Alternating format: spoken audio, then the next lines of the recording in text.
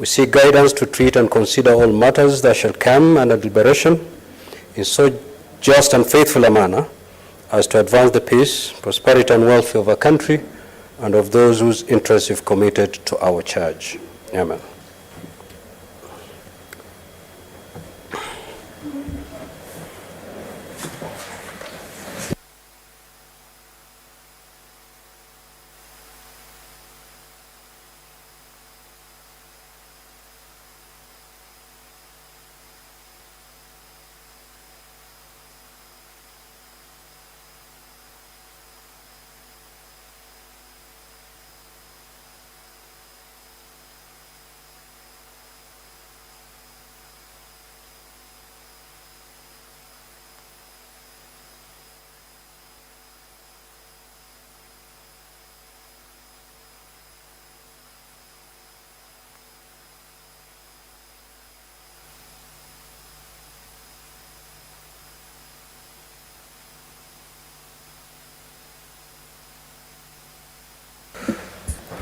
Clerk, is there a quorum?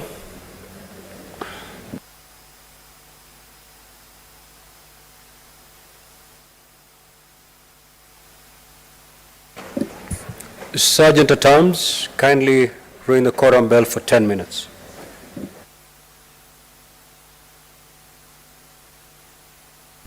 To be rung for 10 minutes. And this is in line with the standing orders of the Senate, and that is standing order 39 and standing order 40. Under the Senate standing order 39, the required quorum before the Senate can sit is 15 senators, and the quorum at the commencement of a sitting under that provision of standing order 40 is that at the commencement of a sitting, if there is no quorum present when the chair is taken at the time appointed for a sitting of the Senate, the Speaker shall immediately after the prayer order the bell to be rung for 10 minutes. And that is the process that is going on now. The quorum bell is being rung for 10 minutes so that members of the Senate can get into the chambers for the start of this afternoon session. Just to keep you abreast with what is going on, can see that we have the legal team of the Assembly that is on your screen now, led by one Dr. Mudomi Diankolu, and there is also Morioki, an advocate at Mawera too. And just to guide the listeners on what is going on, the governor is now adducing his evidence, and that evidence shall that the witness who was on the stand before the Senate went for lunch or broke for lunch will take the stand again for cross-examination by the county assembly, and thereafter if there is any re-examination. And the governor had indicated, can see the legal team of the governor led by Elisha Ongoya and Elias Mutuma. There is Okubutu Duncan. They are ready to give evidence in trying to defend the impeachment of the governor. And the governor dedicated in the morning that she was going to call for witnesses, and the third witness is coming back for cross-examination rather. And once that is done, you can see there is the county governor for Meru, Kawira Mwangaza, together with her lawyer, Elias Mutuma. Once the Senate resumes, the governor will have to call her final witness rather, and thereafter, the senators will have an opportunity to field questions and requests for clarification by senators. And once that is done, then the Senate will continue rather to hear the closing statements on behalf of the county assembly, and they will have 1 hour or 60 minutes to do so. And after the county assembly has made their closing statements and remarks on this matter, the Senate will have, the governor rather will have 60 minutes or 1 hour to make a closing statement on that impeachment. And then the Senate now, after that, will resort to debate on that motion for impeachment, and thereafter vote on whether to impeach the governor for Meru County or not to uphold that impeachment by the County Assembly of Meru. Just see the quorum bell has stopped ringing.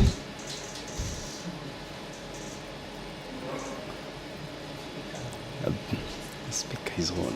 The speaker is, we are already over, we see there's quorum. Yeah. Clerk, proceed to call the first order, please. Order number 1, communication from the chair. Order number 2, hearing and determination of the proposed removal from office by impeachment of Honorable Kawira Mwangaza, the governor of Meru County.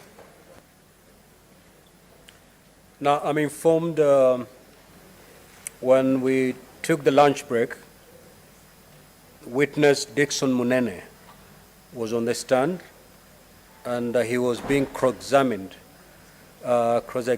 by the County Assembly team, and that they had 30 minutes to conclude that cross-examination. So kindly let the witness take the stand, and counsel for the County Assembly, you may now proceed with the cross-examination. You have 30 minutes.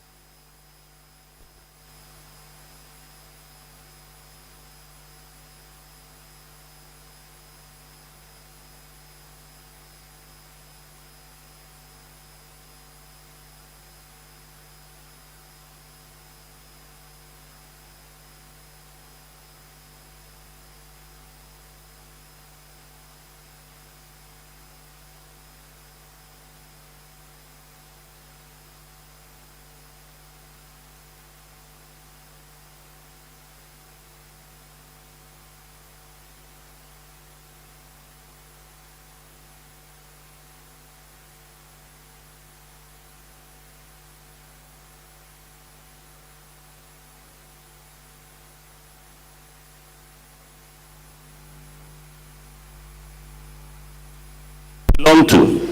The governor. Like you led me, there is an AIE order under that office. There is an AIE hold, of course, but the document is clear. These are transactions in the office of the governor. Good. Please confirm, Mr. Munene, that the governor's explanation for all these prepayments is that they were impressed. Is that what the record shows? That is not what the governor's explanation is. Sergeant at times, is there a problem with the witness's microphone? And Mr. Mnene, when you're responding, get closer to the microphone so that we can hear your response. Thank you, Mr. Speaker. I think it's now clearer.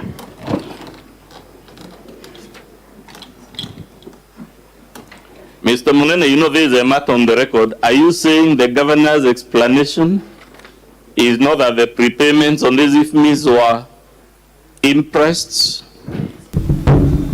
That our sister Rose Kinya and the other officers were holding? The explanation is that it's a recurrent expenditure.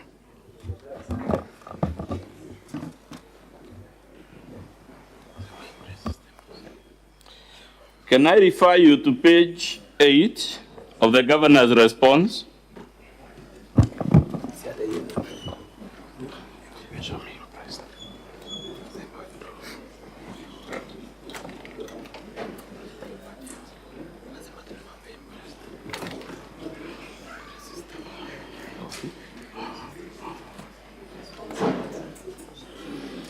Are you there, Mr. Munene? No, I am not.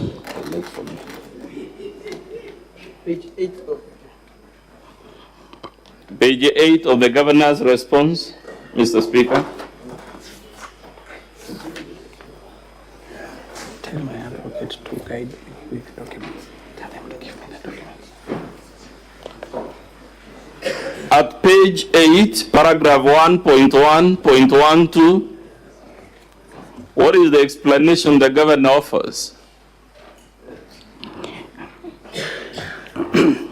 As late as 15th August 2023, the mover of the motion at the County Assembly publicly through his Facebook page stated that the PA, driver and protocol people were entitled to facilitation. That's a statement of fact.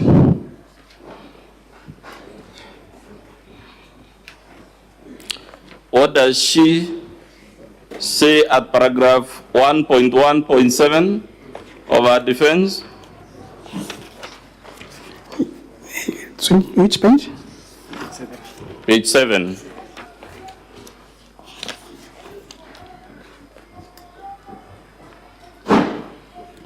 However, no embezzlement of funds has been established.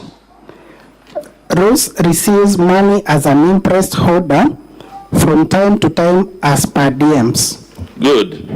So you agree with me, sir, the governor's explanation for these prepayments, specifically the ones to our sister, is impressed. It's there in black and white, Mr. Munene. Yes, I agree, it's interest. Good. To the best of your knowledge of the law, sir, can a public officer hold two interests at the same time? What do you mean by two interests? Exactly that. Two interests. Can an officer hold two concurrent interests?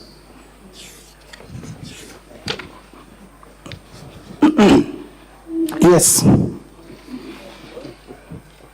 Are you familiar, sir, with the Public Finance Management in bracket County Government Regulations of 2015?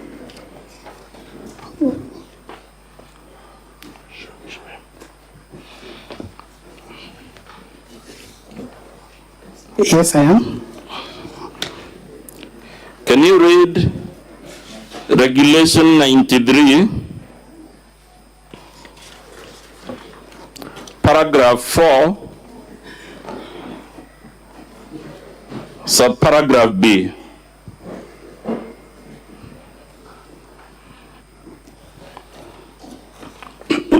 Regulation 93, it's on classes of imprests.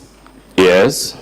An imprest shall be issued for a specific purpose, and any payments made from it shall be only for the purposes specified in the imprest warrant. There are two types of imprests, namely temporary or safari imprests and standing imprests. If you pause there, the imprest alluded to in the governor's response is the temporary or safari imprest. Correct or incorrect? I don't get the allusion. You just read for us, there are two types of imprest. Yes. One is standing, and the other one is temporary, also known as safari. Now back to the defense you read for the governor. Didn't she say these were imprest for per diems? Yes.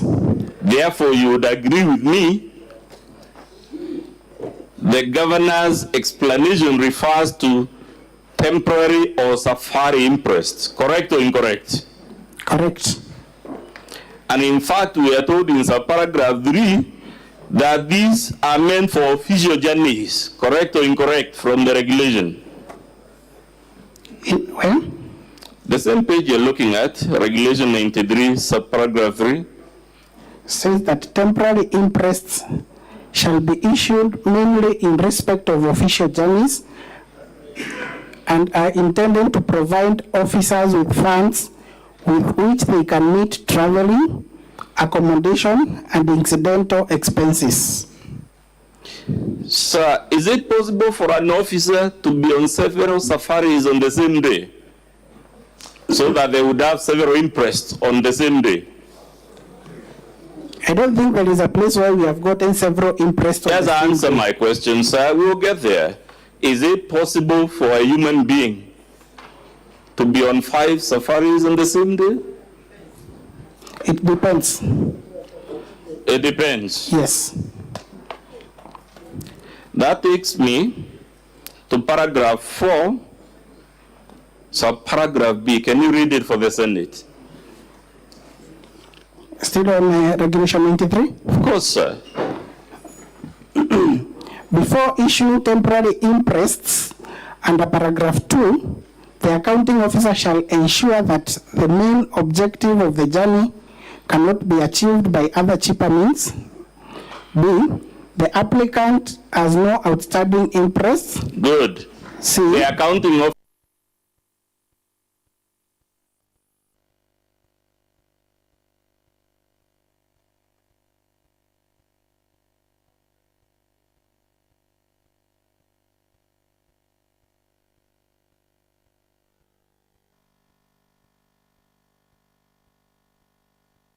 sittings and in the order of business for the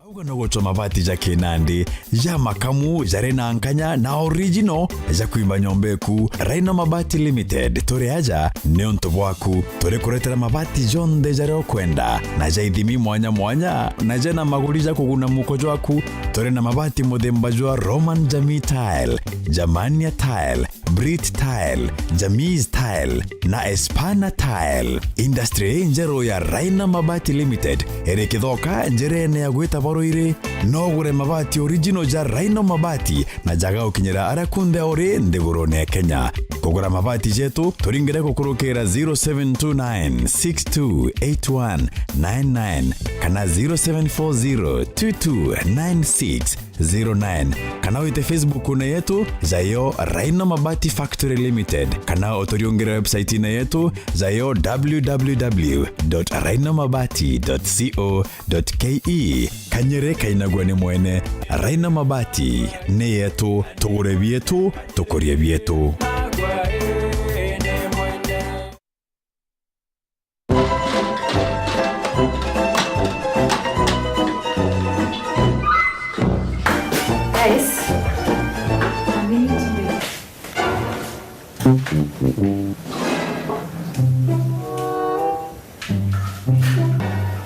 Kadhu.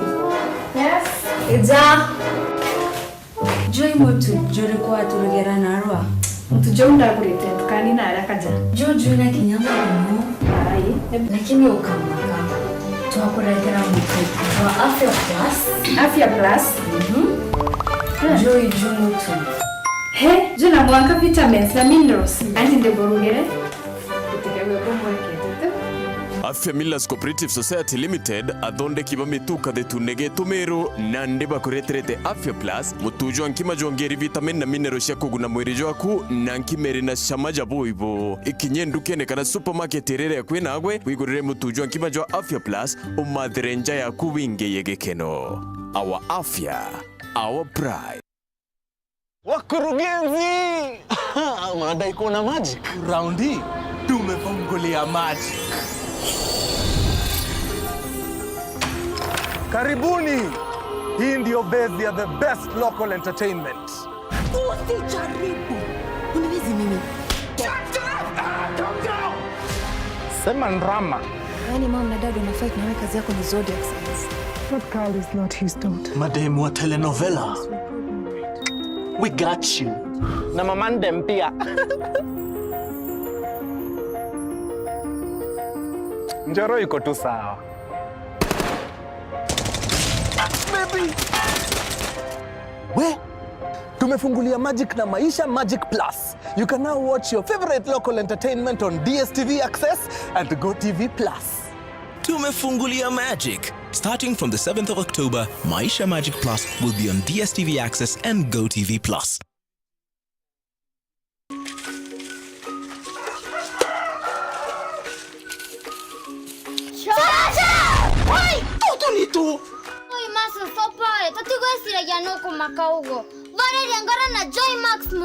Wow, mona Joy Max mwivoko ngakena gakirite gakithei nigakuruga manda na bei shosh bei ya shosh mokaga woguo. Joy Max mwivoko kuma Joy Millers Limited ni mutujo mwagiru jo magurija te kuinyiria mubuko jwaku ni gikeno kianja na juri na mawega kathetindo. Joy Max mwivoko tukenera turi amwe. Murimi no kwenda gukiria urimi bwaku amana urithi bwaku bwa ng'ombe cieria uri murimi umweru wa kawa majani kana murithi wa ng'ombe aja Capital Sacco itukuthuganiritie na roni ruria rukagutethia kire murimi wa kawa turi na roni rwa Hisa Kahawa Loan na Coffee Picking Advance. Loni ru rukagutetheria kugura batarisa ndawa cia kugira na kinya kumenyera kawa gaku. Kire gwa murimi wa majani no ujukie Tea Bonus Classic Loan, Tea Welfare Loan kana Tea Picking Advance. Okiria maketha jaku kuria akethi na rira ukwenda utethio bompwe. Kiriwa murithi wa ng'ombe cieria no wike silage, ugure shaft cutter, wike zero grazing kana kinya wikira biogas gukurukira runi rwetu rwa maziwa pesa kana dairy welfare loan. Gura share cietu cia Capital NAARUA na wone baita. Minimum share ni ngiri 5 ake. No ugure na paybill yetu ni yo 520100. Araniria na atu gukurukira 0713-934-823 kana otoriongire branchine yetu iria kuena agwe. This September, burudika ndani ya Star Times. Watch real-life dramas on Rainbow TV. Sijai kuwa tena rafiki magician, so... Exciting movies on Filmbox, TNT, PBO. I got a plan.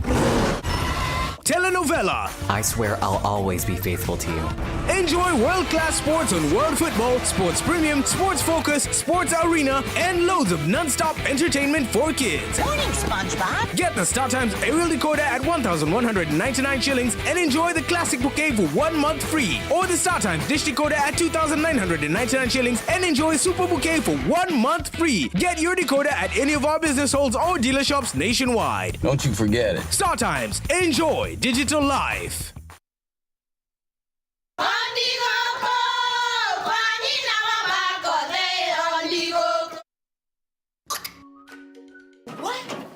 Tikavagara. Wĩra nĩ mũtu. Nakoro tikavagara. Ona kabotho ni ucio gĩkue. Halo, tatũretane kamera ya ngano na ya ngima. Teke. Kabotho ni ucio kue. Baria baize ati kavagara ya nkima na chapati icio ire mbere. Utirete nkima ya kavagara ukauganurete nkima. Chapati kuthongoma. Ankima nayo ndukene ugetie mutu wake. Usinikoseshe tena. Ugali sasa ni kavagara. Etia kavagara.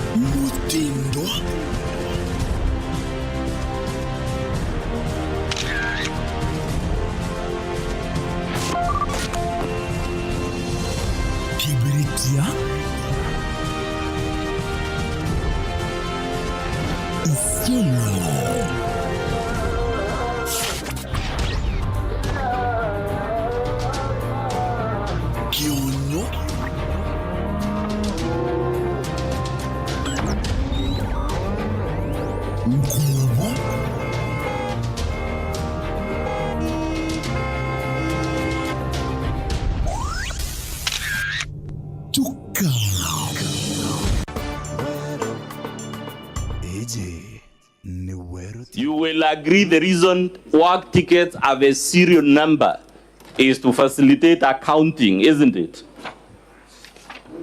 I may not entirely be in a position to respond. You're not in a position? Yes.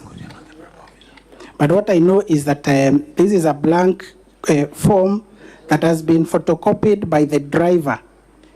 Has the driver come to testify here, sir, to say that he photocopied this form?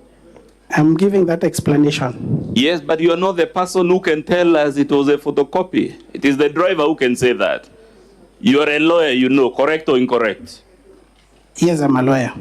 And you are aware as the lawyer, the only person who can tell the Senate that form was photocopied is the one who photocopied it. Correct or incorrect? Is that the law, Mr. Munene?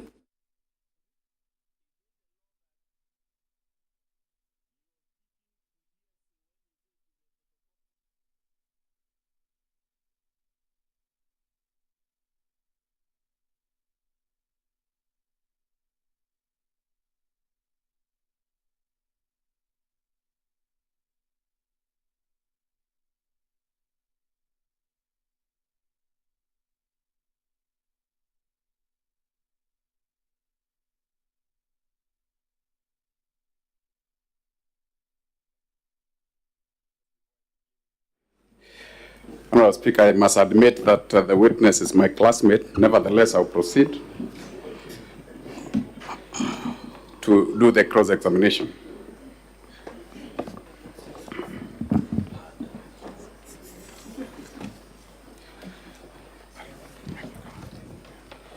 Mr. Munene. Yes, Mr. Speaker. Please confirm to this House that you are not in charge of County Public Service Board. County Public Service Board is an autonomous body at the county government. Very good. It's an autonomous body in the county government. Yes, established under the County Government Act. Meaning it's an independent government, or arm of a government. Sorry, independent organ of a government, county government. Yes.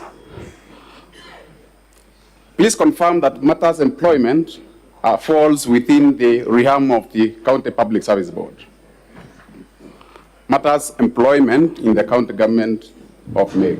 Matters recruitment. Matters employment fall both in terms of employees under the public service and also the County Public Service Board when it comes to recruitment. Well, please confirm again that there's a specific spokesperson of the County Public Service Board other than yourself. The County Public Service Board has established it as a secretary who is also the CEO of the board. CEO and the spokesperson of the board. The Act does not say that he's a spokesperson, but I know he's a secretary and the CEO. In other words, can you speak on behalf of the board? No. No. You have made an allegation that the payment of one Dr. Toiti, Kenneth Kimathi, Paul Moaki was done in accordance with the court order. Is that so? You still making the same argument? Yes, I do. I want to refer you to the letters that sent the stated persons on compulsory leave. Are you there? Which page are you referring to? This page 336 of the County Assembly, Volume 2.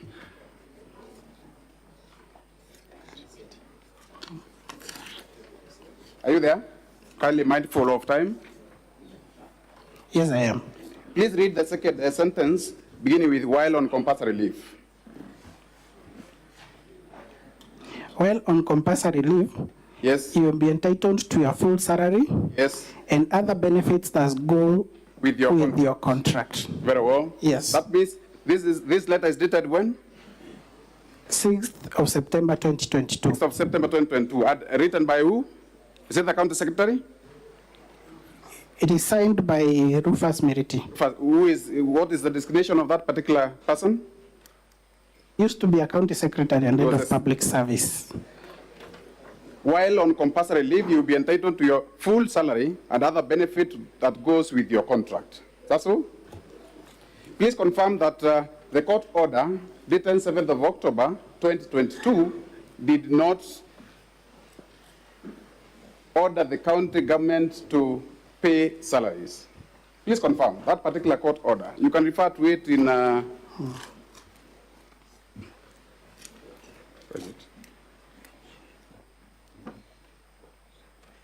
the court order of 7th of October 2022. It's on which page? Page 418. Sorry, 416, sorry, my apologies. Does it make reference to salaries? For which volume? It can be shown by my colleague. Page 416 of the Governor's Bible. Sorry, on the County Assembly Bible. Does it speak of, does it order the county secretary as well as the county governor to pay the petitioners their salaries?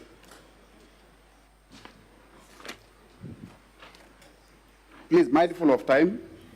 Okay, the order issues conservatory orders. Does it order you to pay, does it order the governor to pay salaries as well as salaries? Does it speak of a salary in that? The order number one. It is the interpretation of that order indicates that salaries should be paid. Where specifically? By restraining the respondents, whether by themselves, their offices, or their servants or agents whatsoever, from implementing the impugned decisions contained in the letters. Where does the letter that we read is so express on payment of salaries? This particular one, does it speak of salaries payment? This particular order freezes the letter on compulsory leave. Does not talk on salaries. It is it's a factual. No, a subsequent one talks on salary. No, not this one. We are going to the. Not this one that you're talking about. This one does not order you to pay the salaries. No, but there is a subsequent one in the same matter, which you appear for the petitioners. Do you still want to maintain that you are vehement that you are ordered by the court to pay salaries? Yes, I still maintain that. In accordance to? In accordance to the court order. Court order dated? Let me take you there. Court order dated?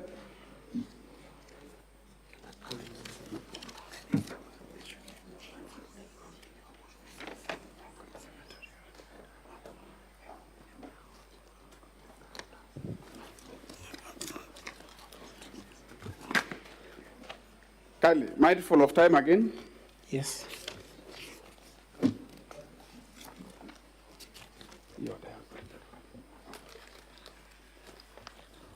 The court order dated. I'm only interested with the date.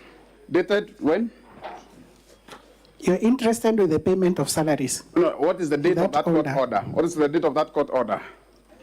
19th October 2023. 19th October 2023, a year later. Confirm it's a year later. The other one is dated 7th of October 2022. That is a court order that came a year later.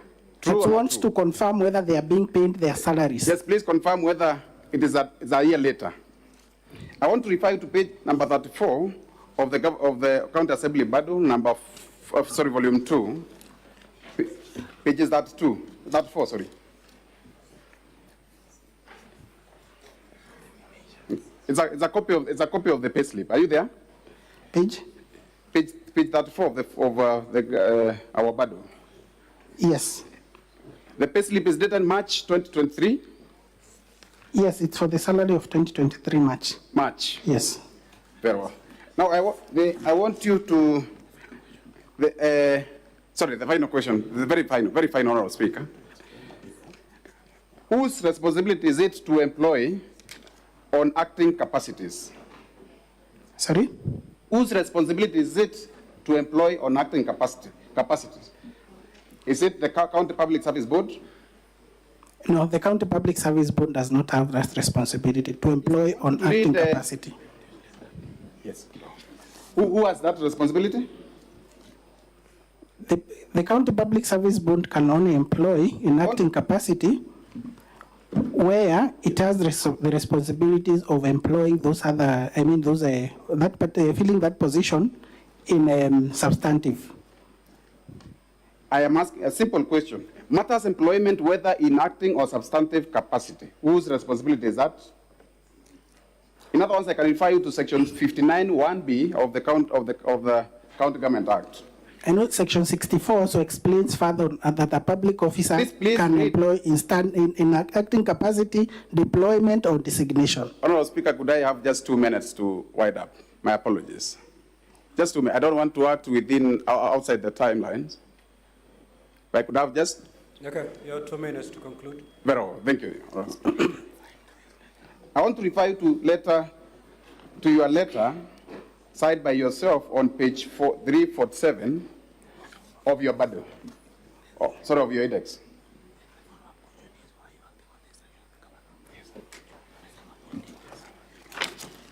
(347), quickly, please. Dated 9th of March 2023. Yes, I am there. 347. Yes, I am there. Who is that individual that you are appointing to act in an active capacity as Director of External Partnership? I am deploying. You are deploying? Yes. To act from where to where? I'm deploying to the Directorate of External Partnership. Still within the... From where to where? Not from where to where, because it's still within that department. It's very clear, from Office Administrator, Office of the Deputy Governor, to Directorate of External Partnership Affairs. Is that true? Yes. Did you have the powers to do that in accordance to section 59(1)(b) of the County Public Service Board? In accordance to section 64, I hand the powers to. When you are doing this particular responsibility, yes, were you not acting under the directions of the governor? I was acting as the acting county secretary and head of public service when we did not have that, when that position had not been filled. You are deploying this person specifically to the office of the governor. True or not true? That person was still in the office of the governor as an administrator to the deputy governor. I'll make reference to one Edwin Murangiri, Kenneth Mweti Riongo, Gitobun Kanata, who are acting chief officers.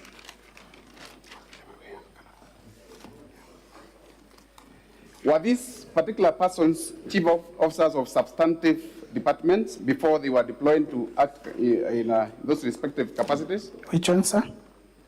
I'll refer you to pages 295 of volume 2.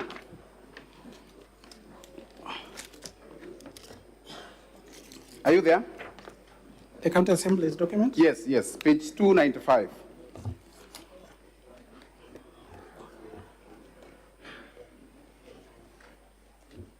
Yes, I am.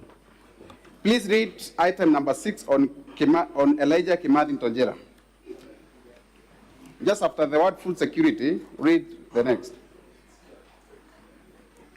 We move from the Department of Trade, Tourism and Cooperatives to Department of Agriculture and Food Security as the acting chief officer. As acting chief officer. Yes. Please also read number 3, Kobia Faith Kadure. To move to Department of Economic Planning and ICT to perform the functions. Now, and very last, in acting capacity again. Very last, read number 12, Kenneth Mweti Riongo. Very last.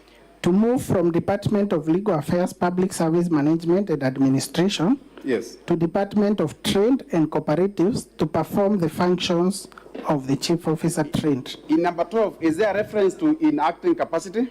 Number 12, that's Kenneth Mweti Riongo. No, because it's a deployment. Is there a reference to acting capacity? There is no, because it's a deployment. There is no, I take that. Yes. Did this particular person go through the... Council, your time is up. Thank you, Honorable Speaker. I appreciate your time. Thank you. Council for Governor, would you wish to re-examine?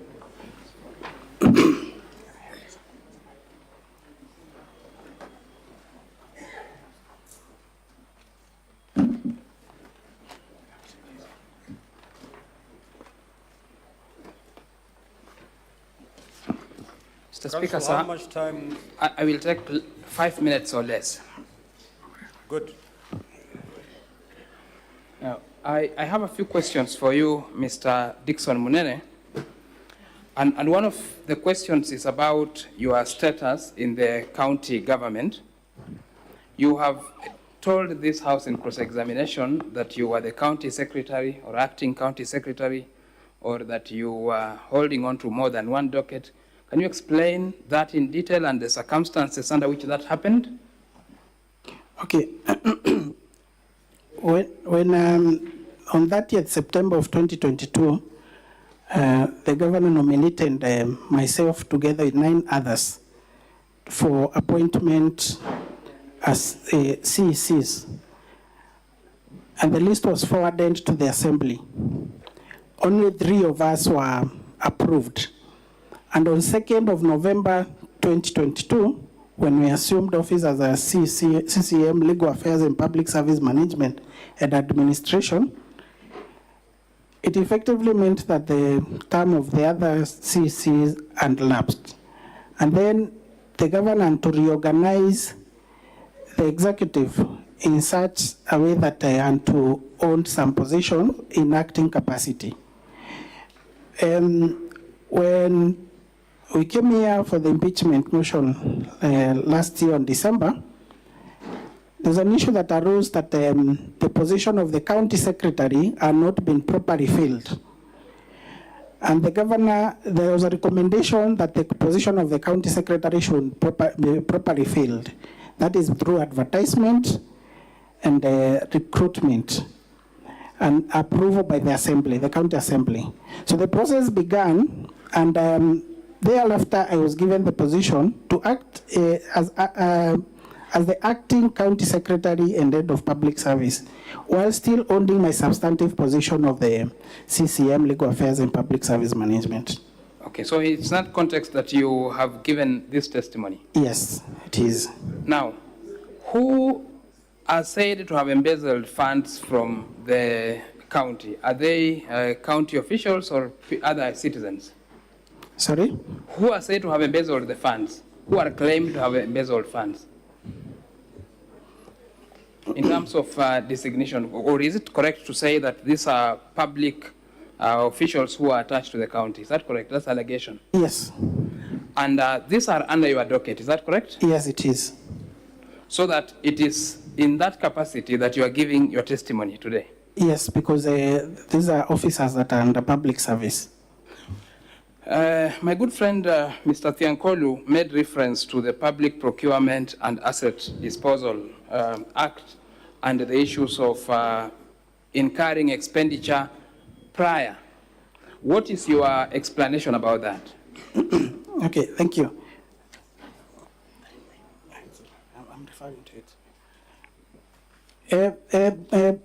Or referring to more directly, yes. Is it unlawful for a prepayment to be made? That is the submission. It is not unlawful for a prepayment to be made, yes, because the regulations that you referred to, if you go to Regulation 91 of the Public Finance Management Regulations of 2015, Regulation 91, Regulation 1 states that for the purposes of this subpart, an imprest is a form of cash advance, which is a prepayment, or a float which the accounting officer may authorize to be issued to officers who in the course of duty are required to make payments which cannot conveniently be made through the cash office of a government entity or bank account. So this is where prepayments comes in. Okay, so that is a legal basis for prepayments. Yes. Who is the accounting officer or the AIE holder in the office of the governor?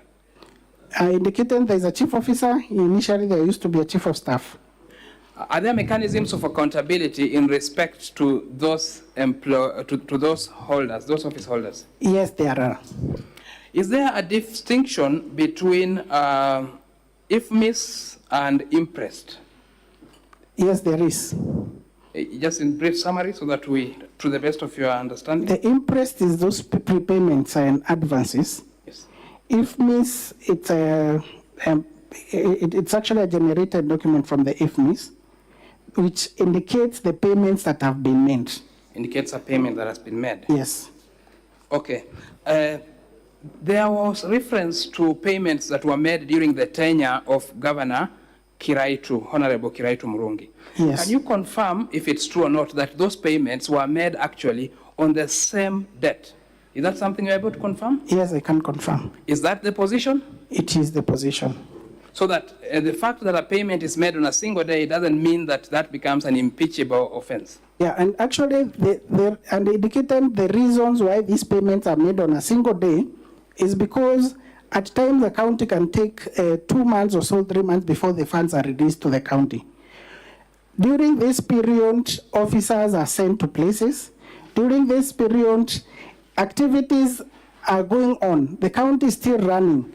But on the basis that when these funds land to the county account, then those people who have incurred expenses, they are going to claim those expenses, and the expenses might be paid in a day, even 5 of them, when the money is available. So that is not irregular? Yes, it is very regular. Okay, we will.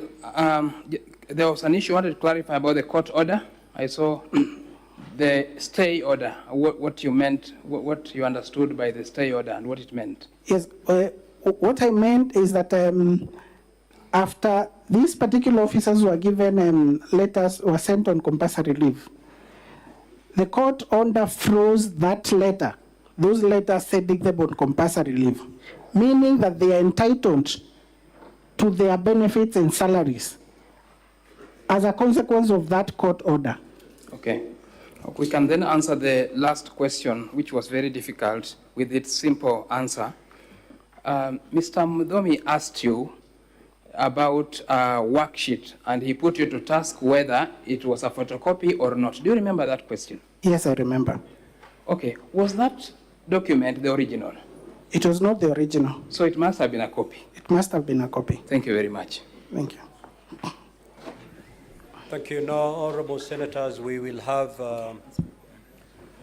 10 minutes for questions and clarifications, starting with Senator Mutinda.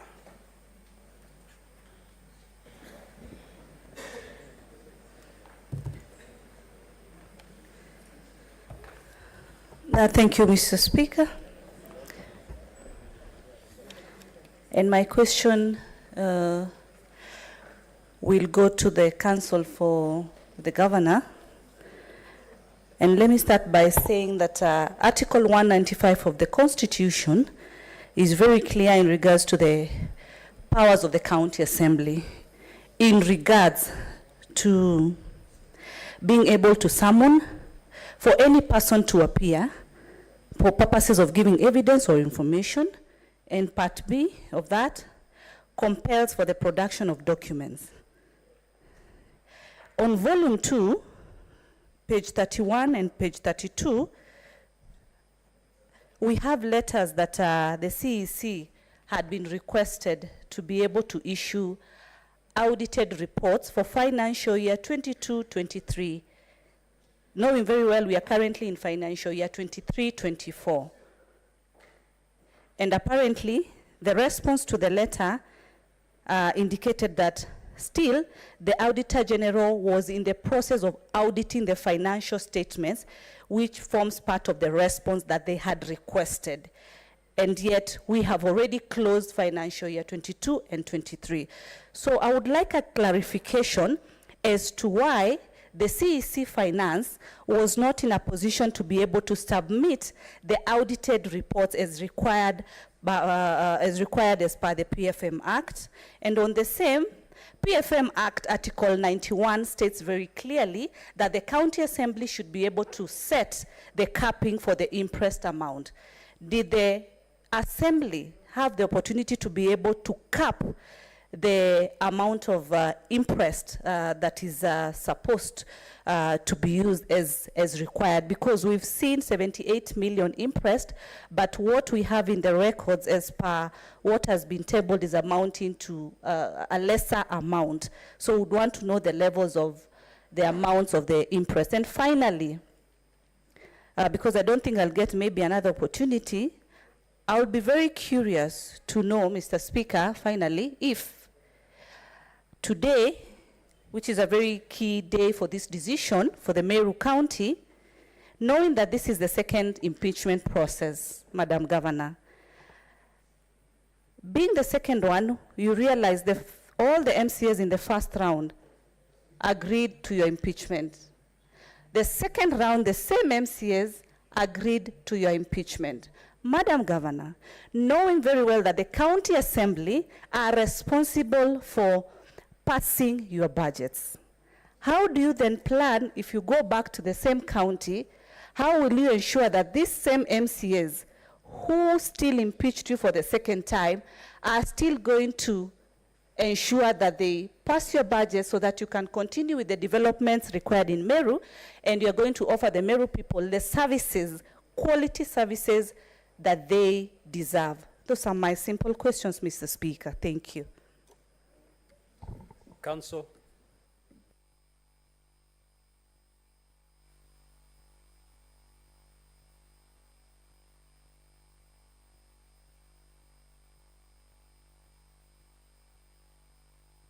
I didn't get that question, but there are some questions to the witness. Perhaps he can start with those.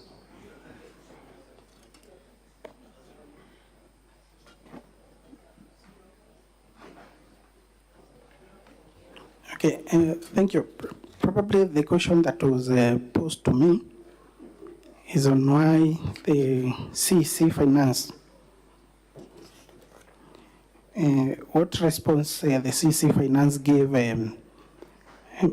to the County Assembly when requested to submit the IFMIS, an extract of the IFMIS, as per the letter dated 9th October 2023.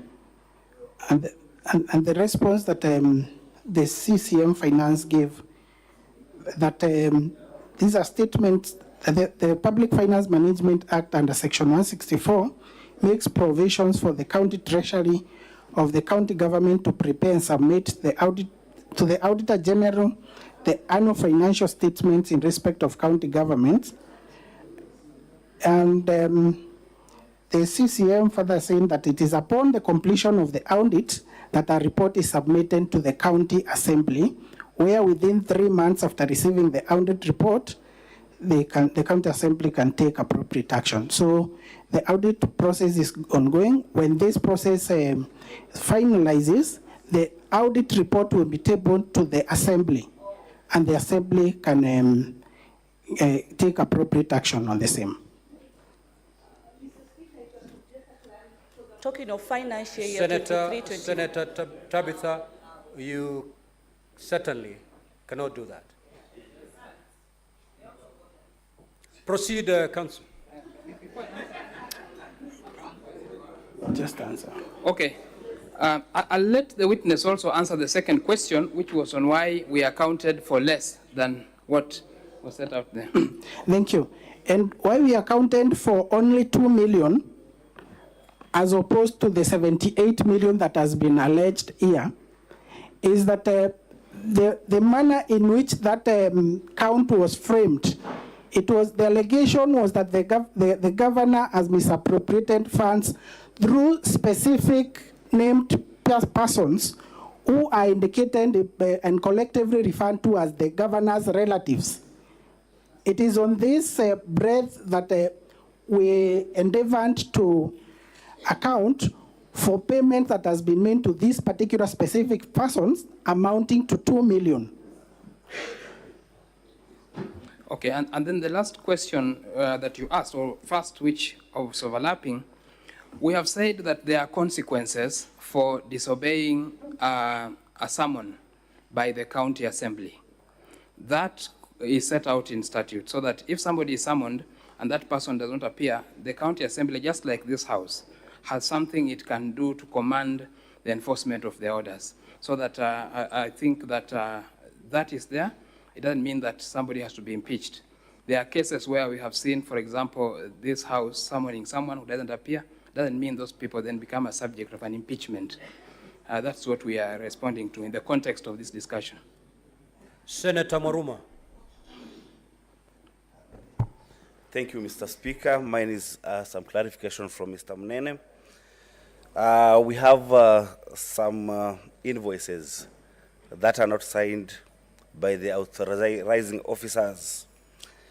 You have indicated that they have not been signed because the original documents which have all the signatures are with the external auditors. But Mr. Speaker, my knowledge of accounting has it that the documents that are taken to the auditors are actually original copies, and you are left with the photocopies. So I don't know how you're able to get these documents that you've put in the annexures. Where did you fish them from? I want that clarity, because then the ones with all the signatures were with the external auditors. I thank you, Mr. Speaker. Thank you, Mr. Speaker. I indicated that these documents, we got them from the file of the Chief of Staff. The Chief of Staff, ordinarily what he does is that before he forwards the document, the original document to the Department of Finance, he makes a copy.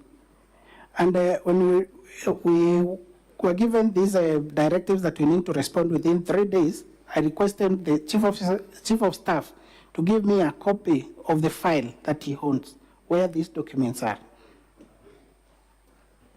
Senator Miraj.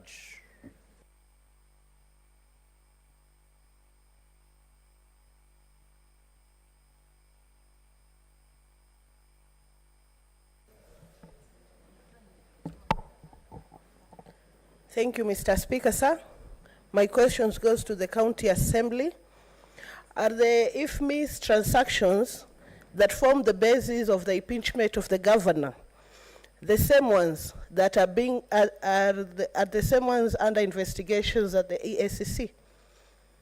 Thank you, Mr. Speaker. Respond.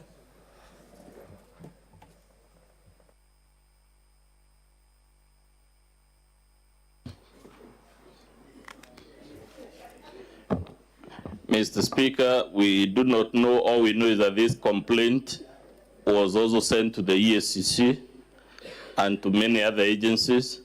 Whether EACC is actually investigating it, we do not know, and there is no evidence, either from the governor or from anyone, that the EACC is investigating these complaints.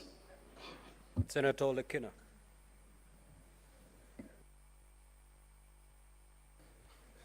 Thank you, Mr. Speaker. Mr. Speaker, I've got two clarifications that I need to get clarified. One is from the lawyer. I was listening to, and the question. Which lawyer? There are so many lawyers here. The lawyer for the Assembly. Thionkolu. It's a very good name. Volume 3. We are looking at Section 45, Protection of Public Property and Revenue, etc. So you referred to 45, 2A, Roman numeral number 2 and 3. And specifically, you said goods not supplied or not supplied in full, number 2, services not rendered or not adequately rendered. So the question that I wanted to get clarity from you is whether you are relying 100% on the IFMIS extracts or you've received audited financial statements as per Section 31 of the Public Audit Act. And I want to remind you, Section 31(5) stipulates that after the audit process, they shall be tabled in Parliament and also at the Assembly. So if you can clarify that, I'd really appreciate it. Number 2, I asked this question yesterday. I didn't get a proper clarification. It has come back again today on the issue of the accounting officer. Section 103 of the PFM Act establishes the county treasury, and it puts the CEC in charge of finance as the head of the county treasury. Section 199 of the PFM Act, which is a penalty clause, stipulates penalties which are going to befall any public officer who is in charge of the resources and does not account for them. Could you kindly clarify whether the documents that you've supplied in the case have been audited by the Auditor General and an opinion rendered by the Auditor General on the actual position of those funds? Thank you, Mr. Speaker. Council, proceed to respond.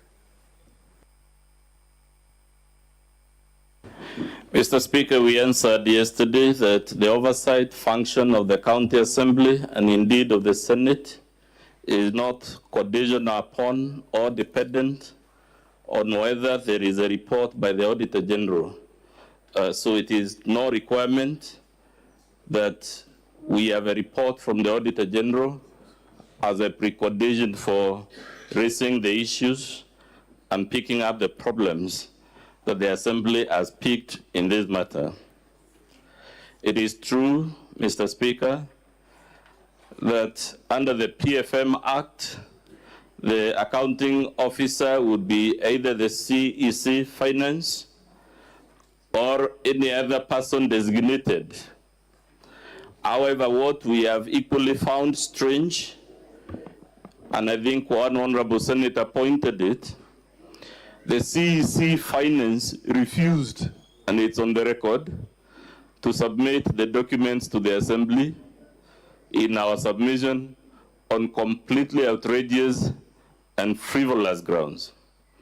The second matter we found strange is that the documents presented by the governor in answer to the charges are not authenticated by that CEC Finance. They are not authenticated by the chief officer in that department, among other people. We also found it strange, Mr. Speaker, that when this matter arose, the governor chose to call our head of legal as the witness to explain, as opposed to the CEC finance. There is a question of goods supplied and services not rendered. We cited Section 45 of the Anti-Corruption Act because it is one of the many sections that address this question of prepayments. And the specific reason we cited it, Mr. Speaker, is in our very humble submission, impressed cannot explain the prepayment of 78 million shillings.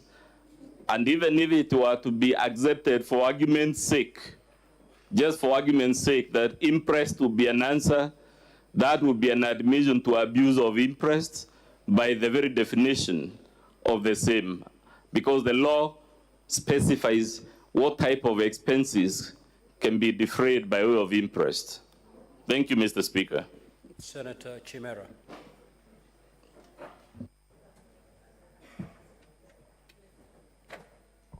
Thank you, Mr. Speaker, for that opportunity. I just have two questions directed to either the witness or the counsel to the governor. The response that you filed before us, Governor, page 105 to page 112, on the IFMIS payments relates to just 3 individuals, yet what have been given by the County Assembly has many other recipients. Perhaps you can clarify on that. The other question I have is on the IFMIS payments. There are payments made to one Jane Karimi Kaiva, and on a particular date, I think the 20th of September 2022, she received payments totaling to about 3.9 million in one single day. Are these payments also IFMIS payments, or they are payments related to other services perhaps? If they are not IFMIS, interest payments rather, how come the county government was paying this particular individual IFMIS payments as interest and not in other form, maybe RTGS or another form of payment? Thank you, Mr. Speaker. Counsel for Governor. Thank you. The question, I think, Mr. Speaker, has been directed to either the counsel or the witness. I proceed to respond then. Thank you. The reason why we have given documents in relation to 3 people or 3 persons mentioned, the answer is in the motion itself and the manner in which it was framed, where it was indicated, the allegation was that the governors grossly violated the law in the following: through embezzlement of county funds through the governor's sisters and the nephew to the governor's husband, all of whom are collectively referred to as the governor's relatives. That was the A. B says is withdrawal of county funds under the guise of payment for various supplies by the governor's relatives.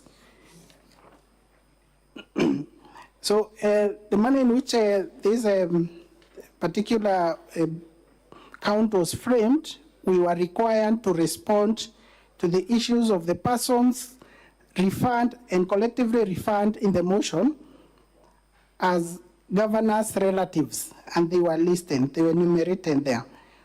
So if the motion indicated that the governor, or the allegation or the claim was that the governor has embezzled funds through Jane Karimi or any other person that appears in the IFMIS, then we would have substantively responded to that. Thank you. Lastly, Senator Sifuna.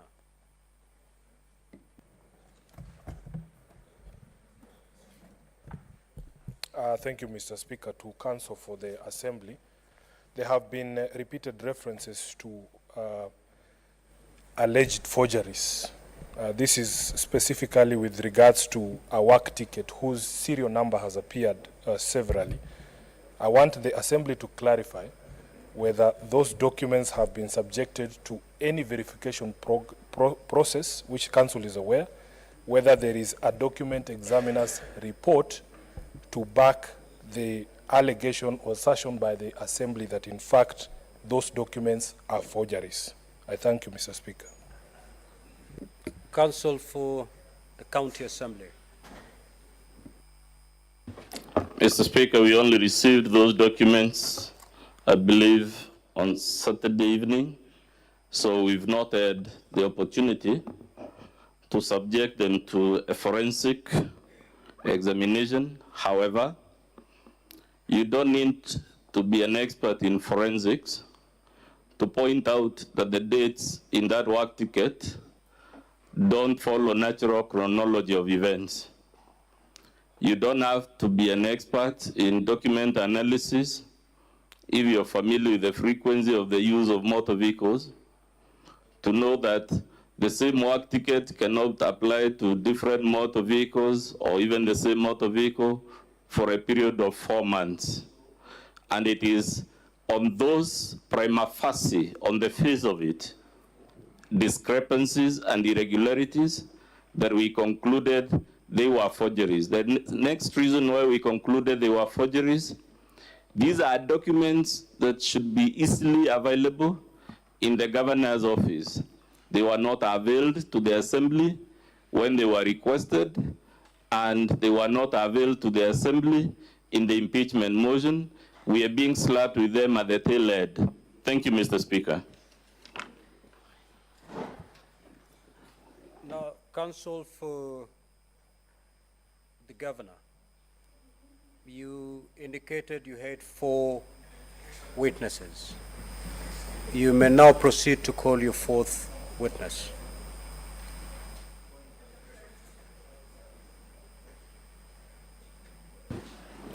Thank you, Mr. Speaker, sir.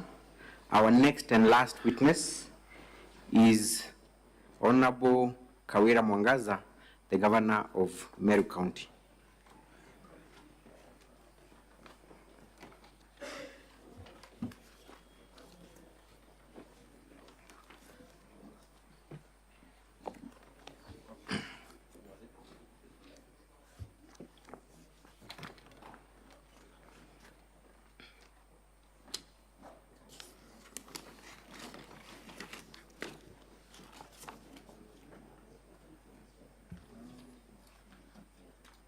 By way of time indication, counsel, how much time do you think you will need with this witness? I think that with 1.5 hours, I will be through with the witness.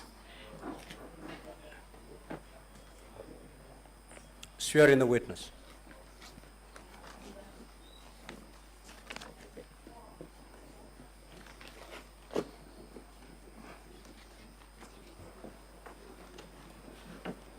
I, Bishop Kawira Mwangaza, do solemnly swear that the evidence that I shall give before the Senate in respect to the matter before the Senate shall be the truth and the whole truth and nothing but the truth, so help me God.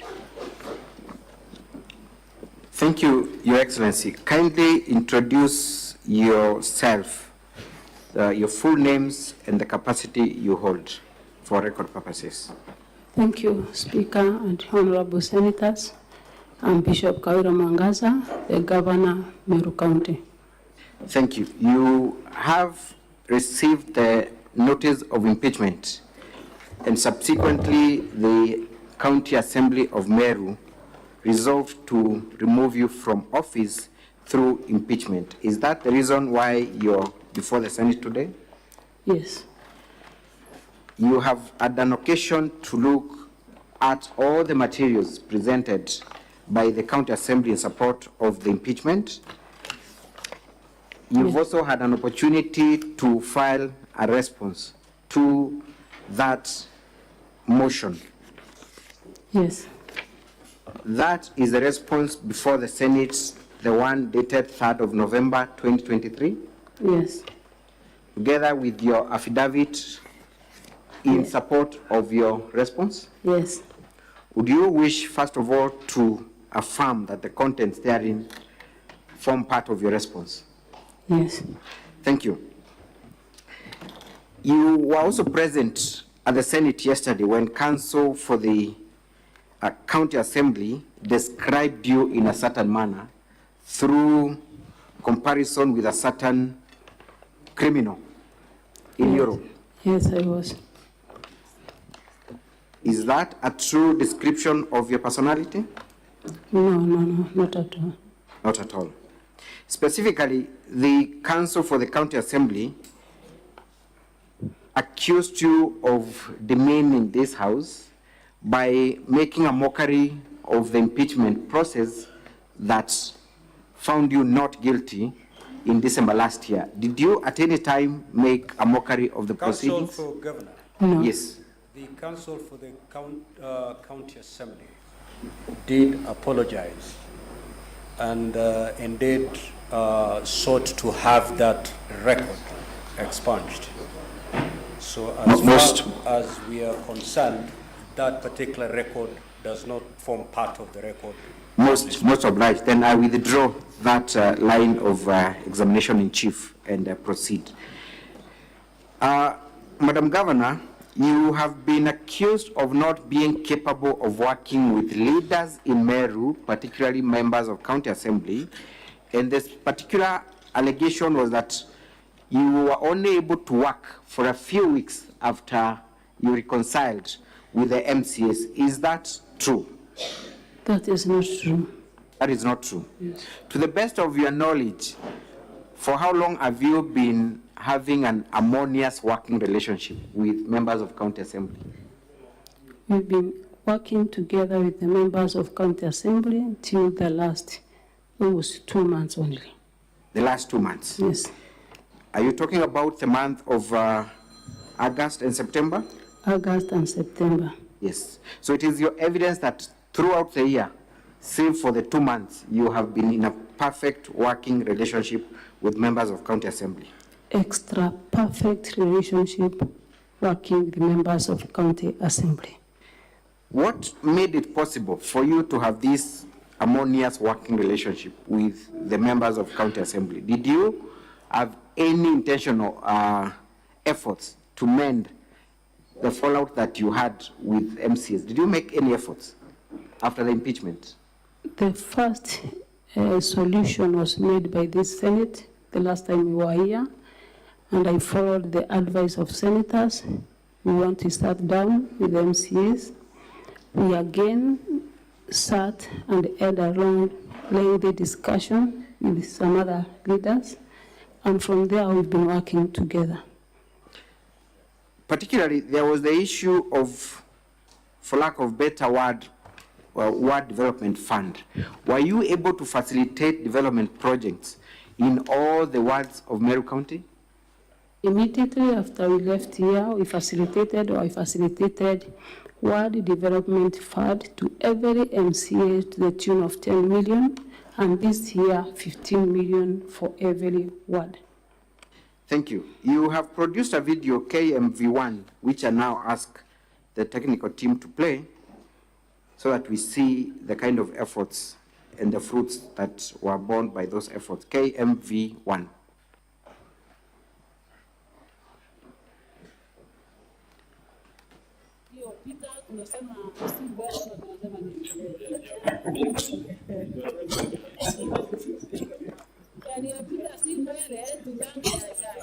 Sisi yaliyopita ni past.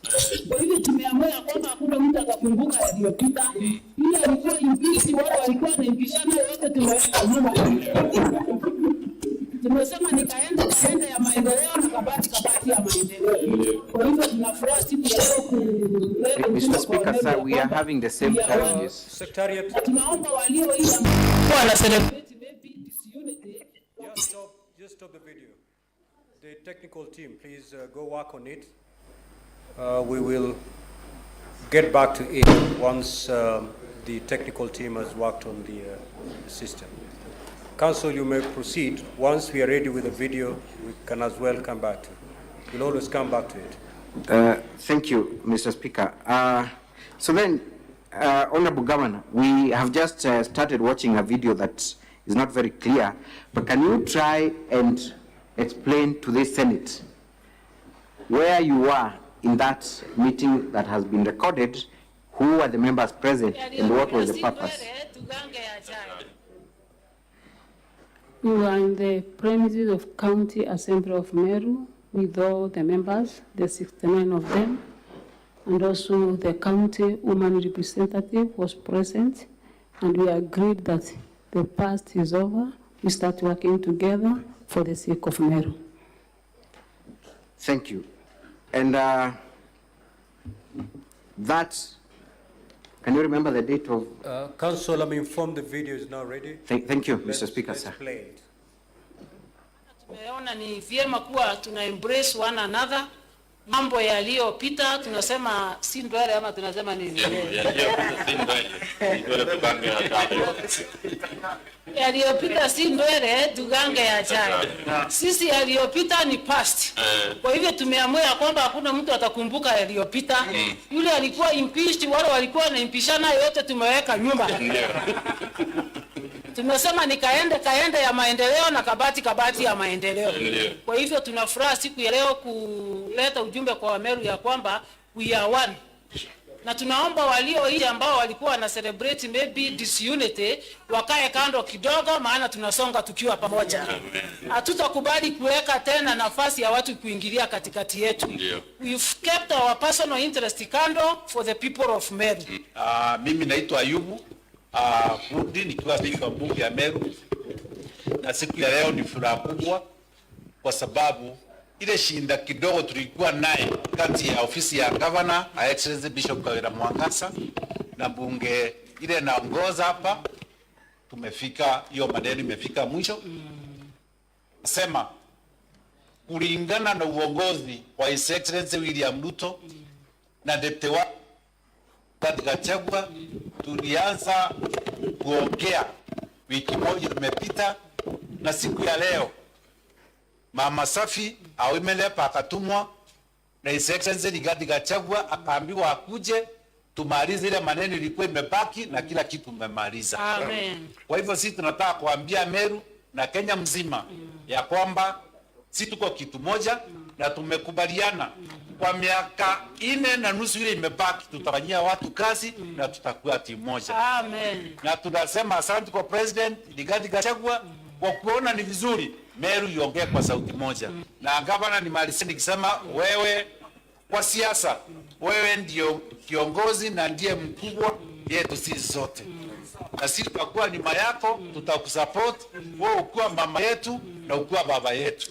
Ndio Meru ikae vizuri kana kama Meru akarebweka. Thank you and God bless you. Jina langu ni Evans Moira Karia, MCA wa Mitunguo na kiongozi wa walio wengi katika bunge letu la Meru. Familia Kiperu. Na nataka kusema leo ni siku kubwa sana kwa Wameru. Sababu tangu tufanye uchaguzi hapa Meru, tukachagua governor, tukachagua MCAs, hakujakuwa na amani na hakujakuwa na kuelewana katika upande wa bunge letu la Meru na upande wa governor Excellency Kawira Mwangaza. Lakini siku ya leo sisi tumekubaliana ya kwamba for the interest of Meru tuweke hayo maneno yote ambayo yalikuwa nasumbua, tuwachane nayo kutoka leo, na tukamua kushikana na kuelewana kabisa ndio tuweze kufanyia wa Meru kazi. Na sisi kama bunge letu la Meru tumeambia gavana wetu kwamba sisi tuko tayari, yale ambayo yote yanahitajika kufanywa na bunge, wale mawaziri ambao hatukupitisha, wale chief officers ambao hawakuweza kupita kuletwa katika bunge letu, supplementary budget na mambo yote ambayo yanahitajika sisi kufanya kama bunge, tuko tayari hata kama ni kuanzia kesho ndio tuweze kufanya to make sure that Marians do receive their services that they do need so much. We can stop there. We can stop there. Tunashukuru. Thank you. Are you able to identify the people in that clip? Are they members of the County Assembly of Meru? They are all members of County Assembly of Meru, led by the Speaker, Ayubu Bondi. We have also seen the move of this motion in that clip. The majority. The majority. Yes. Thank you. In that clip, is there any indication that you bragged about the fact that you went scot-free? No. You have also used a certain slogan that you are now being accused of using, Kabati, Kabati, Kaende, Kaende. Did you actually use those two slogans in your speech with members of County Assembly present? I used it because it is a slogan for development, the speed of development in Meru. The speed of development in Meru. That is Kaende, Kaende, Kabati, Kabati. Just for us to be able to understand, what does this slogan actually mean? What is Kabati? What is Kaende? Kabati means like accelerating to the fullness of everything, that is highest speed possible. And then Kaende is non-stop. That means that the development will be non-stop and at a very high speed. Thank you. So when then the mover of the motion comes here and tells the Senate that Kaende, Kaende, Kabati, Kabati is a don't care slogan that says you don't care about anything, is that a misinformation and distortion of facts? It is. Thank you. Let us proceed. So then you are seen in many instances using that slogan, Kabati, Kabati, Kaende, Kaende. Even the MCAs have embraced the same slogan and they also use it. Thank you. Let us proceed and watch the next video. And you have alluded to the fact that you agreed to give at least 15 million for every ward for development projects. Was that done? It was done. Can we watch video KMV2? Antojaja gwetwa ja oversight najo ndenda kuburio jubwi muntu uri okuthithiria oversight na ara Nairobi obicine no oversight yeje tureaja tukinyete ndagaceji ni oversight ire kwingi tukwenda ne TV na Nairobi kana ne kweja gukinya murandi jora tukuona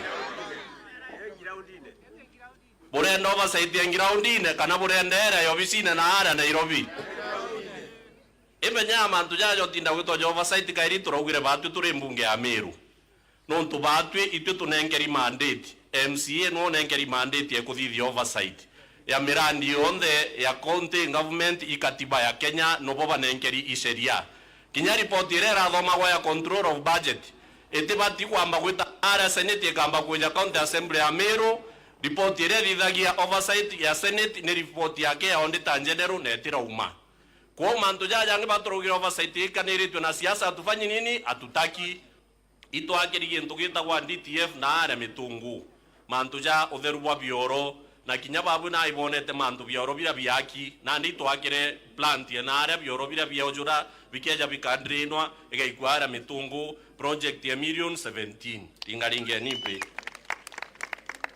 bwaja iri roje rwa mitungu rwa rwita kwa water supply rwa runywa wa mitungu yonde iruthithiru rehabilitation na project yo ni enderete governor 15% done project ya million ya 18 o mitungu yetu boitha tu bugeta kuma karingene ibuje karingene te karingene kara kanyagene kara kamuguru kuma ara karingene ugeta muguru ugeta muchagara barabara yo ne thithirwe na yathithirwe na mbecha cianga vanire tugwita cia flagship na ne thithitwe na 95% na aru andu bo inya gukaura kana gukaro tero batita na ndina yetumirite shilingi milioni 5 ringaringira ni gavana mpe aibo gutara chiaki nyinga na Mwangaza ai 17 plus 18 plus 5 omwenda yake gutara ndagaceje yanu tukinyete aja na aru eje ire gwetwa kwa matumo Kirimba bridge na yo bote kuona nireketie iboro unairo we can stop there. The video akina is gavana quite na long. aru ai kurekia ibethire.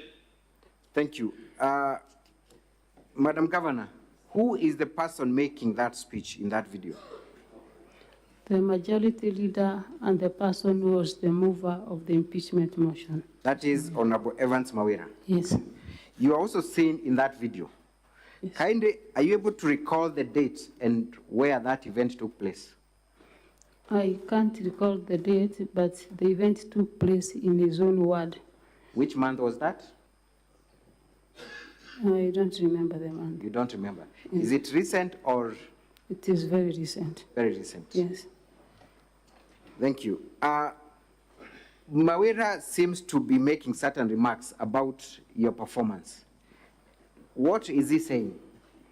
He is very right because is trying to praise the work that we do in Meru County. One, for the 10 million that we usually give forward development and the flagship projects.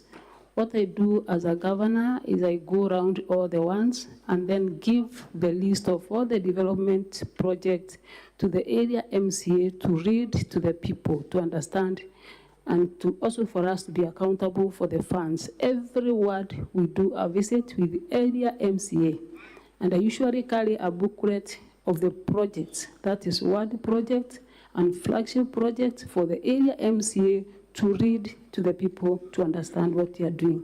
And that is what exactly the majority leader is doing in his own ward.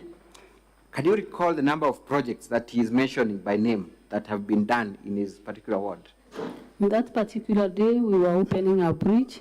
He was talking about the roads done and also the boreholes and so many other things that we did with more than 50 million.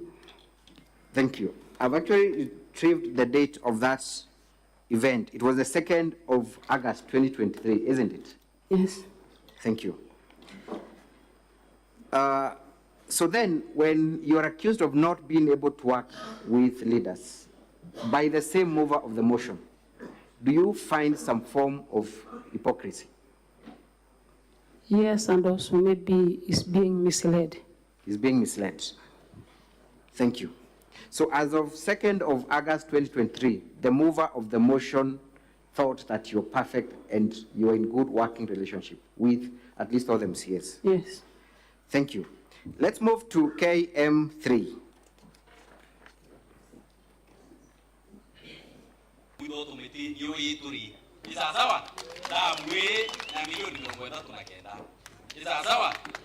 na nethiri isipokuwa tuchenje tu kidogo na tumuonia na kwa na engineer ikabuidwa kinya andro adare ndiri omira rwe rukamomora rwete anjira ira tokwiro ara kukaikirwa karabati isa sawa ena rwe ruro to yako ruo tuina obiche wa kwa murire public works. Thank you. Again, you're seen launching a project, yes. A dam specifically. Which ward is that? That is Mudhara ward, and the one with the document is the area MCA, Aurelio Mrangiri, reading the developments, including the dam that costed us 39 million in his own ward. Are you able to recall the date when you launched this particular dam at Mudhara? I think it's not even 3 months ago. Less than 3 months ago? Yes. Thank you. Now, I will move on to the second issue, which still touches on your relationship with members of County Assembly in respect to projects and Okolea. Let us play the video KMV20. Ikerie MC wetu mawera atukure na maromba. Nigreli MC wetu mawera mbeke bila kuno. Natorombeni. Ewa mwadhani mutura moyo. Wora wombele ndine eguru. Wombela vile viona wana vile viona kwa. Tuaja mudenye jubele ya mezo ya kumudenye jojo na arba. Tuyamwe. Na ndina ndongo angeja na njekwa. Na kanisa kwa mchokeka. Ngibwenga. Na mbona unaadwa tina kirauni kile. Ndina kirauni kile maamiu henu. Ndina kirauni ya kanisa. Bwana sifiwe. Itobiria ukuona kieni negeki. Kinyama ikiele nkwani nayo. Kinyanjukuele tukinyete. Kinyangalele ya ndega. Kinye itobira byonje tukaeja na butiki ngoteleke dikari kiryo.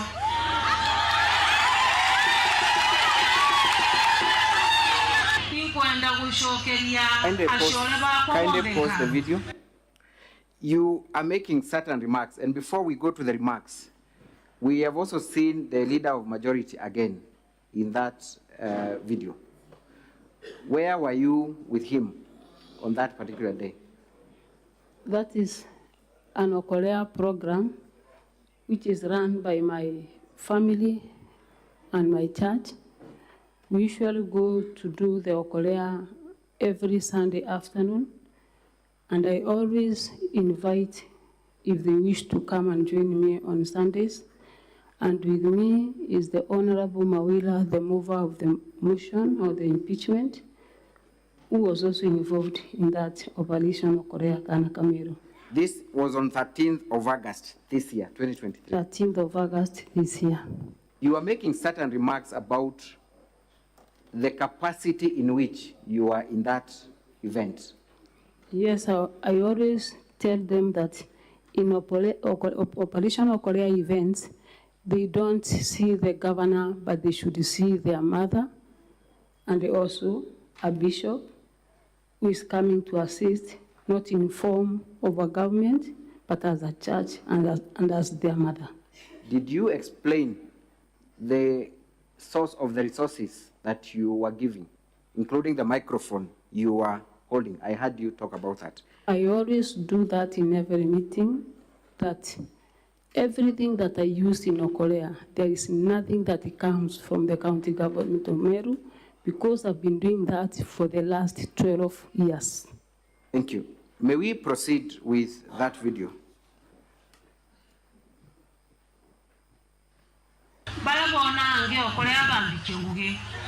NAARUA karukire mtu ule ombukirie gitandene ni mheshimiwa wa Ntura yeje Evans Mawira.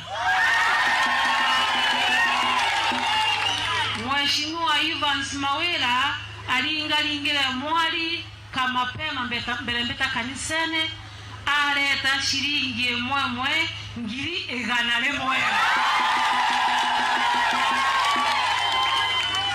Ambera kinyawaga ongere ekirangalisia kumahuta. Kinyawaga ongere ongera merengeti ya bajojo. Nani ngalingirwa karwe?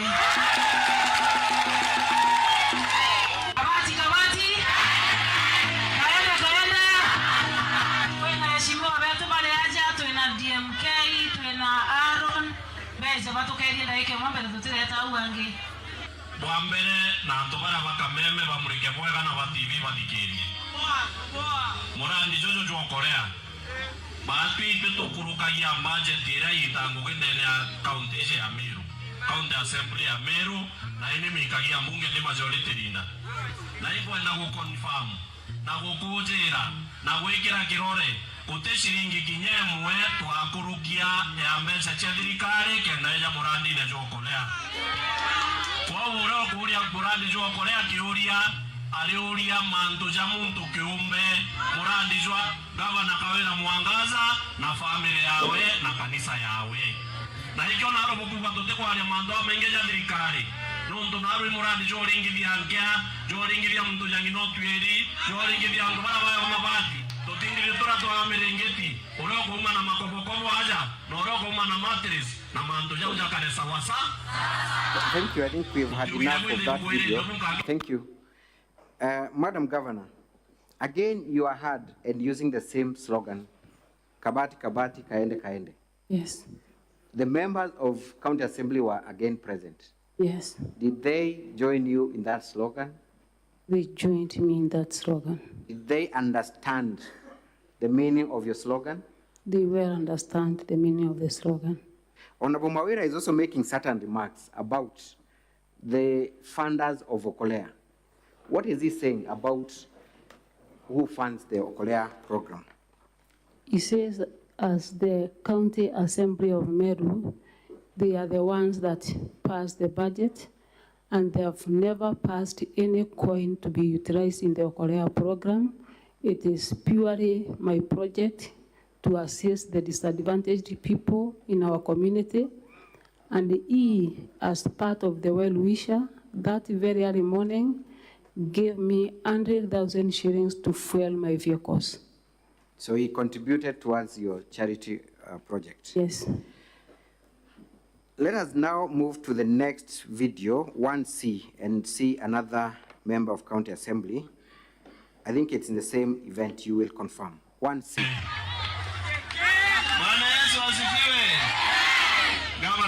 wetu na ntubanda bene bonde. Bwana Yesu asifiwe. Nisalimie mahali ulipo. Wega sana. Onibeta wa DMK MC wa Bogeta West na Baruguru. Na ande bana batuthinga tete kanyuma ibaije itoiketie ngabana tiru. Lakini nande nindonokire ndauma Sauro nande beta wa Paulo. Na njoga sema ni nani? Obeta DMK Paulo. Na nande nindongere tienjeshi ya mama. Na to atisha monoto kera watoka le opposition anganande to We can pause there for a moment. Thank you. Who is the person making those remarks? He is the MCA and he was the mover of the first impeachment. He was the mover of the previous motion. Yes. This again is on 13th of August this year. Yes. Do you in any way seem to have any disagreement with the mover of the previous motion? Now he's even telling the public that he is now a changed man. They used to disturb Mama, but he has changed from Saul to Paul. That is in reference to the biblical Paul, Yes. who was one Saul. Yeah. He's also talking about them being forced, if I can hear him correctly, to join the opposition. What was he talking about? He was talking about the pressure amounted to them by external forces or by external people that do not belong to the county assembly to fight the government, but he has vowed not to repeat again and support the government. Thank you. Let's proceed watching that video.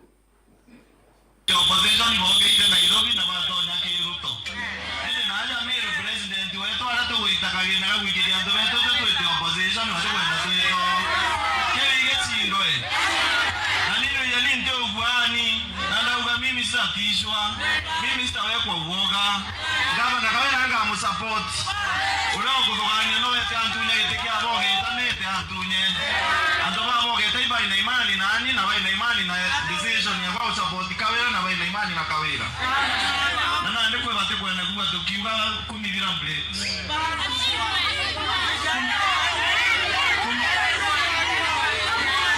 Abo andekera. Kumibira mbele sietio mbakwa boindwa. We can stop there for that video. Thank you. Honorable DMK Kiogora says, mimi sitatishwa, sitawekwa uoga. What was he making reference to? He was making reference to the leaders, the national leaders, and also the party leaders that were telling them to keep off from supporting the government. And also he is also talking about the Kumi Bila breaks, because the people of Meru have started another slogan again, Kumi Bila breaks, and they were warned as MCAs not to continue saying Kumi Bila breaks. So he's telling the people that come from Nairobi to keep off. They want development. Thank you. We will be moving on to the source of that pressure, sourcely. But finally, in support of your Okolea program, let us watch video 1E. It's a very short video.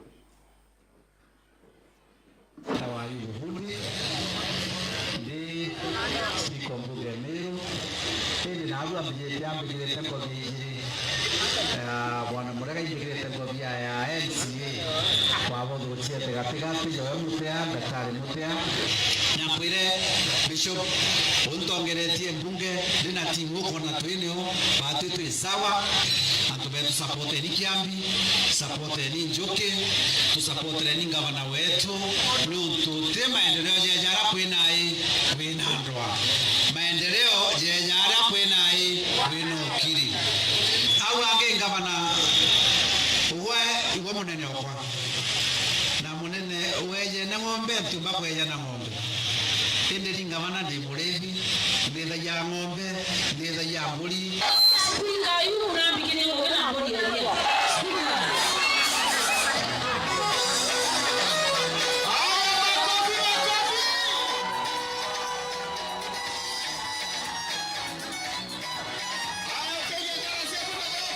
We can stop at that. Madam Speaker, who is the person making the remarks in that video? This is the Speaker of County Assembly of Meru. And you confirm this was during an Okolea program meeting? Yes, in Mwangaza ward, Mojo. Who is the MCA Mwangaza ward? It's Mr. Njoki. Mr. Njoki. He was present. You also are in the company of other people in that? Those are all MCS. Our MCS? Yes. What has the Speaker just done? The Speaker has donated a goat because I usually give the single mothers and widows cows. And he says, because you've given and donated a cow and you are senior than me, let me donate a goat. And he has done it. Thank you. Again, what date was this? It is barely around 3 months ago. 3 months ago. Now, we have alluded to some forces that were behind, or rather that were not happy with this unity between you and MCAs. I want you to identify and tell us what is happening in the next video, 1D. Kindly, may we play video 1D? MCA go karibisha ntora ya Bogeta East na mbuge wotwe on behalf ya ntoba Bogeta East na Abogeta West na wenzangu bare haja tucokerie nkatho nontu bwe kinya rire okinya oni mbigirwe ntomba kwethira nteaja nontu rire okinya gatia kana kara kamumero kuringithia gagatia ipati yakwa na impuwa kweli imbati kweja kuona nontu ni pati ya maendeleo ndene ntura yetu. So ngabana we are so humble to gweretwe sana baatu tuli MCA tuli mpia idiu na ikio tumio kuona na arua tutena manto amaingi na arua intukwe gokorea kana kamumero na mami umenye baatu tuli mpia idiu na ndenda ugire ngabana tukamukaria na inya na ora kumbikika kendo mbako boli trangugi no ndo twamwagia thayo tukona inya ria twamwagitie thayo ateja gaguku na nande mbigirwe twirirwe tukaria siasa nenu yete mbokani arimo muntu ondu kuoya maratasi nande kula ndu bakamatete ibere taubirana na mawa na ito abatumire Nairobi gutegera imbie tumicukari ra itirie bategera imbie tumiogoti bukuongerwa gutokwaririo ogoti ingabana bakweja ubira mbesa ikwekwa Seneti counties ciongerwa mbesa ibaregere kuongera ndi baliuga ibejete kwa basa ule basa iti mbesa ireko otuto ni ku Madam Governor na kageta muntu otuto ogira tore no ngato ngongera we ni ntobya mero ala tomba kogera to abwitira ngoge iyo tomba kuchenja as long as ikawira Mwangaza ni ntobya mero oni ndekere mbuye mato waambirani isa sawa na we can post there. We have seen the first speaker, no, actually the second, the one in the black jacket. Are you able to identify him? Is the mover of the first motion of impeachment, DMK Kyogora. He is heard making certain remarks about Keberi and forces from Nairobi. What is he talking about? He is referring to the Meru MPs and also the senator that they should keep off Meru because they have their own leader, maybe referring to the end of state, and then the MCs have their own leader. And he says last weekend they were in a certain town named Maua where they earned the kiberi, the stirring stick or spoon, meaning the governor, and they are saying that they will not be part and parcel of what the members of parliament are doing. Thank you. So the honorable member for County Assembly, Abogeta West, talks about a force that is being advanced using the Kiberi tool. That is what he's saying? Yes. And he's telling them to keep off? Yes. Thank you.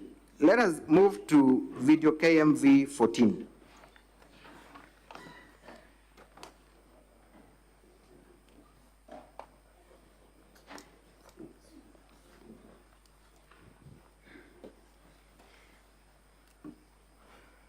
KMV 14, kindly.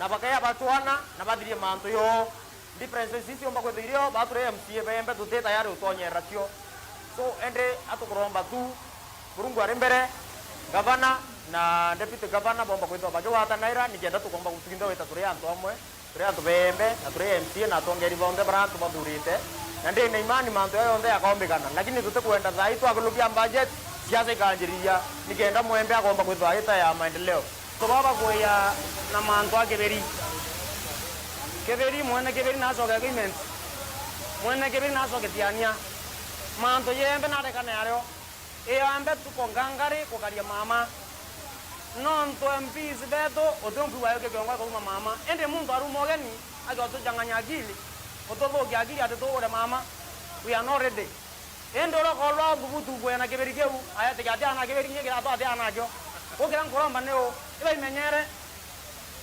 lakini okia kweli maendeleo wale tete wale maendeleo ende manto akeberi na ina keberi to to genda ne mbere yetu embe to atandirite embe ronde kumantonyire mwangaza to egento kemwe noro kaingilia atasiarwa antu bonde bara bakwenda kurwa bare jegembe baberanga mwigembe akugitwa mwigembe akudijwa lakini utinya mwigembe umwe kumara tata nontore mwigembe wongo none tote makota kawira Mwangaza najo antu bara bakuja gutata bakire egembe re kuinyirwa iba kuma inventi bange bakumatigania iba badiorokete asese sekeberi badioroka asese sekegeri badioroka asese seoversight. Thank you. We can post that video there. Governor confirmed that was on 27th of August this year. Yes, 27th of August. This year? Yes. Are you able to tell who the people speaking in that video are? Those are all MCS from Igembe, apart from one who comes from Central Imenti. The rest are Igembe MCS. They are making a specific grievance about siasa za Keberi. What are they talking about? They are talking about the members of parliament who had just begun a movement by the name Keberi, coming all the way from Nairobi to Meru, and they are warning them that they have been given work to do in Nairobi. They should continue with their work there and leave them alone because they have only one mama who can assist them to do development. Thank you. So this was 27th of August 2023. Honorable Governor, if then someone comes here and says that you only were able to work with MCAs for a few weeks, are they lying or they're telling the truth? That is pure lie. Thank you. We want to understand this Kiberi movement, siasa za Kiberi movement. And I want you to listen carefully to video 3A and see where or the source, the genesis of the Kiberi movement. 3A.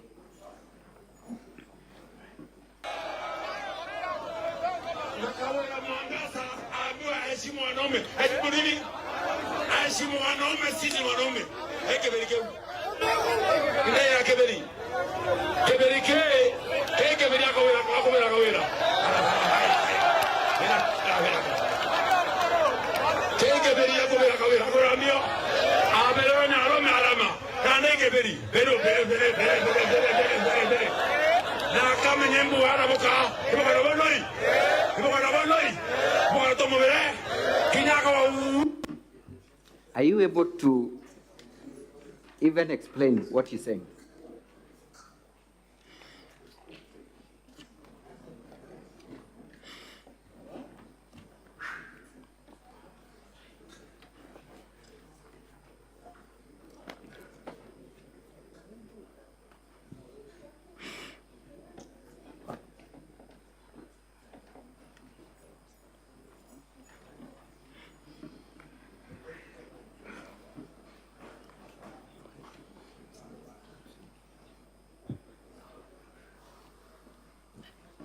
He's talking about that.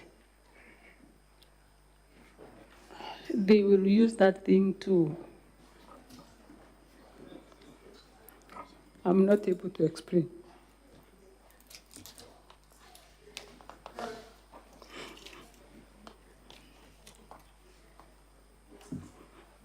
because it has been done by so many men, and now they are ready as members of parliament, him being the leader, to do that to me. And he has recruited so many young men for the purpose of that Kiberi movement, together with the Deputy Speaker of this House.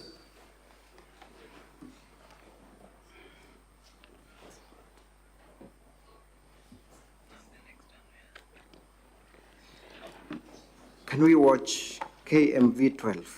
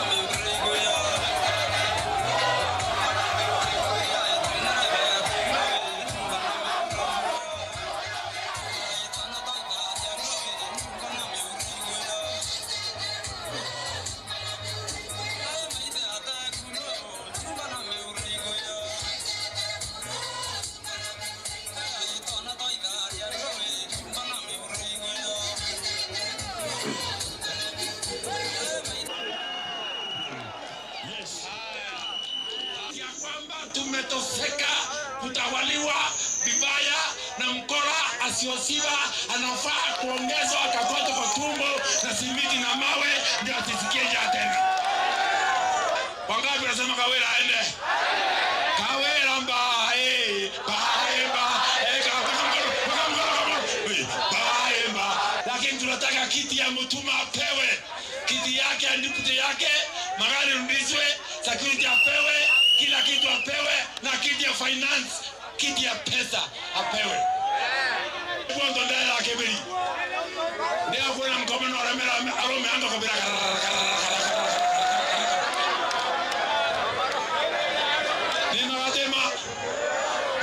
Kwa hivyo sisi tunaunga mkono hilo mjadala umeletwa na Mheshimiwa Mporo, na asante kwa kunialika. Tuendelee namna hiyo. Kazi yetu ni kushikanisha kila mtu. Asanteni sana ndugu zangu. Thank you very much. Madam Governor, I hope you are able to explain again, or perhaps the message has sunk, what these honorable members are telling members of the public. The honorable members of parliament and the deputy speaker of this honorable house is telling the public that I defeated the men, and in this case, they are going to use that steering stake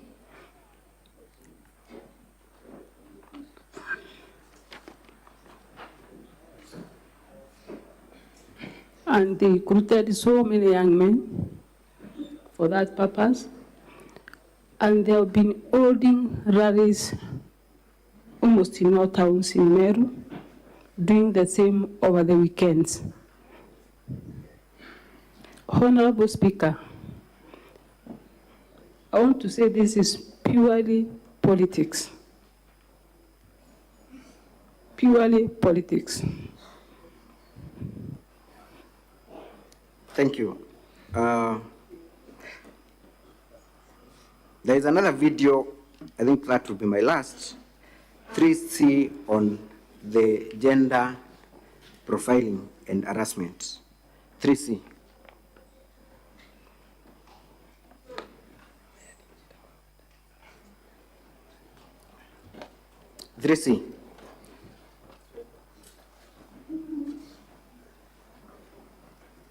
Mukuru ku ingwendo kuona uliki na tele America enda oge kana kamurega lakini towe kamurega tena kana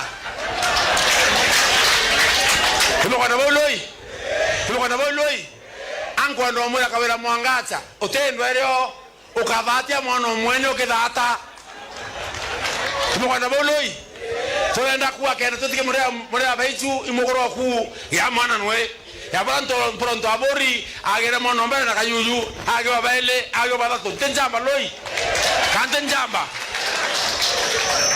kana ko mndodala obora masiara de kwerega na nchoke mbele na keberio wewe keda kala hekeda kawira udire hekeda kawira kukwekeda no alemera arume kawira hangwa niyo yekeda hangwa ndenda kenda menya wewe mwekuru wale mwekuru muchoro kwa etawa mwenda no mulingeteke urenga wayo kiandaka endukisha ndaka siakwa no mwekuru mukuru. Thank you. The honorable member is making certain remarks about your husband. What is he saying? He's saying that he has given me 9 months to be pregnant.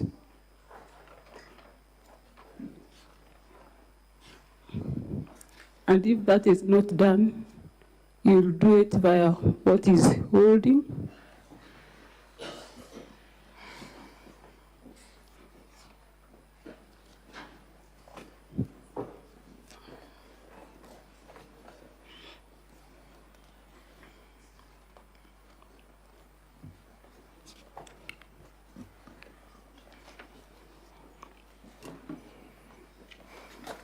Eventually, Honorable Governor, your deputy joined the movement and made similar attacks on you and on your Kolea program. Can we watch KMV4?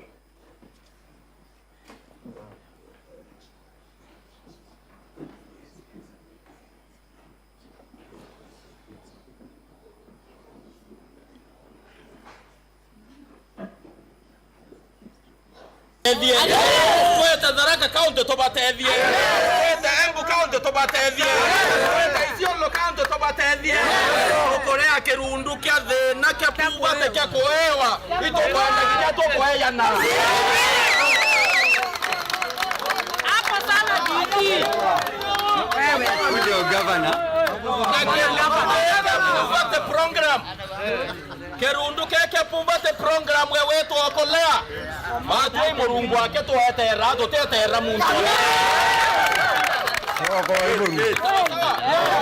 no tukirundu ke anto bembe beku atote okenda bekwerwa kirundu ke wikireti makiri bagwa tokolea iyo mathina yaba ya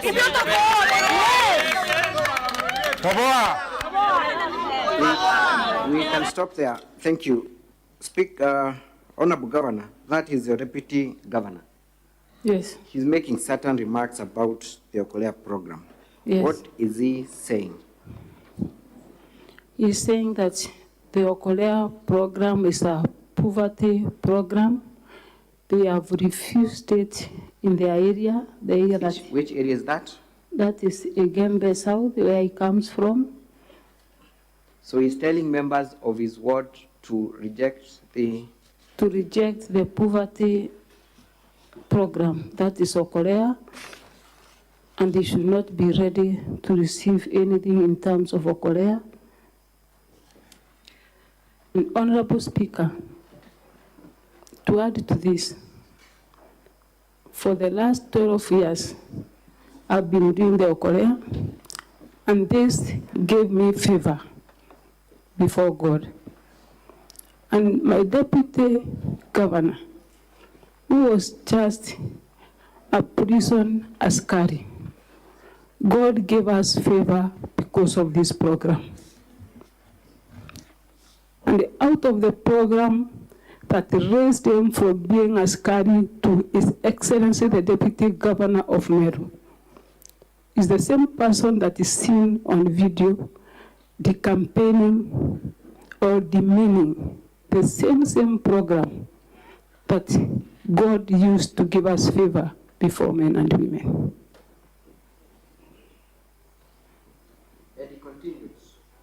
And he continued, and we watch KMV 15. 15.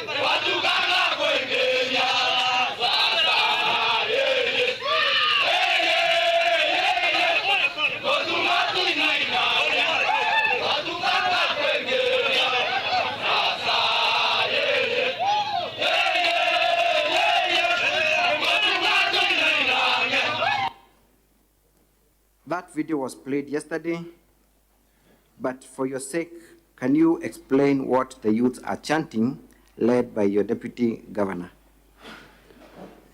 That is my deputy governor with some youths from his area saying that Kawira doesn't have a home. She only does prostitution in the county, and they are praising him and warming him up to be the governor or take over the position of the governor of Meru. That is exactly what has been happening to our members of parliament, including the senator or deputy senator of this house. They have started warming him up to be the governor and take charge because I'm just a woman before them. Thank you. It got worse by slaughtering of a cow that you had donated. Can we watch KMV 16? Confirm whether that's the same cow you had donated and to whom had you donated the cow.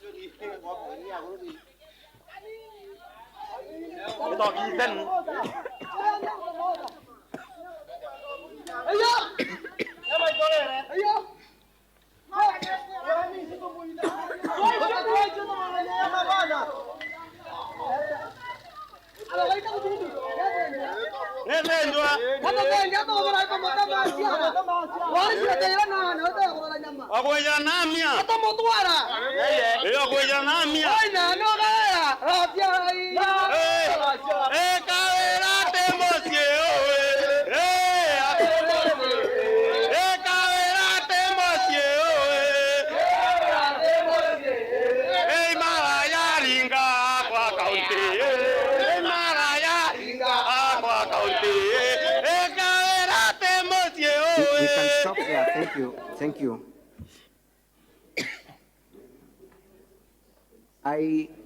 Forgive me if I'm wrong, but I see like the cow is still alive as it's being slaughtered. Yes. Was that the cow you had donated? Yeah, we were in the area of the Igembe South, and then we identified the old woman who was to be given the cow as it was entering into the field. Then they took the cow, slaughtered it just before us. And they are singing the same song, but they're also making other remarks. What are the other remarks?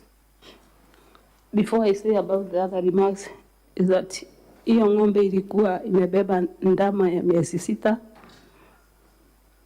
And then they are saying that the same way they have slaughtered or killed the cow is the same way they will do to Kawira Mwangaza. Thank you. We can have the video removed from the screen. That has not also been the only thing. You have also been accused of not being a proper Meru. Are you aware of that fact? What? That you have been accused of not being a proper original Meru, therefore unfit to lead? Yes, they have been accusing me of not being a Merian, but a Kikuyu. Thank you. Let's first watch KMV 5. You will make those explanations.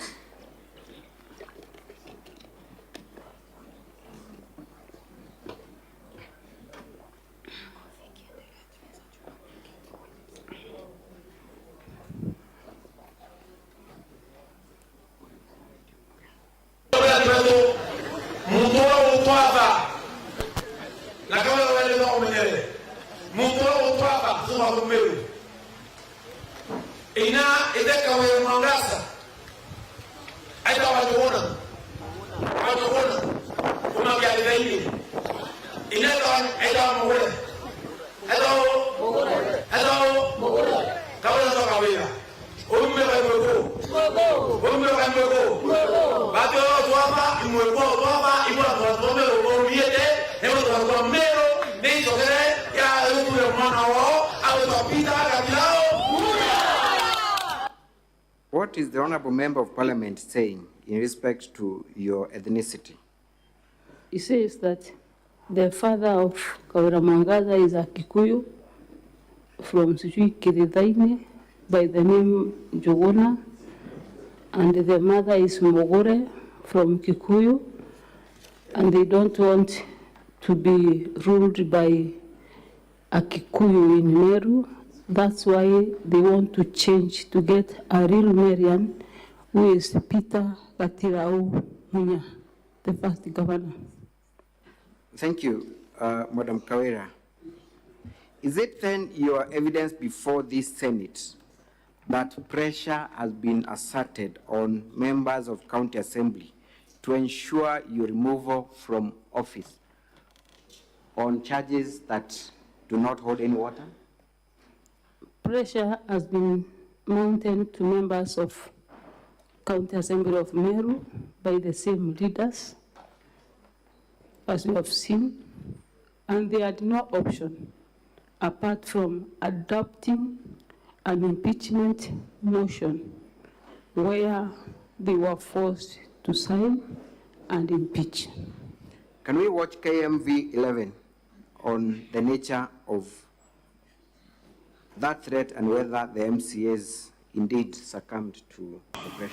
Na bunduki yao inachochea ando icha kuromba. Baadhi mwenyato hivyo ameni, ula ugatwira mbazi ni kiraitu. Na ndiro uruli ndo akiraitu na bunduki cia wako warombe teri. Ukarwa na ukarwa soka bunduki ndo ya bunduki. Dole ntole ka umogira bunduki cia cia yundie. Bange baebia ameni no menya ata athuri yake ama. Ukiro ujando no menya bunduki lawe na sisi ya kurombo bati kwa very careful. Wakara. Is that the same Saul turned Paul, going back to being Saul? What DMK Kiogora is telling the public is that because I was elected as an independent governor, I've been operating with hired guns.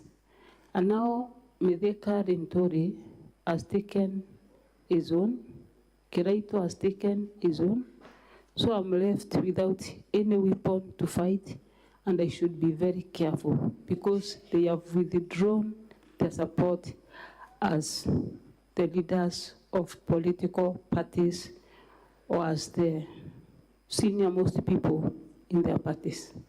That is barely 3 weeks after DMK Kiogora had been seen dancing, praising you, and saying that he will defend you and will reject any influence from above. It was like 2 weeks. 2 weeks. Let us watch then 3E.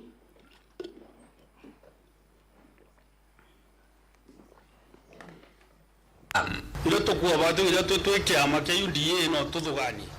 Withdraw support tukwete mwagata kwa majority rinda to withdraw. As nini majority chondo tukudidire kire ku support kira assembly tuwe kiama. No to withdraw membership wetu na bati ku support kaire. Thank you. Who is the person speaking in that video and what is he saying?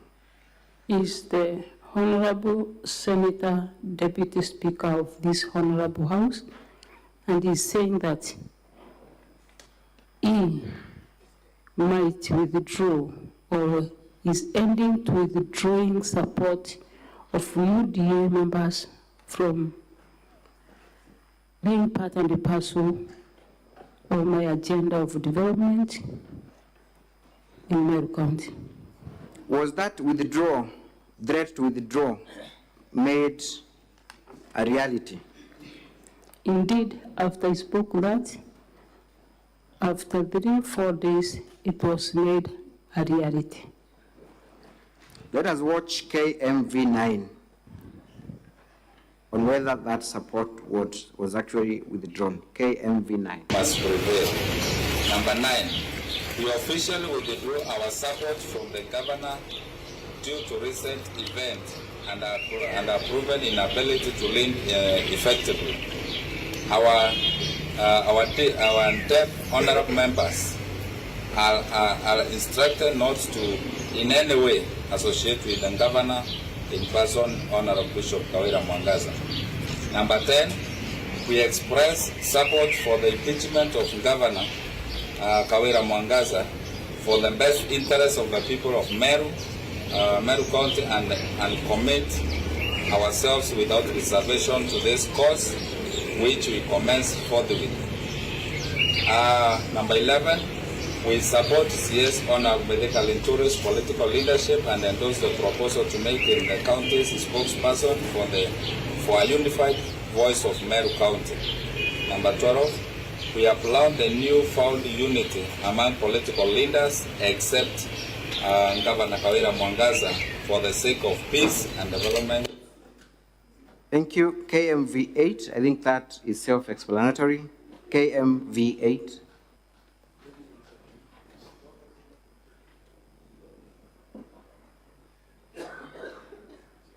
KMV8.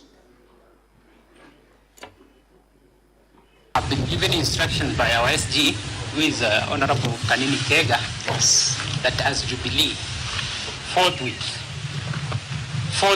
I'm going forward with Jubilee withdraws its support to one Honorable Kawira Mwangaza. Kabla December tutakuwa na gavana mwingine mpya, kwa sababu hii ni kitu tulianza kitambo na tulianzia hapa. Kwa hivyo tuna vita na wewe gavana kwa hili ya kuonana. Tulikuwa Those are members of County Assembly, and with them is one member of National Assembly. I think he has spoken in Swahili and English. There is no need to emphasize.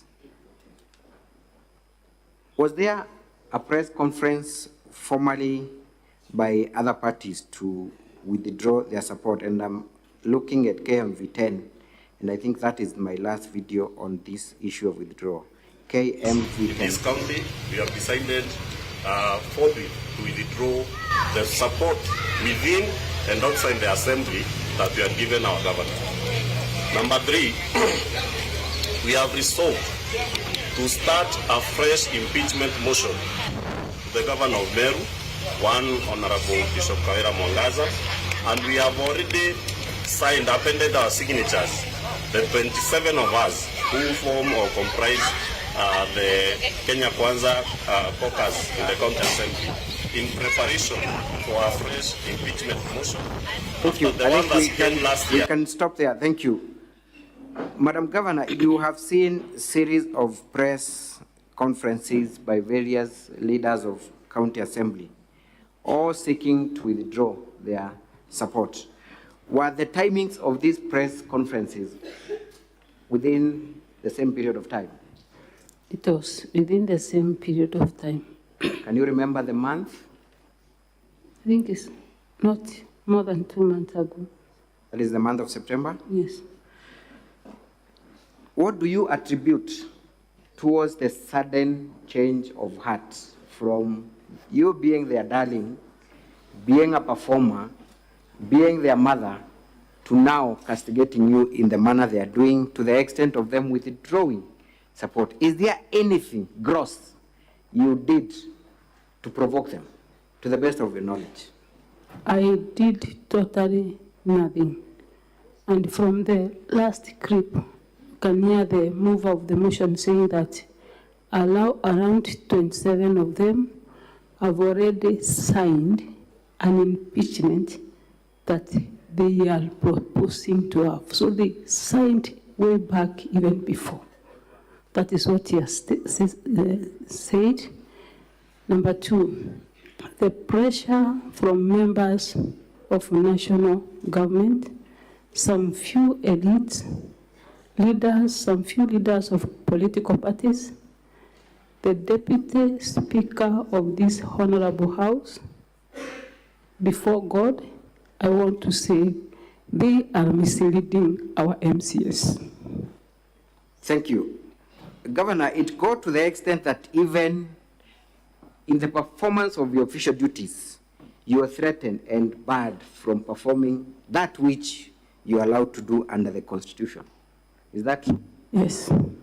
Can we watch KMV6 and tell us where you are, what you're doing, and what happened?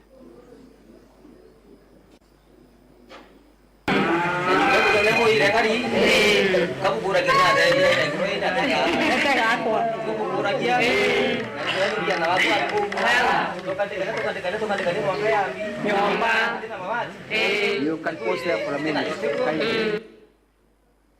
We see you clearly there, Honorable Governor, and there is a young gentleman speaking. Tell us what he's saying and what you are doing in that event and exactly where you are. That is an event done by the county government of Meru.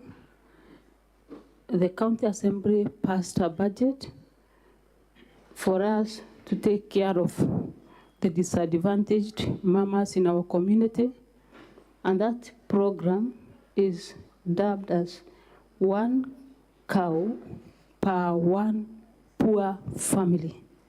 We go around the villages, we have a committee to vet and see the most vulnerable person in that certain area. We take a cow to the area and give or donate as government to that particular person that has been vetted by a committee that includes the area chief. Thank you. So this is not part of your KURA program for clarity purposes? This is not part of my KURA program. My KURA program we usually do on Sunday afternoon, and this is an official duty, a program that has county government employees and done purely by the county government of Meru. 1 cow per 1 poor family. Was there any commotion or violence in that event? There was no commotions. We started with the prayers, as you can see, and we went silently. We did not even advertise. Those are just the neighbors that saw what is happening and came just to see. You confirm this was in the homestead of one of the poor Meru women? It is in the homestead of the beneficiary. Thank you. Can we watch that clip again from the beginning all through to the end?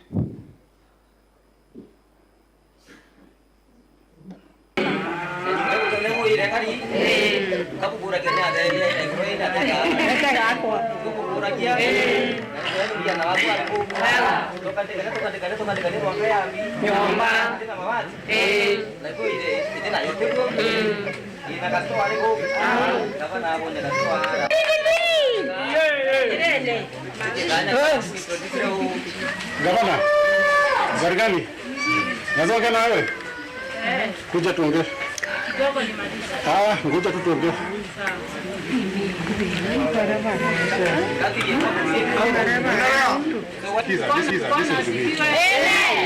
Iangalia hapa hizi. Tuende pole pole. Wewe watu watoke. Unapata mzeka 10 tu peke yake hapa. Watu watoka waende. Watoke muende. Imeenda. Watoke muende.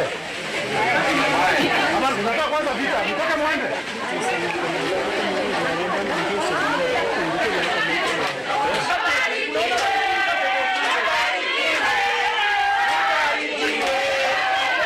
Huyu ananibebea nini? So, madam, what there is? Amenibebea nini? That is the question. Nimeongea na yeye. So, Madam Governor, this is an official function of the head of the county. Why are the police disrupting your function? The same leaders. It doesn't specifically mention the leader that understands him, but now the influence from the national leaders led to this. So were you able to complete your donation on that day? I was not able to complete because it was stopped. And then when they said that we leave,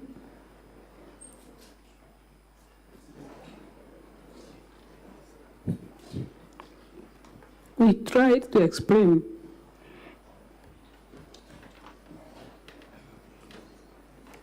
After 3 good hours in that vehicle, when people came,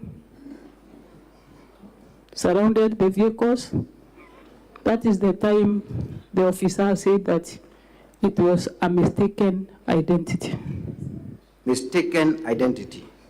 But isn't the officer calling you by your title when he comes? Yes, he's calling me Governor Kuja. Governor Kuja. You actually pleaded with him to allow you to finish. Ngoja nimalize, akasema hapana, we have 10 minutes here, Kuja. And everyone was dispersed. Everyone was dispersed. That was, if I'm not wrong, a day or two before the impeachment. Can you remember the actual date? I think a day before impeachment. A day before impeachment. And that clip is not complete, Council. Yes. I think we've not heard the officer saying as to why he had come to arrest me. You can tell us because you are present. We may not have the benefit of the full video, but kindly, because it is a first-hand experience, tell us the explanation you got from the officer as to why he was seeking to interrupt your official function. The officer was the area OCS, and then when people came in big numbers, the other bosses came along, and then he was asked to allow me go, and then he also apologized before everyone that it was a mistaken identity, and I forgive him. Thank you. You have been accused of vilifying leaders. We have seen WhatsApp messages, you making certain utterances on WhatsApp groups, and even in 1 or 2 political rallies through the videos that were produced. Number one, have you vilified the leaders in Meru? Have you in any way vilified, demeaned the leaders in Meru? I have not vilified any leader in Meru. There was a particular comment you made on Facebook, on WhatsApp group, regarding the deputy governor. And you said, ujinga sita kubali. What were you talking about? I was talking about him having or gathering young men, going around demeaning the governor and calling me a prostitute. Was that a fair reaction, considering what we have seen? Was it expected of any human being to react and defend herself in the wake of such attacks? Honorable Speaker, I'm not an angel. You must have feelings. Thank you. Let us go briefly to the responses, and I believe you have answered to all the allegations in your notice, in your response that you first alluded to. You have answered, confirm that you have answered. Yes, I have answered. Satisfactorily to all the charges. I have answered. I want us to look at the first count, misappropriation and misuse of county resources. You came here and you also invited at the county assembly to answer to specific allegations, correct? Yes. Those specific allegations in respect to embezzlement and misuse of funds are found at 10A and B. Confirm? Yes. embezzlement is A, withdrawal of county funds is B. Yes. Those were the only particulars of the allegations that you are invited to respond to. These are the only particulars. So then you could not have responded to anything outside what was framed. I responded to the particulars of the charges. Let me read to you. Embezzlement of county funds through the governor's sisters, Rose Kinya, Miriam Gwantai, Kenneth Gwantai, Nefat Kenywa, Edwin Murangeti. We will not go into whether they are your relatives or not because we did that in another forum. Was there any table of particulars to indicate how much money Rose Kinya received, when they received them, how they have not accounted in A and B, because that is the only place where we see the particulars. Do you see any particular place where you are told Rose received this much, Miriam received this much, Nefat received this much, Kenneth received this much, Edwin received this much? Do you see that in the particulars?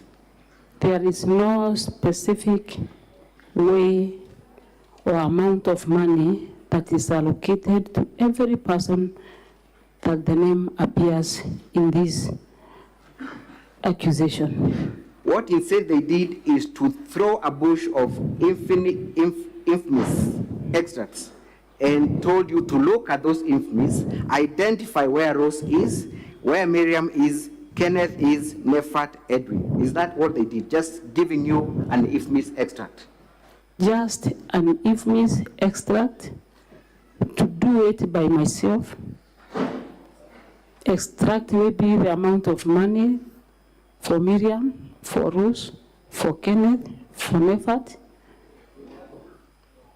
Is there any mention in A and B where the amount of 78 million is mentioned to have been that you are able to respond specifically to what you are facing?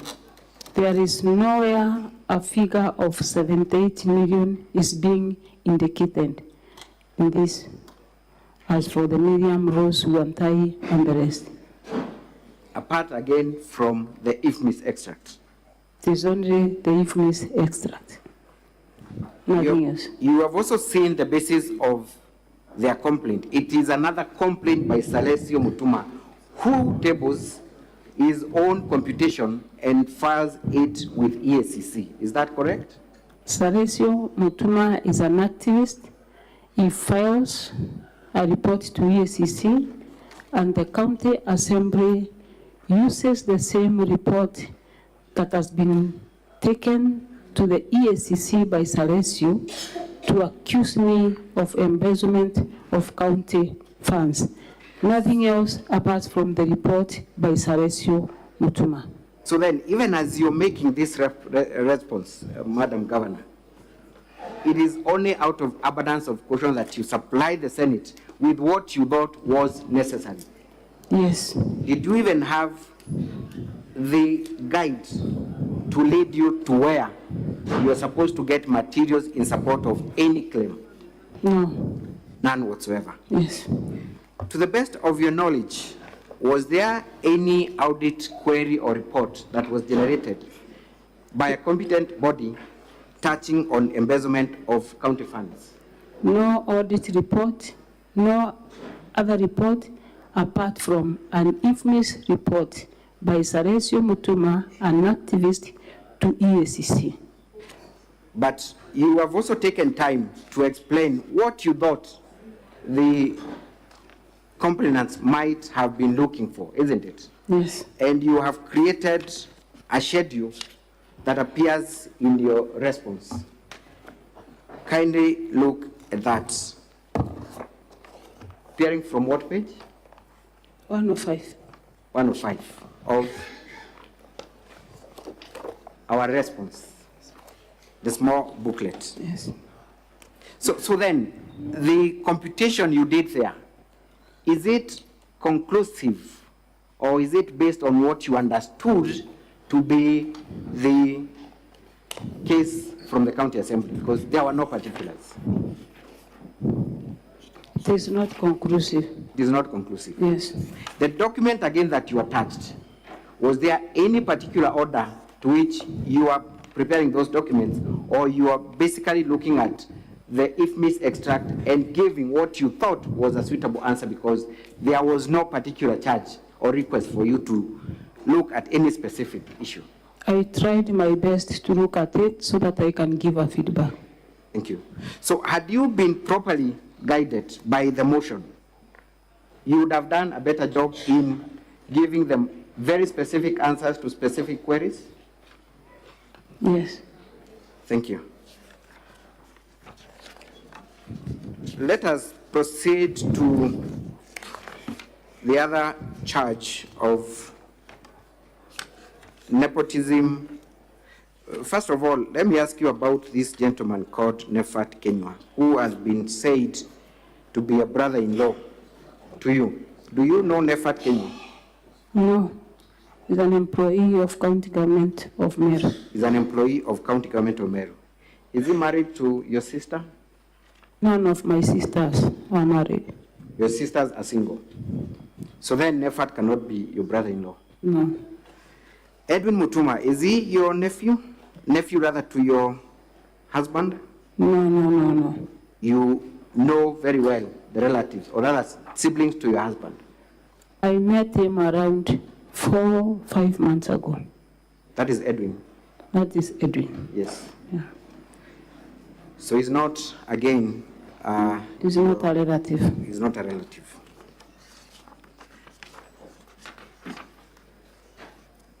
Your husband, and now that I'm at it, has been accused of vilifying other leaders through a musical performance. There was a video that was played. For the sake of time, I will not ask for it to be played, but you are also present. I want you to look at the lyrics of that song.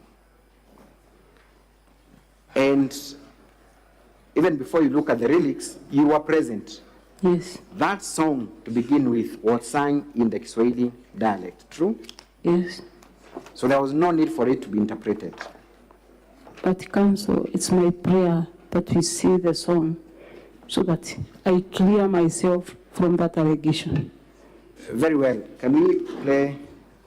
I could be guided where that clip is. It was a clip by...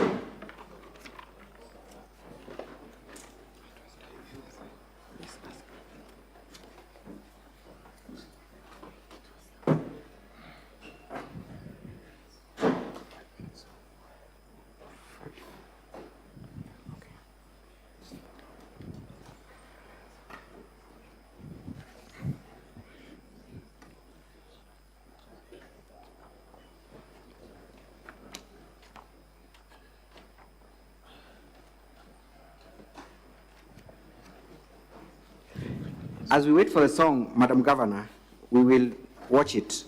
But did your husband make reference to any elected leader?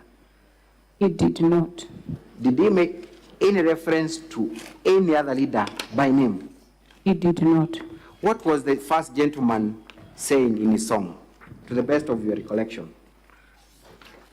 That's why... We have got the Kiswahili. Just read a few. At page 251 of volume 2 of the County Assembly's document. Very quickly, Madam Governor, I urge you to read. We are pressed for time. They want, is that from me? Yes, just read in Swahili. They want Kawira to come and help them steal. Kawira is against it, and when Kawira refuses, they dig... I would love you to read the Kiswahili version. The song was sung in Kiswahili version. That is the translation. Kindly read the Kiswahili version. This is also a Swahili speaking. Kila siku wanamtafutia makosa, wanataka Kawira awasaidie kuiba. Kawira akakataa, akasema yeye hataki wizi. Wakati alipokataa, wakasema, wakaanza kumshimbia mashimo. Wanataka Kawira akule pesa, nao wanataka Kawira wakule pesa za barabara. Wanataka Kawira akubali wakule pesa ya dawa hospitali. Wanataka Kawira awasaidie kukula mali yetu. Igembe na waeleze ukweli kabisa. Mpaka sasa sikilizeni kwa makini. Wanapanga pia kuchukua maisha ya Kawira. Wanapanga sasa mpaka kumuua Kawira. Lakini najua maombi yenu, huyo shetani ameshindwa katika jina la Yesu. Ati walikuwa wanasema tangu ile wakati ya impeachment ya kwanza, Kawira hajawahi kunywa chai kwa mikahawa ya Nairobi. Mara ya mwisho Kawira kunywa chai mikahawa ya Nairobi ni ile wakati ya impeachment. Na hiyo sasa ndio inafanya maadui wake wakasirike kabisa.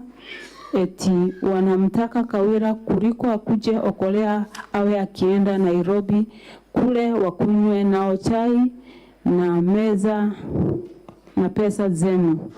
Kawira naye amekataa katakata, akasema kazi yake ni mashinani. Wenye wivu wajinyonge. Wenye wivu wajinyonge. Is there anything demeaning or targeting any leader in those lyrics? No, nothing. No leader is being targeted or mentioned by name. Is it true that you're facing a threat to your life, that the first gentleman in a musical performance passed that information? It is. Is there anything wrong in that? In your husband coming to your defense when your life is in danger? He should come and defend the wife. Thank you. You have been accused of particularly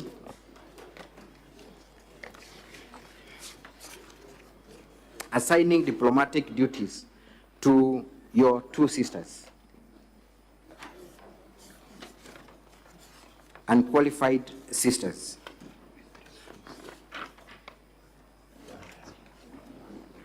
Yes. You have made an explanation to that allegation. Can Yes. you point out where that response is? It's in page 10.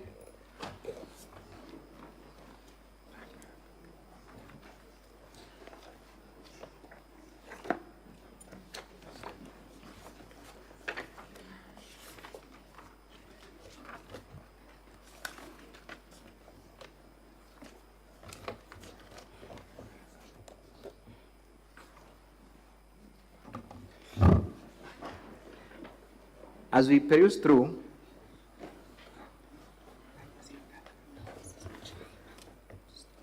Mr. Speaker, sir,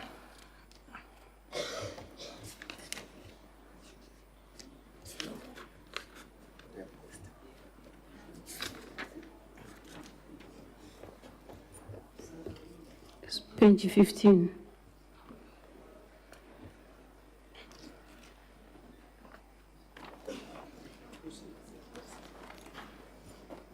Mr. Speaker, sir, I note that my time is up. I'm seeking your indulgence for just 30 more minutes for me to wind up. You need an extra 30 minutes? Yes, indeed. Most humbly, Mr. Speaker, sir. I can proceed. Thank you. Tell us the response you have offered to the allegation that you assigned your two sisters diplomatic duties.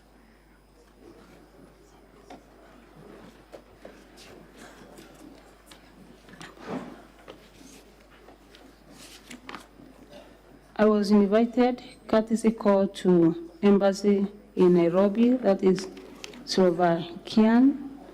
While on my way, I was diverted to attend a function at the State House.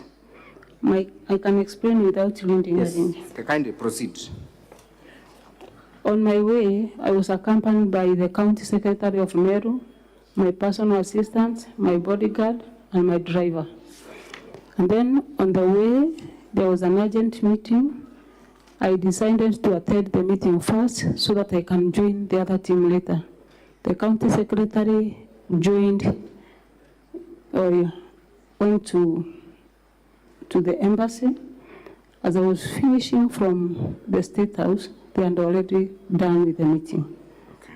So I did not assign my sister any duty. It is just because I had traveled with my personal assistant and also the bodyguard to attend the meeting. Did you later offer an explanation as to who attended that meeting and what was discussed in your Facebook at page 94? Yes. You confirm that the person that attended that meeting and presided and had discussions was the county secretary? Yes. Thank you. Let us go to the China trip that you have been accused of sending your sisters and relatives to a tour. You got an invitation from a company? Yes, to China. To China? Yes. Did that company represent itself as having affiliations with the Chinese government, to the best of your understanding? Yes, at first, in the first case, it associated itself with the national or the country of China. The state of China. Yes.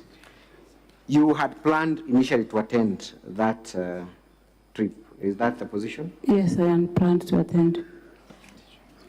But before that, tell us, how often do you travel outside the country as the governor of Meru? How many trips have you had outside the country from the date you were sworn in as the governor? I've only traveled once. To which country? South Korea. When was that? Around 6 months ago. What was the practice when you traveled? How do you travel? Do you travel with your team together? Do they travel in advance? What happened during your last trip to South Korea? For this specific one, I sent my personal assistant, my bodyguard, and the team in advance. And then I met them there later. Okay. Yes. Why did you send them in advance?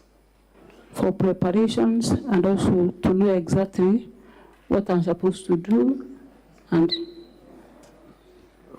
arrange everything before I get there. Okay. Was that the case with the China trip? Yes, it was the case. So who traveled to China and for what purpose did they travel? Those who travel to China are 4 people. One is the C. Waziri for Health. Yes. And one is the external leakages acting director, my personal assistant, and my bodyguard. Did you eventually travel to China? No, I didn't. You did not? Yes. Why didn't you travel to China? When my advance team arrived to China, it was contrary to what the Chinese people and the brokers. The message that was given to our office was different because the private company or the people that came to visit Meru associated themselves with the Chinese government, and upon arrival of my team there, it was contrary to what they said. It was just a private business company interested in investing in Meru.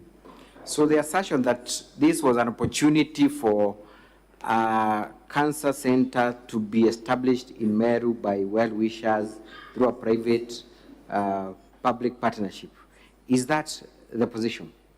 Is in the position. If at all it was a donor donating even a single item, I could be the first one to get there. But it was purely a business company interested in doing business in Meru. You have read the affidavit of your CCM, George Gekunda. Yes. He explains clearly that they even discovered that the people who had invited you did not even have a physical office in China. Yes, I've read it. That they took them through various companies that manufacture items. Yes. Could not prove that they have any affiliation with any of those companies. They did not have any. Was it then safe for you to proceed to China with that information having been availed to you? To me, it was a waste of time, even though the company was offering full sponsorship. But now, going to China just because of assisting some people to come and do business in Meru, it wasn't a priority to me. Thank you. You have been questioned why the CEC or yourself did not seek any visa clearance to China. Do you have a Chinese visa? Yes. Yes, you do. So there was no need for you then, for the CS to ask for a visa to be provided. You already had one. Mm. Thank you. The deputy governor, has also accused you of arbitrarily relocating his office from next to your office to another block, changing the locks. Let me just read specifically. Number one, he's accusing you of arbitrary reduction, suspension, and withdrawal of budgetary facilitation. Were you in any way involved in reduction and withdrawal of his budgetary facilitation? No, and I cannot do that. In our office, we have AIE Older, who used to be the chief of staff, and he does, via other officers, facilitation to our travels, facilitation to our offices, and it has been done according to the way I know things. In fact, yesterday during cross-examination, it was discovered that one Nefat Kenya received a lot of facilitation on behalf of the deputy governor. Is Nefat Kenya an administrator in the office of the deputy governor? Yes, it is the deputy governor himself that suggested that Nefat Kenya to be the administrator in his office.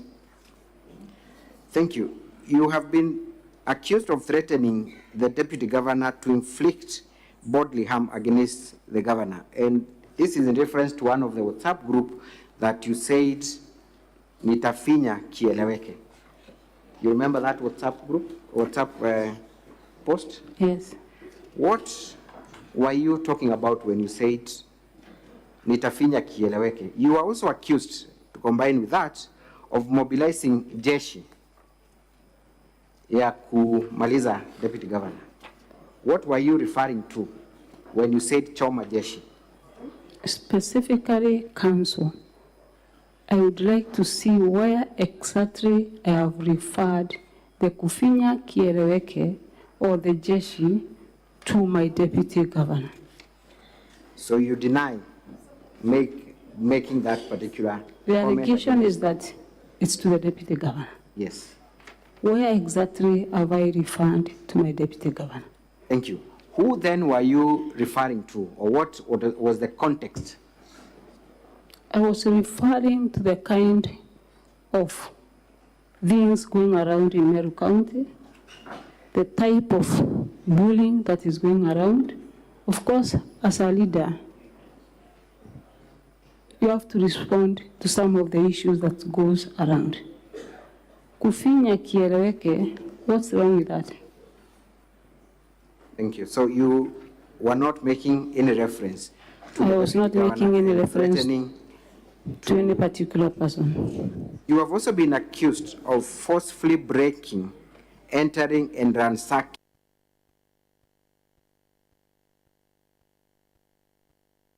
Is a criminal.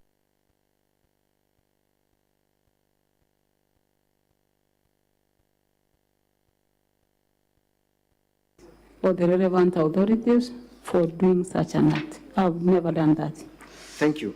Arbitrary relocation of the deputy governor's office. Is it true that there were reorganizational issues in the office of the governor that saw certain offices moved from one location to the other? Yes, there was reorganization after we earned a big team of acting chief officers. In Meru, we have two blocks, the old block and the new one.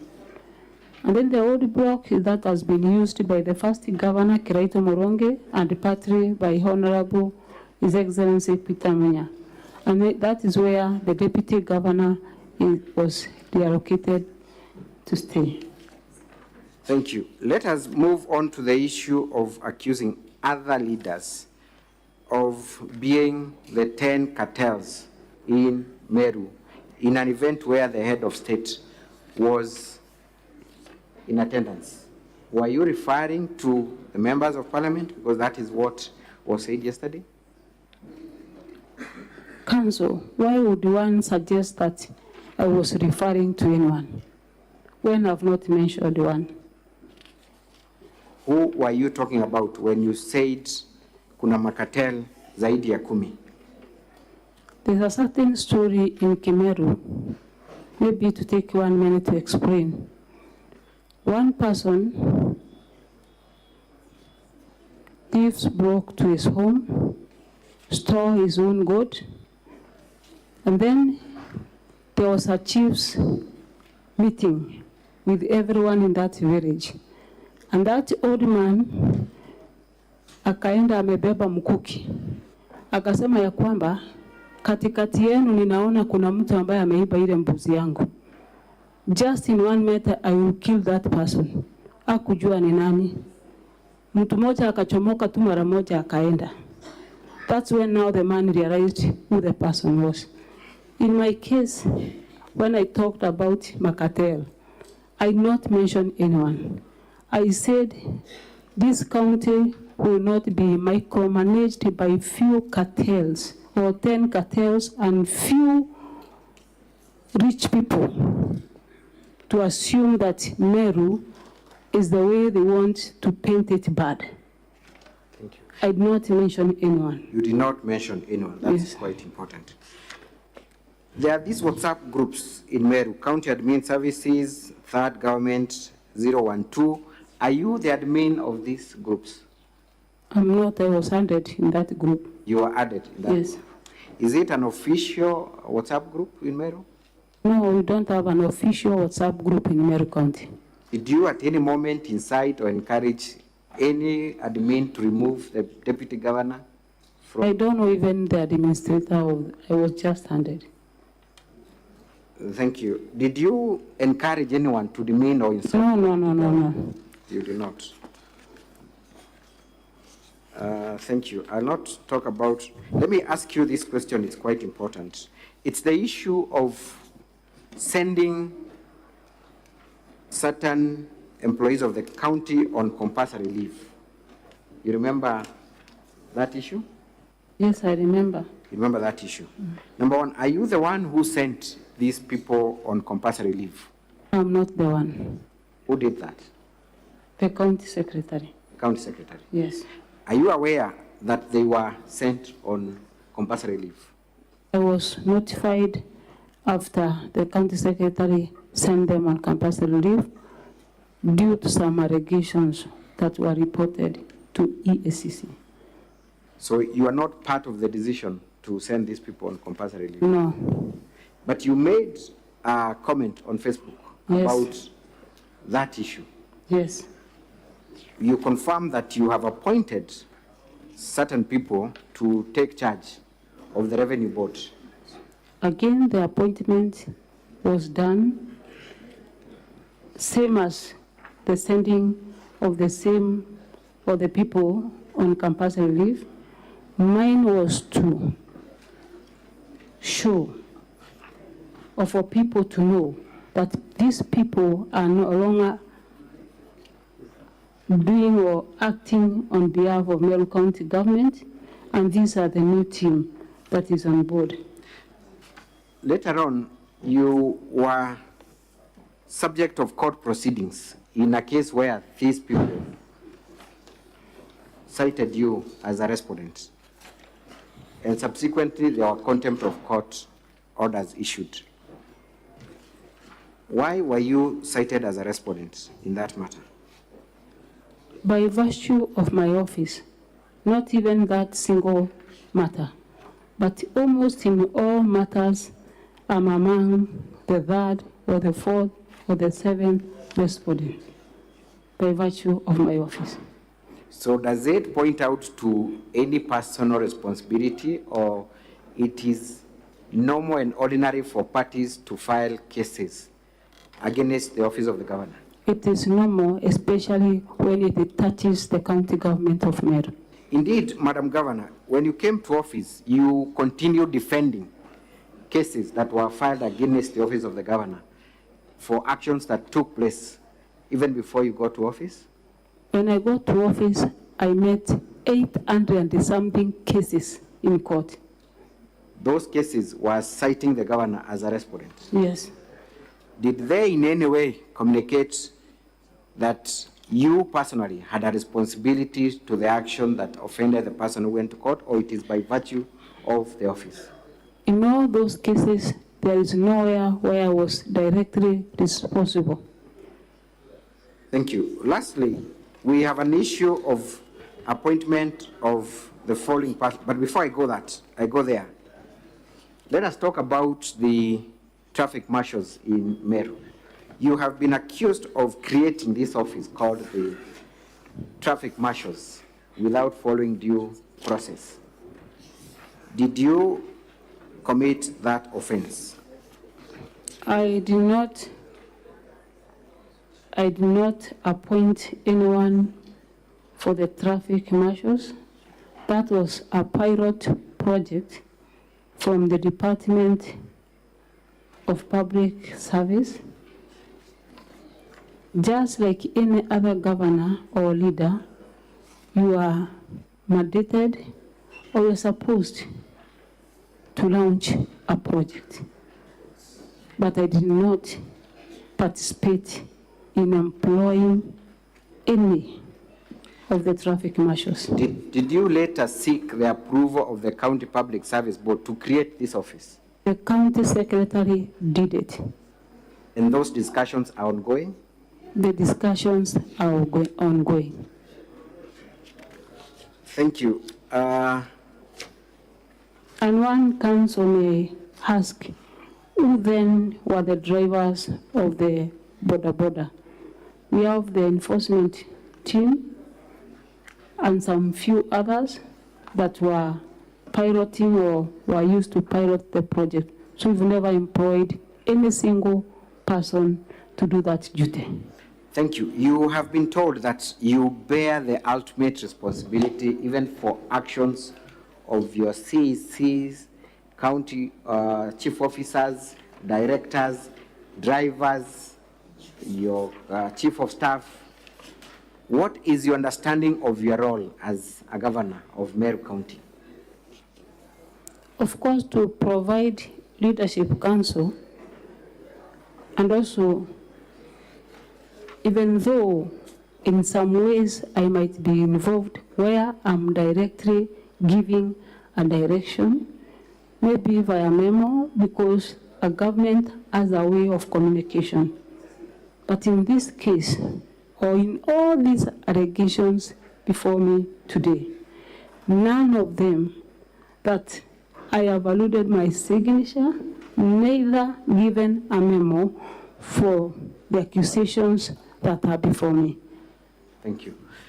The very last, we have seen a lot of, and I do not wish to go deep in it, but we have seen the county assembly trying to make a big deal of some payments that were done on one day to Rose, to other members of county government. Is it that these people are being paid for forged interest? Or why is it that there is an indication of many payments done on one day? To the best of your understanding, though you may not have the technical. In county government, Mr. Speaker and the honorable senators, we receive funds not in one bunch. Yes.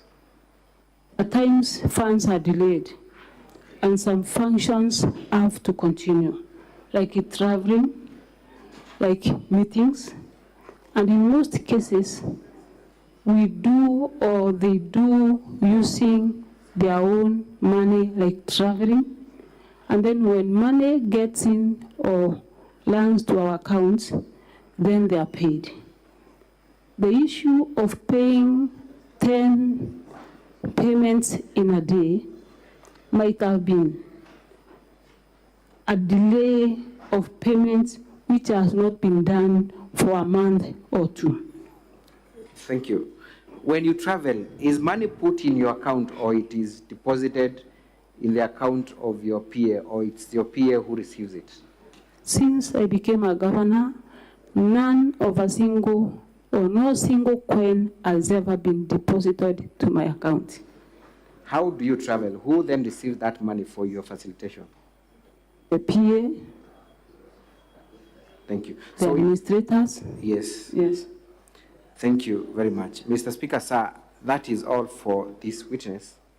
I wish to hand her over for cross-examination. Thank you. County Assembly, you may proceed to do your cross-examination. By way of indication, Counsel for the County Assembly, how much time do you need?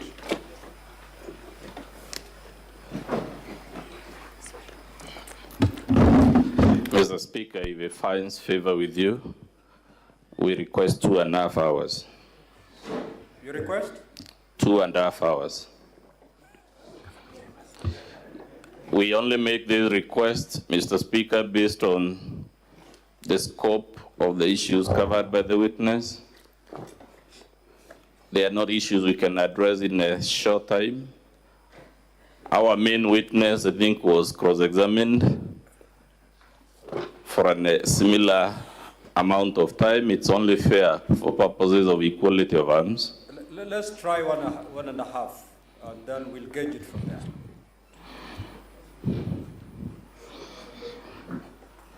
The Honorable Governor Mwangaza, good afternoon. Good afternoon, Council. Would you agree that the cultural structure and values and attitudes of the Mount Kenya community are substantially similar, even though there may be small details of variation? No. So it is your case, the culture of the Ameru, Embu, and the Gikuyu are vastly different. Yes. Are their languages also vastly different, or are they substantially mutually intelligible? Different. Are they mutually intelligible? No. I put it to you, Kawira, that anyone who lives in this country actually knows there isn't much difference in the cultures, values, and attitudes of those three communities. What do you say to that? There's difference because, for example, in Meru we have Jorincheke. Do the Kikuyus have Jorincheke? They have Kiama, and I'm sure you know even the Jorincheke is also called Kiama. It's just a difference of names. Anyway, Governor Kawira Mwangaza is the governor of Embu a man or a woman? A woman.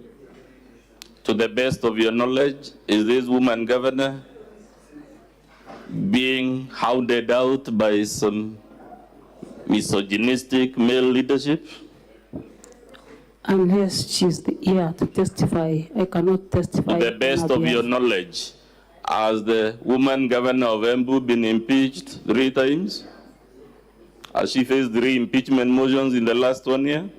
I know of one Anu Waiguru who was impeached twice. Let's stick to Embu for now. Has the governor of Embu faced 3 impeachment motions in the last 1 year? No. Nakuru equally has a woman governor, right? Yes. It has a huge population of Mount Kenya diaspora. True or untrue? True. Has that woman governor in Nakuru faced 3 impeachment motions in the last 1 year? No.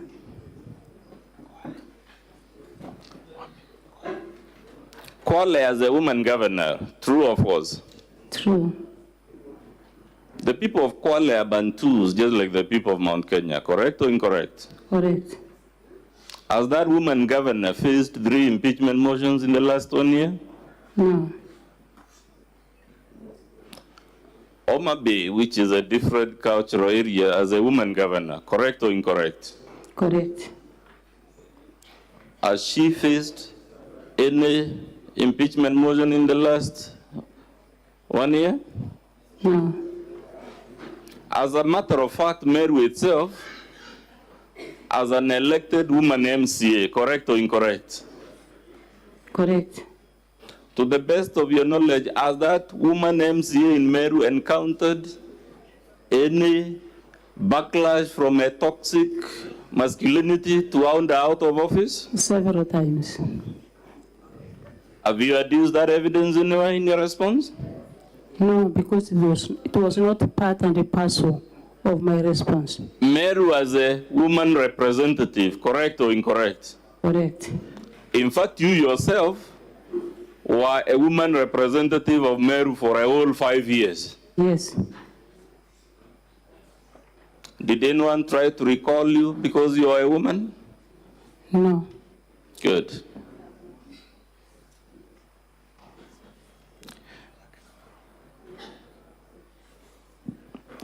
Let's go to, you just told Mr. Speaker, it's more common story in Meru. Tell me whether you know of this story, which is also very common in Meru, of a woman who would beat her husband, then scream, and because the society is socialized to think it is the man beating the woman, and she has locked the house, people think it is the man who was beating the woman, while the truth was the other way around. Have you ever heard of that story? No. Of course, you've never heard of it, because it's not convenient.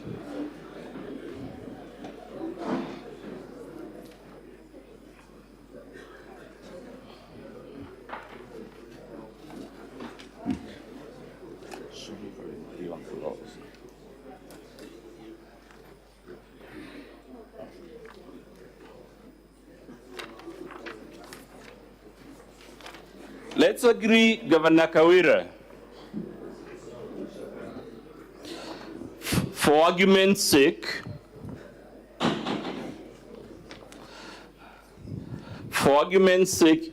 without conceding, let's agree the MCAs are indeed acting under the influence of external people. Would that mean your sisters never received the monies we allege? Pardon? If we temporarily agree for argument's sake that the reason the MCAs have impeached you all these times is because of toxic masculinity and evil motives and malice and whatnot, we want, for argument's sake, in my next series of questions, to work on the assumption that that is true. If the MCAs are malicious, would that be an answer to why your sisters were receiving monies irregularly from the county? No. If the MCAs are intimidated or influenced, would that be an answer to the count on usurpation of statutory functions of the County Public Service Board? No. Indeed, Governor Kawira, the motivations of the MCAs, you will agree, are therefore irrelevant as long as there is evidence in support of the charge.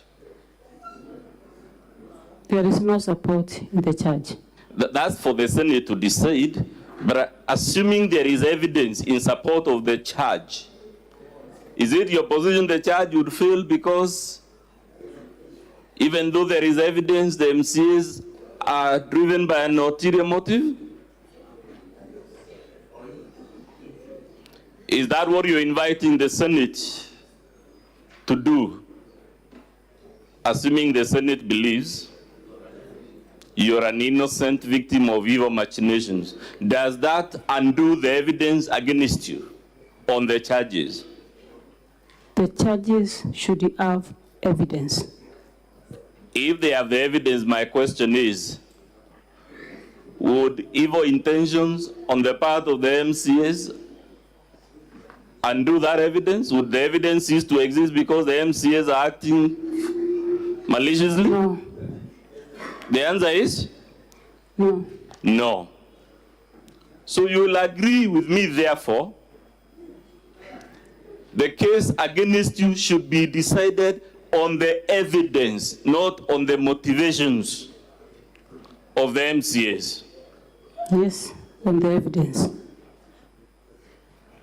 Thank you very much. That's a very useful answer. Let's go to the complaint by Celesio.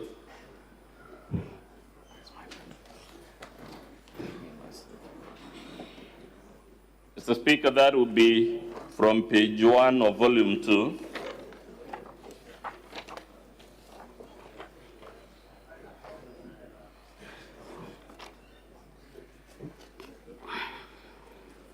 You just told the Senate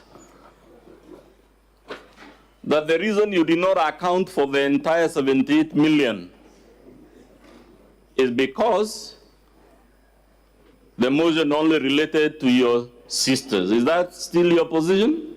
Yes. Did you read volume 2 as you read the impeachment motion? Where is the volume? Did you read the bundle that contains the Assembly's evidence? The evidence is the infamous extract by Celesio. Correct. Yes. In fact, the impeachment motion says the evidence is in the complaint by Celesio. Correct or incorrect? Correct. It would mean, therefore, the impeachment motion must be read together with the complaint by Celesio. Correct or incorrect? Incorrect. Can you refer to paragraph 11 of the motion?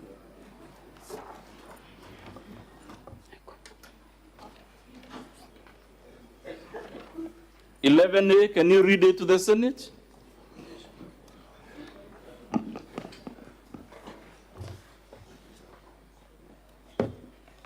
Yes, I can read. Read it for us. 87 of 68. Evidence of the governor engagement, convenience, and complicity in the proceeding. 2, gross violation of the Constitution. 3, 2, gross misconduct. 3, gross abuse of office to be found in, accompanied by Duranira Salesio Mutuma to Ethics and Corruption Commission on 11th August 2023.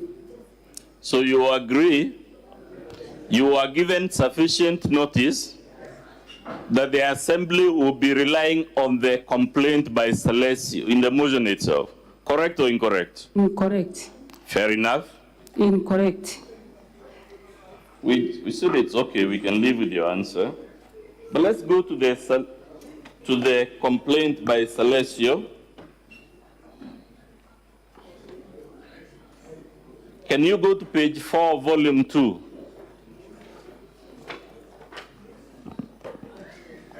What does it say?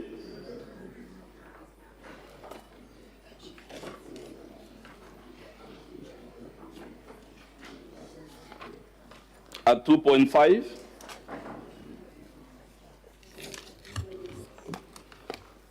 Volume.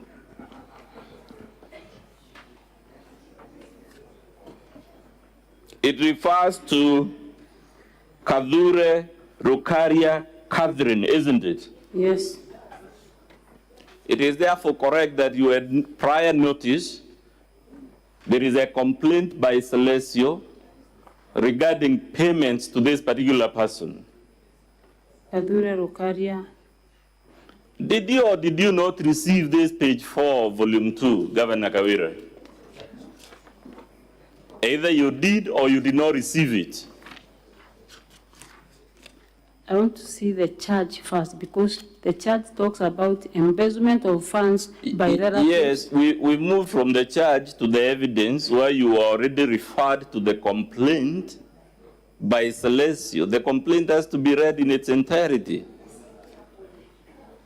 The author of the IFMIS report, Celesio, in the IFMIS report, we have more than 100 persons who have received the funds. And all these 100 persons are persons working in your office, correct or incorrect? And these 100 persons are not mentioned in the impeachment. Fair enough, Governor. Do these 100 persons work in your office? Either they do or they don't. I'm not aware of everyone who works in my office. Good. But does page 17 indicate these are transactions by persons who work in your office? At the top of page 17, does it show that these are transactions by persons who work in your office? Currently, county government of Meru, we have 6,000 employees, and I cannot know every person by name. Governor, unfortunately, you don't have the luxury of ducking my questions. My question is, does this IFMIS indicate in black and white that these are transactions by persons working in your office? I don't. Either it does or it doesn't. I don't think so. Can you read the top, the very first item on that page 17? Yes. Read it to the Senate. Vote. These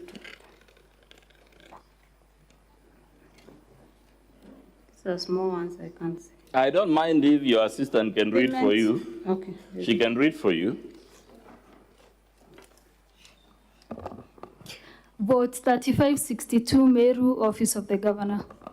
You will agree, Madam Governor, the document itself indicates it's about transactions in your office, not another office.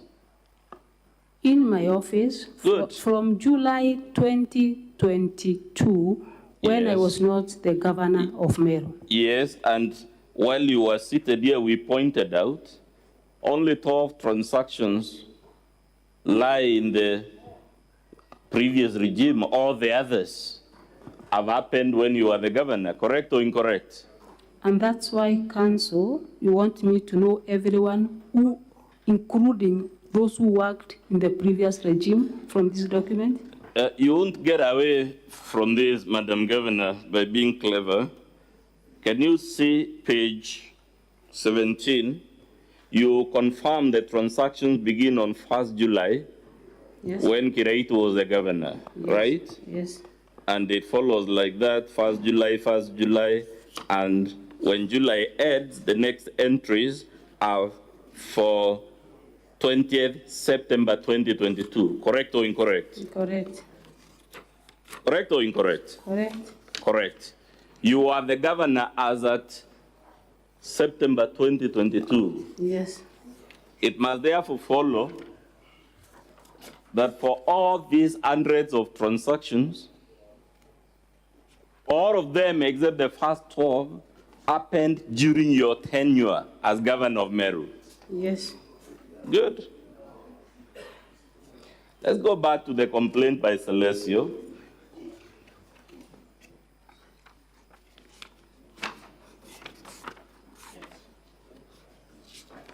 At page 4, Celesio talks of withdrawals by Kadure Rukaria Catherine. Correct or incorrect? Correct. And he has analyzed them, and most of them are indicated the payment description is not applicable. Correct or incorrect? Correct.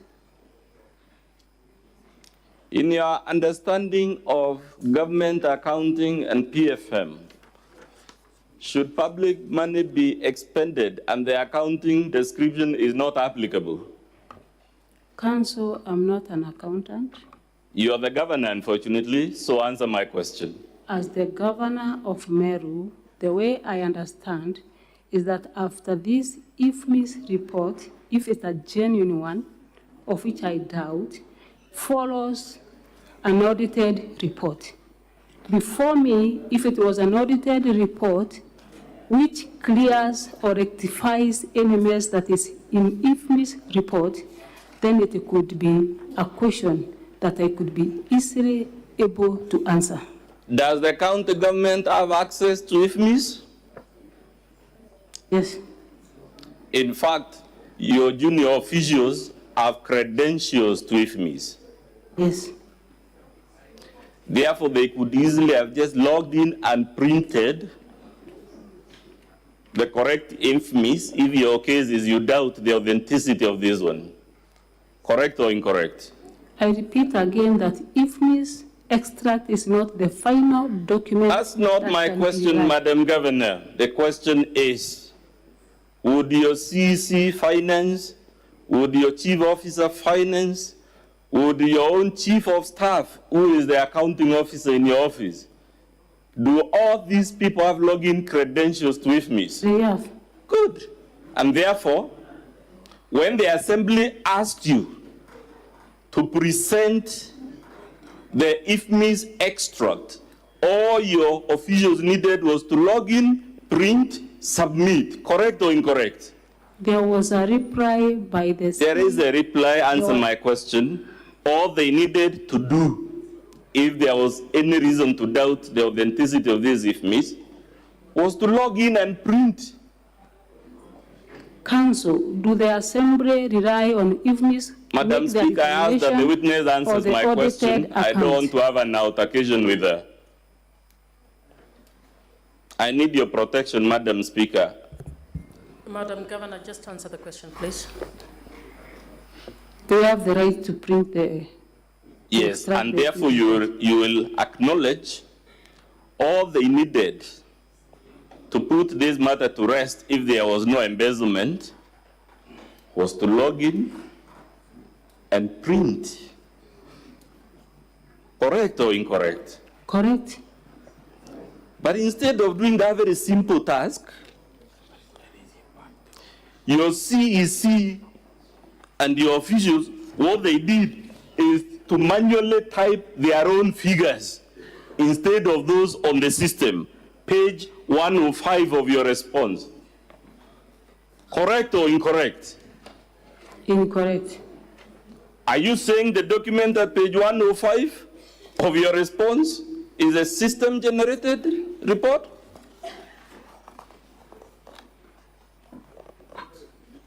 This is generated from my office or from the Salesio? It is from your office. It is in your response, Madam Governor. In my response, we are dealing with the IFMIS report by Salesio, the activist, or a report from my office. If I unpack your own defense for you to answer the question, I don't know, Madam Speaker, who is answering questions. In your defense, you actually rely on the report by Salesio. And in addition, you have brought something you have manually typed, which is a parallel document, not the one from IFMIS. Council, you're insisting that she has typed and she's saying they did not. Can you re-ask the question so that she can answer that? On its face, the document in your defense, is it generated from IFMIS or is it manually typed? Because that should be clear from the face of the document. This is the summary of IFMIS payment. It is not an extract from IFMIS, is it or is it not? It is an extract of the IFMIS. Does it have a timestamp? Time what? And if timestamp? Yes. Where is the timestamp? Show it to us. It has the voucher number, the payee. I'm not talking about voucher numbers. I'm talking about a timestamp. System-generated report from IFMIS indicate when they were printed, when they were downloaded. They leave a footprint. Who keyed them and when? You will agree, Madam Governor, so that we save time, your document is not system-generated. And that's why I said you typed it.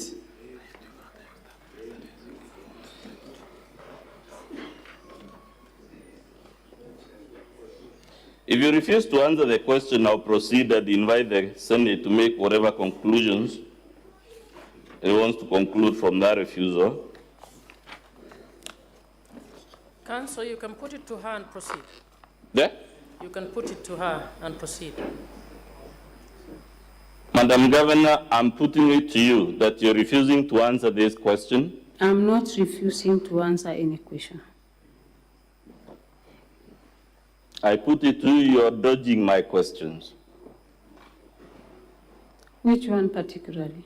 Whether the report at page 105 of your defense is a system-generated document or a document typed on a desk by someone. It's a system of a summary of IFMI's payment.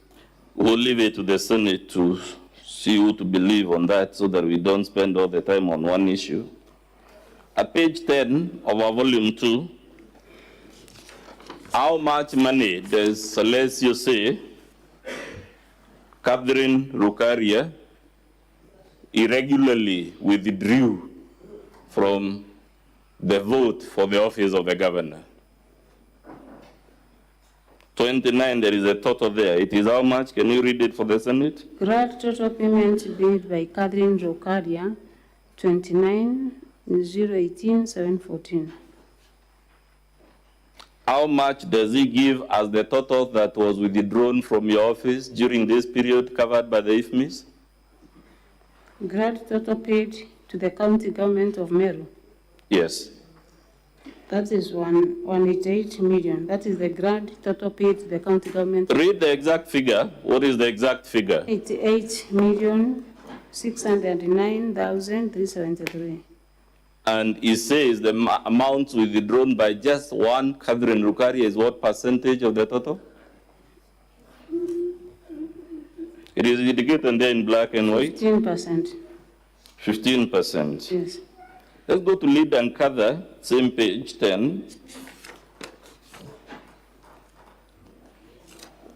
Again, Celesio has outlined many payments where the description is not applicable.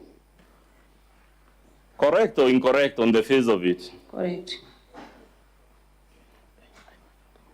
Let's go to page 12 that involves your sister. Celesio has again listed all the specific payments to your sister. Correct or incorrect? Correct. And again, most of them, the item description is not applicable. And on the IFMIS, the description is prepayment. Correct or incorrect? Correct. And what is the total amount, this sister of yours? 2,769,000. Is this amount smaller or bigger than the total amount for the interest you have submitted to the Senate?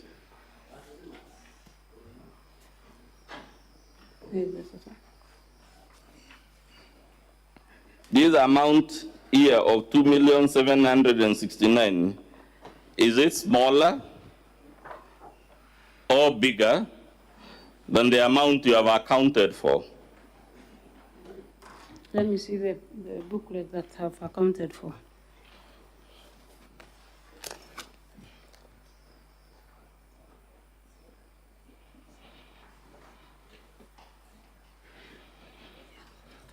You have only accounted for 2.6 million, Madam Governor,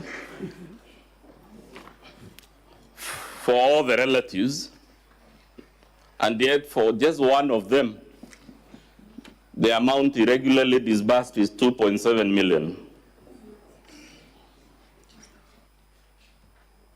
I'm putting it to you that the sum of the amount of money you have accounted for all your relatives is actually smaller than the amount paid to just one of them, as per this document. And as per this document, which is an IFMIS report, the audited report clears any error that is in this report. We have cases in this same report that you are referring to some of the payments named as hospitality payment, which are hospital supplies rather than hospitality payments. We will rectify the mess which is still in your evidence booklet named as hospital supplies rather than hospitality supplies. Governor Kawira, who is responsible for inputting transactions on IFMIs at Meru County? PFM Act Section 103 gives the responsible person to correct the measures. It So establishes the CEC finance is the end and it makes all decisions. And the Public Audit Act 31 spells out the audit process for documents to be tabled before Parliament and Assembly. So you will agree with me? So this IFMIS report must go through the audit for us to get a final copy that can be read by this honorable House. Except that's not the question I asked you, and I agree with you.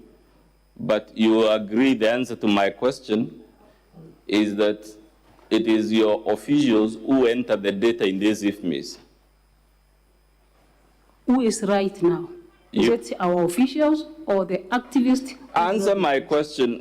Madam Speaker, please. Answer, what is your question? My question is whether it is county officials in Meru who keyed in the data on IFMIs. Governor? Yes, it is the county officials for our case. And therefore you will agree with me, if there is any misrepresentation of hospital as hospitality in IFMIS, the person that should take responsibility for that is your own officials, correct or incorrect? Correct, and that's why we have another process. I have received my answer, audit. Madam Governor. You have said it's correct. You have given an explanation that the reason your officials and relatives receive all these payments is by way of interest. That's why on IFMIS it is captured as prepayment, isn't it? Yes.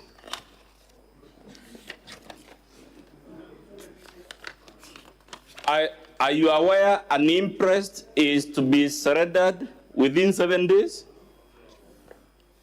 Prepayment cancel is money requested for activities not done, and after the activities have been done, the accounting person accounts for every coin before receiving any other money. Again, you're dodging my question.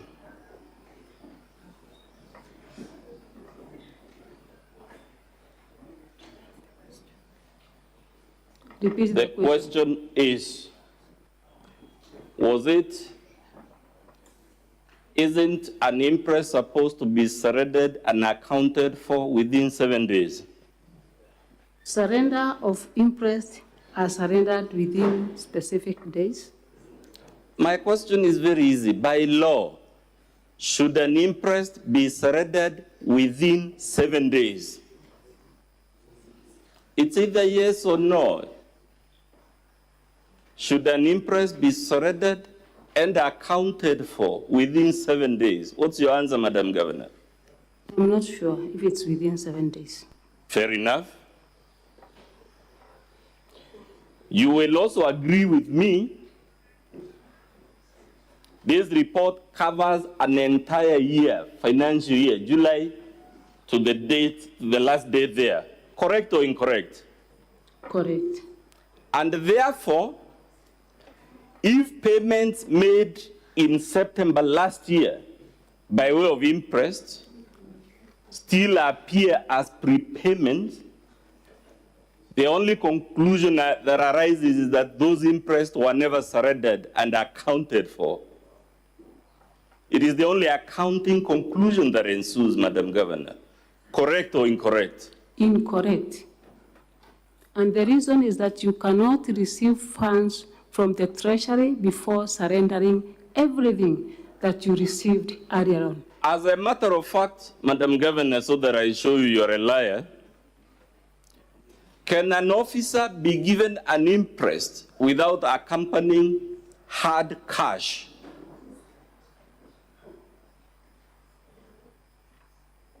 Repeat again.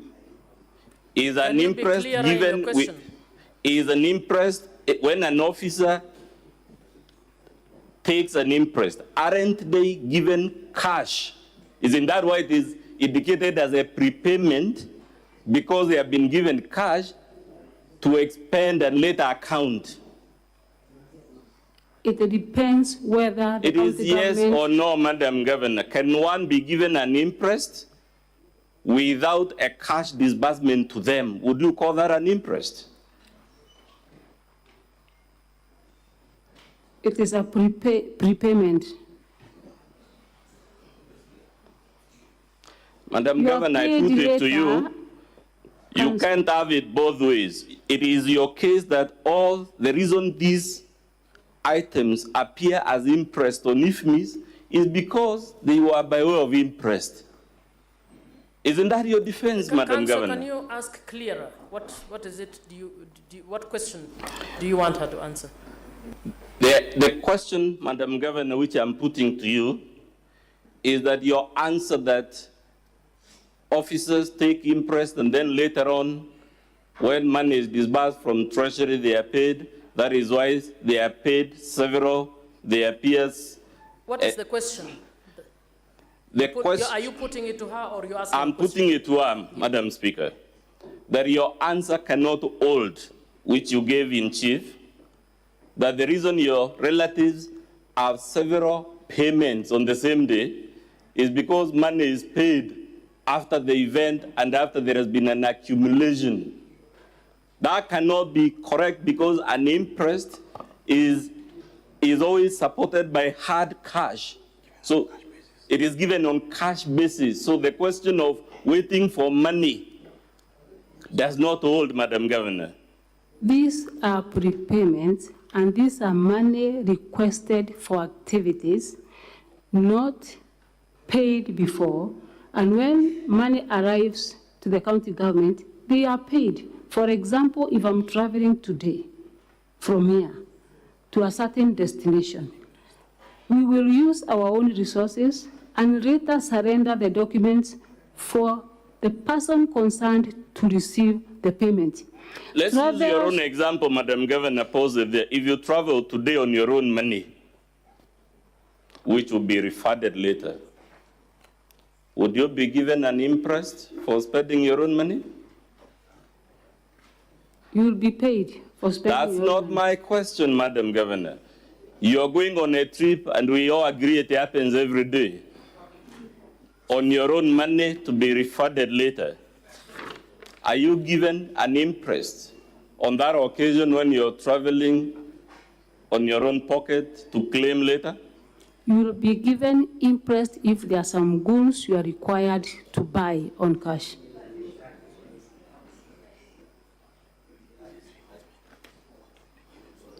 And the amount of money that the council we are discussing is the office of the governor, where there are no projects apart from the usage of money by way of travelers and other things like purchase of items in the office of the governor. No projects is done in the office of the governor. How else do we expect the office of the governor to work or to receive money if not by this form? I did ask you any question, Madam Governor, about projects. We are talking. Councillor, can you wrap up on that question? And can you? I think the Senate might be able to appreciate the issue of imprests. I request that you move to the next question.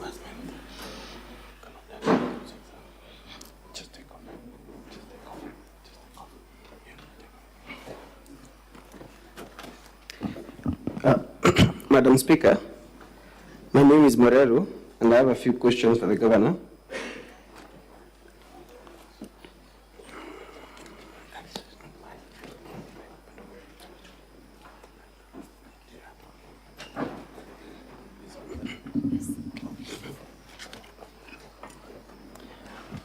Madam Governor,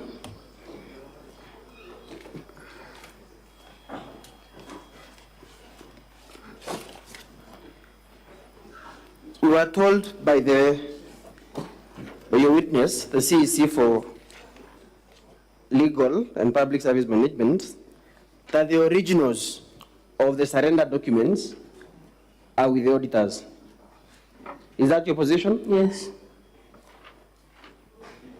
And he told us that the originals that are with the auditors are signed. Is that your position? Yes. So if the originals are with the auditors and they are signed, where did you get these surrender documents that are not signed? Council, what happens after you surrender the interest?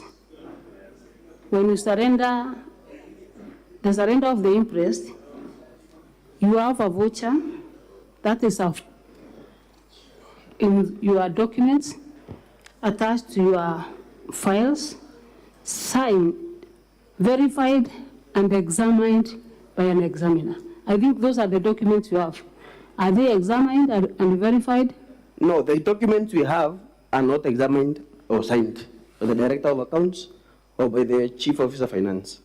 And if your testimony or your evidence is that the originals are signed and they are with the auditors, where did you get these copies that are not signed? Can you have two documents, one which is signed, the original, and another document that is not signed with respect to the same transaction?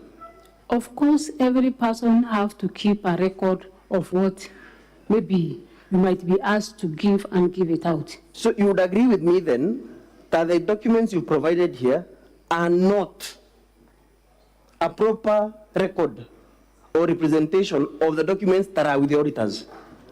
And that's why we have... No, it's a yes, no question. Would you agree with me then that the documents that you've provided here, because they are not signed, and the ones that are with the auditors, the originals, are signed, then these documents, obviously, are not a proper representation or copies of the documents you submitted to the auditors? They are the same documents submitted to the auditors. Madam Speaker, I think at this point I'll invite the Senate to make the necessary conclusion.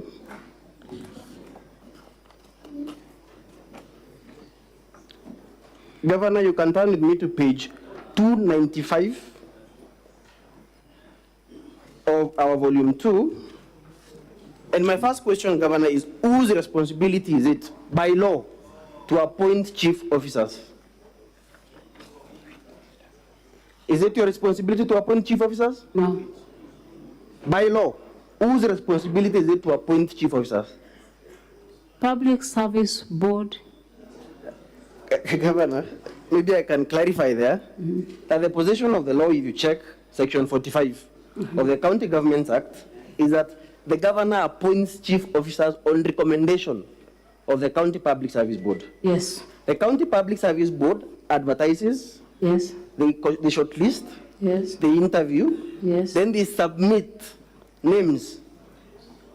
And in fact, in your case, they submitted 3 names for every department. Yes. To the governor for formal appointments. Yes. Correct? Yes. So who does the actual appointment? The governor. Yes. So the document on page 295, now that you agree that it is the governor who formally appoints chief officers as by law,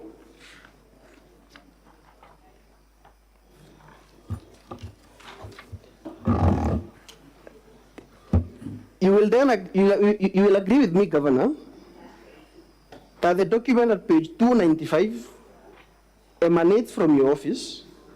It is signed by the County Secretary for Her Excellency the Governor, and it communicates your decision as Governor to appoint certain individuals as chief officers, some in acting capacity, some in substantive positions, correct?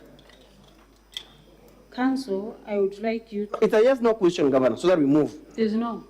So you have not appointed these persons? I've not appointed. Okay. I'll refer you then to number 1, Naomi Kamunde, that is appearing. Can you read aloud what the document is at number 1? I want to read from slightly above number 1. Okay, you can start there then. Redeployment. Okay. redeployment, go ahead. Or maybe assistant can In do it for you. order to improve on efficiency and effectiveness in the service delivery, the following changes have been agreed upon. Okay. Naomi Kamunde to move from Office of the Governor, Directorate of Protocol, to perform functions of Chief Officer, Office of the Governor, awaiting substantive Chief Officer. Okay. Yes. So, by this letter, Naomi Kamunde is to move from the Office of the Governor, correct? Yes. And perform the functions of Chief Officer, awaiting a substantive Chief Officer, correct? Yes. And we've agreed that the power to appoint Chief Officers resides in you as a governor. Is that appointment? No, we have agreed that the power to appoint resides in you as a governor, correct? Yes. Is it your position that in appointing chief officers in acting capacity, the governor need not consult the County Public Service Board? In this case... No, it's a yes-no question, Governor. Is it your position that in appointing chief officers in acting capacity, the governor need not consult the County Public Service Board? Is that your evidence? Who has signed this document? It is signed. Answer my question. Madam Speaker, I think at this point I'll seek your protection. May the witness answer the question. Madam Governor, just answer the question, sir. It's a yes? Repeat again. Is it your evidence that in appointing chief officers, in whatever capacity, whether substantive or acting, the governor need not consult the County Public Service Board? Is that your evidence? When appointing a new chief officer. When appointing a new chief officer. So I take it that it is your evidence that when appointing a chief officer in acting capacity, the governor need not consult the County Public Service Board. That is your evidence. The county secretary also has the powers. By what? By which law? By which law? Show me the law. I am willing to be persuaded, Madam Governor, show me the law. What allows the county secretary to appoint chief officers Not in to whatever appoint, capacity? but to redeploy. Governor, the question is not on the deployment. The question is on appointment. The question is on appointment. And turn with me to page 335.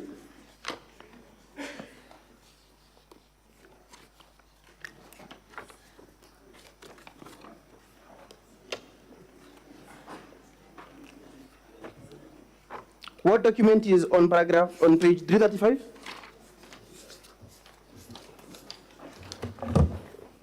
Advisory on transfers and appointments. Okay. This is an advisory.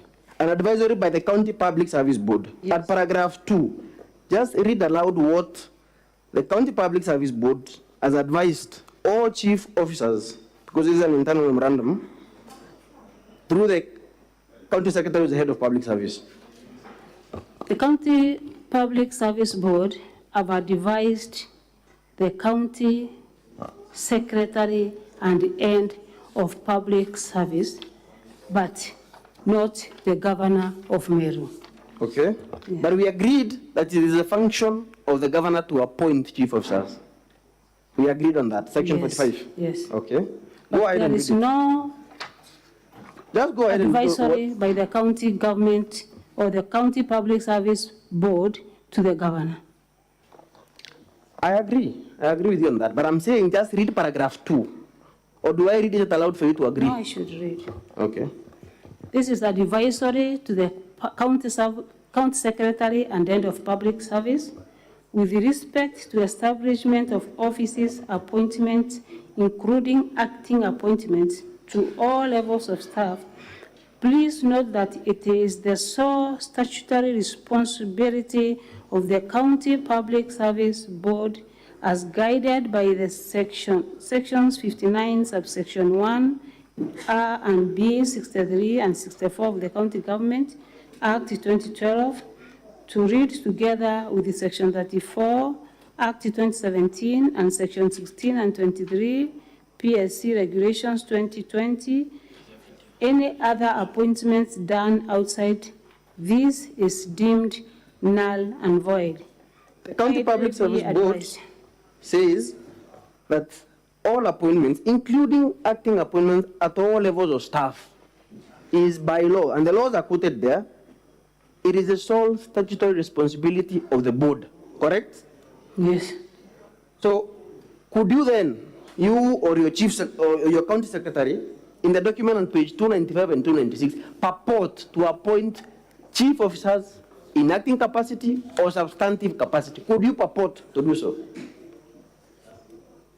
Are you within the law in purporting to do so? That is my question. I am not the one that did this.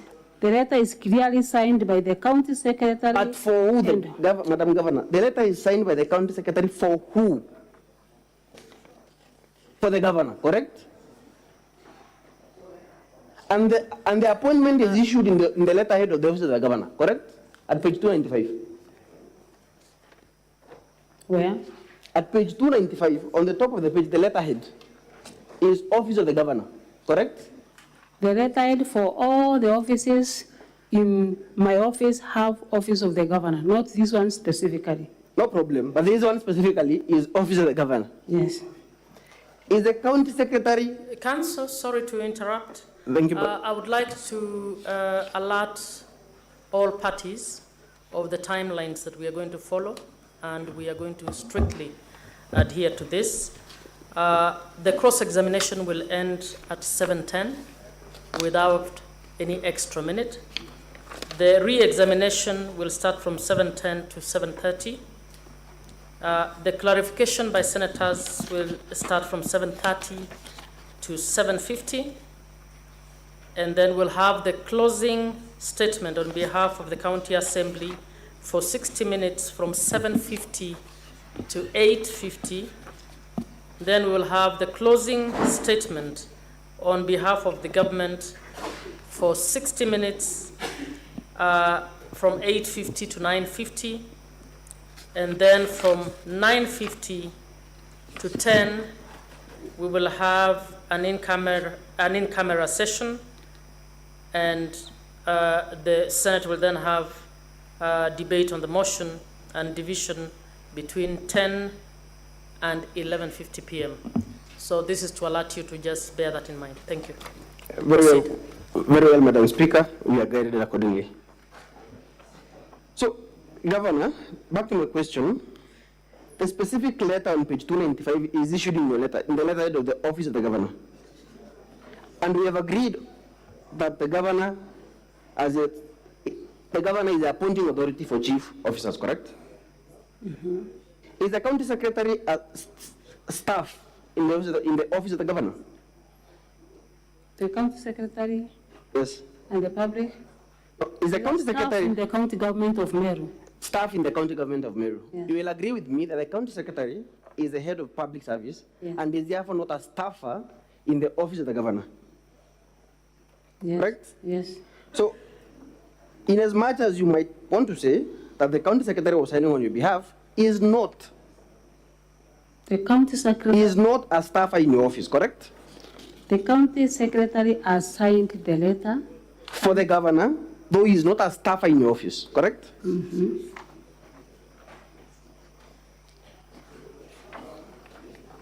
Governor, turn with me to page 384 of our volume 2.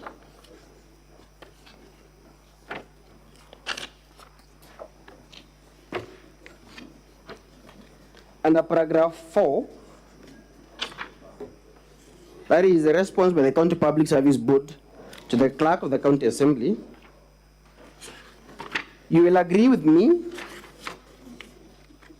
that in that response, the County Public Service Board states, and I quote, the board is the appointing authority according to section 64 of the County Government Act. Not disputed. And the board, however, was not involved in the appointment of the acting chief officers as per the Act. You agree with me? At least that is apparent on the face of the document, correct? Maybe. You agree? I'm not the one that was writing to them. But you agree that is what the board says, Governor? That is Yes, obvious. according to the letter. Okay. So the board, the County Public Service Board, actually disowns your appointment and says that the appointments of the 17 chief officers whom you have appointed on the 23rd of August, most of whom are in acting capacity, was done without its involvement. Correct? And to me, the board, the role of... So yes, no question, Governor, so that we move. Council, the role of the board is to give advisory to the end of county public service. The role of the board is to recommend for appointment to you so that you appoint. The powers reside in you, not the county secretary. We agree on that, Governor. So, and the board disowns those appointments and says that you did not consult the board in making the appointments. You specifically, because you are the appointing authority. And I specifically did not appoint any person. I think... Madam Speaker, we are constrained to seek your direction because we believe the rules of cross-examination is that a witness answers questions, they don't tell stories. And the reason we seek your direction and perhaps invocation of your powers under the relevant standing order is that we believe this witness is engaging us in an altercation, knowing very well our time is very limited, so that we don't have the opportunity to put to her all the relevant questions that we need to put. Madam Governor, please answer the questions as asked. Council, I have never appointed Madam any Speaker, of these. Madam Speaker, just hold on. Council, can you ask the question and can she answer it? Madam Governor, my question is, the County Public Service Board has disowned your appointments. Not my appointments. Who is the appointing authority? The person who has signed here. So, Governor, are you saying you have abdicated your roles as Governor and you delegated your authority to appoint to the County Secretary? I have not delegated. So, who appointed these officers? Is it you or the County Secretary? The County Secretary. Okay. So, Governor, you're telling this Honorable House that as Governor, you can delegate your statutory authority to appoint the chief officers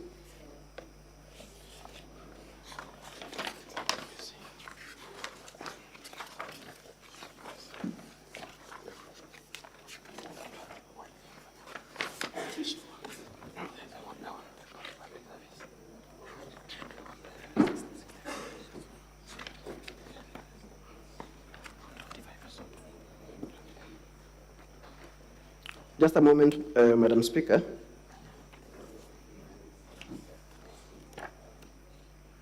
I want to show you, you can turn to our volume 3, or maybe I can just show you our volume 3. It's a small bundle with a green cover. The appointment of county chief officers.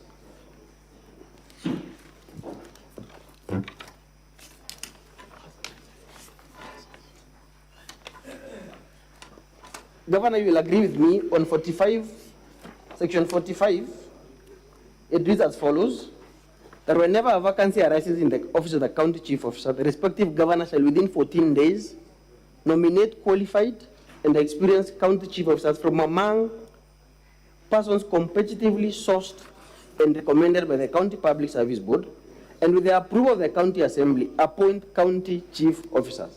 You agree? That is the law. That is the law, Governor. You agree? Council, I agree. Very well, very well, very well, Madam Governor.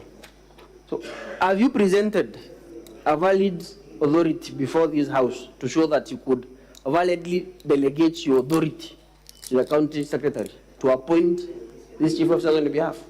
The acting chief. Is there an authority? Is there an authority, Madam Governor? Council, from your documents. Let me explain, Council. Is there an authority? Yes or no? These acting Madam Governor, is there an authority? Are Madam Governor, in the they want a yes or no answer. Just answer whether you No one has delegated been authority. sourced from outside. These are directors at acting capacity awaiting I think, Madam substantive Speaker, I recruitment. leave the Senate to draw a conclusion on that question.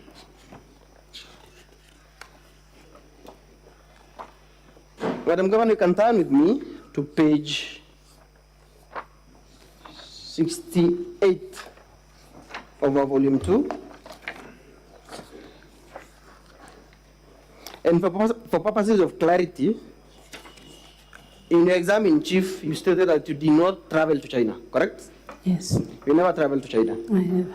Did you seek clearance to travel to China? Yes. You sought clearance, Yes. but you never traveled. Yes. Okay. The document on page 68 says, and the question is, the persons in the letter that is signed by the county secretary makes reference to following the invitation of the governor of Meru County, the following technical team. The wording is technical team, correct? Yes. And turn with me to page 86.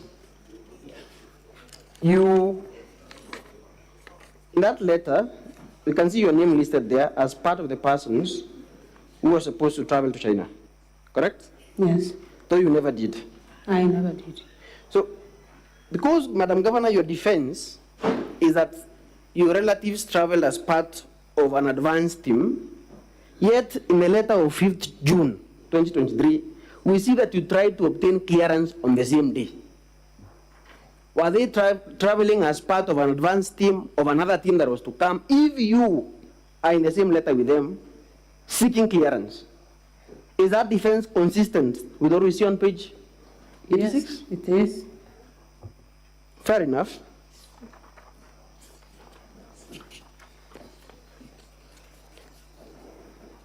And at page 87, Madam Governor, we see a Mr. Nefat Kenyu Meme, whose title is designated as Director External Linkages, correct? Yes.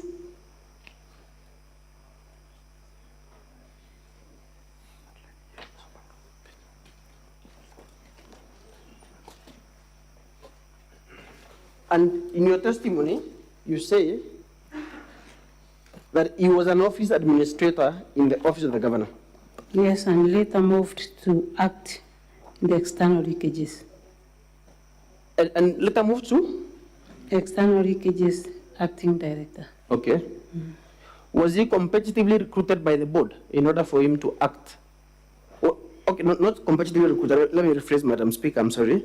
Was he formally appointed by the board, County Public Service Board, in order for him to act as a Director External Linkages? Was he? He was an Yes or no? He was an employee of county government. Was he appointed formally by the County Public Service Board in that acting capacity? Was he? By the county public service board? Yes. No. He was not. By the county secretary. By the county secretary? Yes. And in that advisory that I just showed you in our bundle, in that advisory by the County Public Service Board, it says that all appointments, whether acting or substantive, in all levels of the County Public Service are the exclusive responsibility, statutory responsibility of the County Public Service Board. Is that not a violation of the law, Madam Governor? It depends with the county secretary. Does it depend on the county secretary or what the law says? Is it a matter of discretion? Or it is a matter of about compliance with what the law says? The county secretary council cannot do this minus any law guiding him to do this.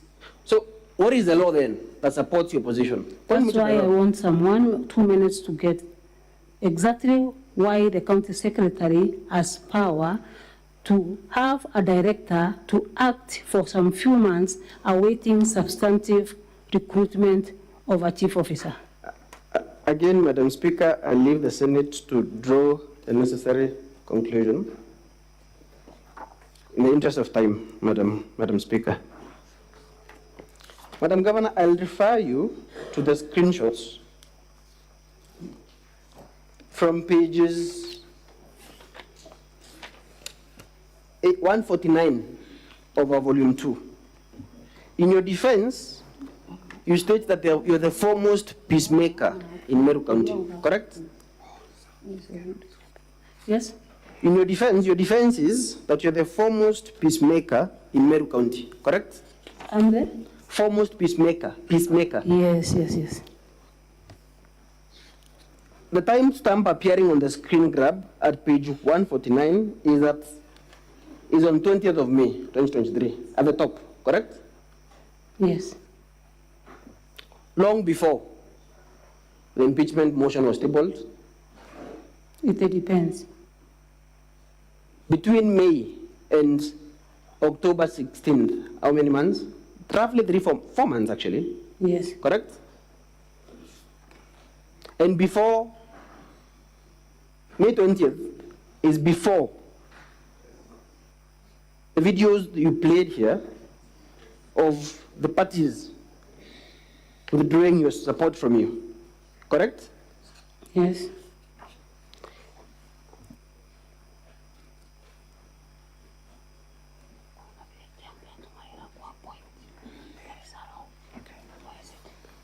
And on this page, Madam Governor, we see your Chief of Staff removing, the screenshots are provided by the Deputy Governor for information. Your Chief of Staff removed him from this WhatsApp group. You will agree? At least you are a member of that group. You saw that, correct? I'm a member. Who are the other members of the group? So many, I don't know the number, but so many members. Including members of the public? Yes. As per your defense. And at pages 155 in the other group, you can turn with me to 155. We also see that the Honorable MUTHIA, Chief Officer, removed the Deputy Governor from this group, which is on May 27th, correct? Yes.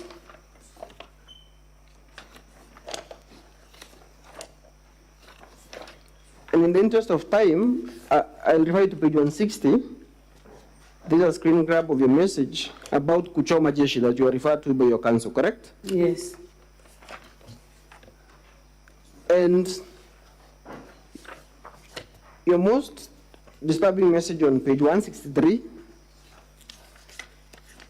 a transcript of which, Madam Speaker, is on page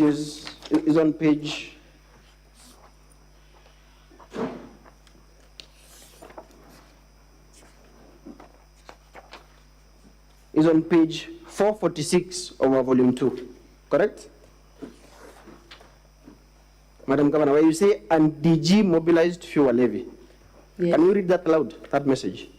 Yes, I can see the message. I want you to read it aloud. I can see it's Kitabun Kanata was copy pasted again. No, turn to page 163 where it's Governor Mwangaza. Page 163. 163, where is Governor Mwangaza here? On the top. That is the message, Governor. Okay. And the DG mobilized fuel levy. Okay. I continue? Yes, continue. Pamwe pagashwa uria pakamia mbira ya mbokando ukabaigwa. Okay. What did you mean, Governor, by those words? I meant that the DG mobilized fuel levy. Okay. As you saw in the clip. I did not see, but go on. As we saw in the... No, just proceed, Governor. I'm not a witness. Then I said, some will try to see things easy, according to the proverb, and they will get hard way. They will? They will get hard way. Madam Speaker, the correct translation is on page 446. I don't want to spend much time on it, because it seems the governor would not as It's a proverb. In the real sense, how do you have Birembo? No harm, Madam Governor, no harm. And this was way before that video by the DG. That was way before. No. When was this message written? It was after.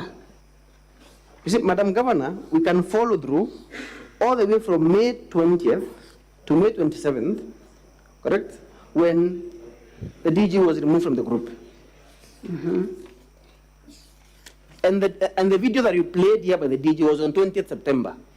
And in this WhatsApp group, you get a message and then you repost again using the same message. So are you saying you reposted this message after 20th September? Not myself, but the person is Seneti Kanata. No, but Madam Governor, it is your message. I'm not concerned with the message by Getobu Kanata. I'm talking about your message. I'm talking about your message. So after 20th September, you still reposted this message, despite having posted it before. Yes, it was after the verification by the deputy. You have posted this message twice. That is what you're saying. No, you cannot have it both ways, Madam Governor. After the verification.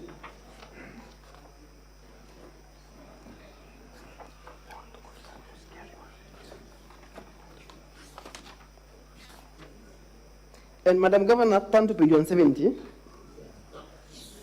where you make reference to the DG.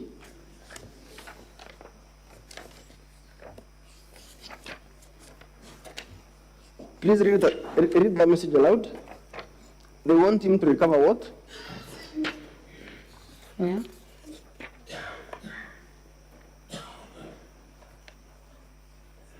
They want him to recover what? Mtosho invested every kuweka jina kwa ballot paper is investment worth CEC finance surely, and gratefulness is a curse. Results coming up. Governor, I will tell you, so that I move away from that issue, that the message at page 174, where you malign your deputy, the message at 176. What about this one that I've just read?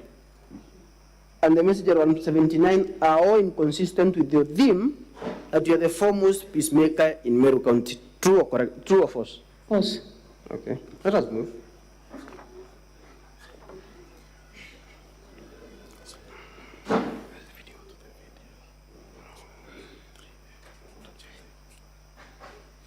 Madam Speaker, at this point I'll request the Secretary to play video in support of Country video number 3A.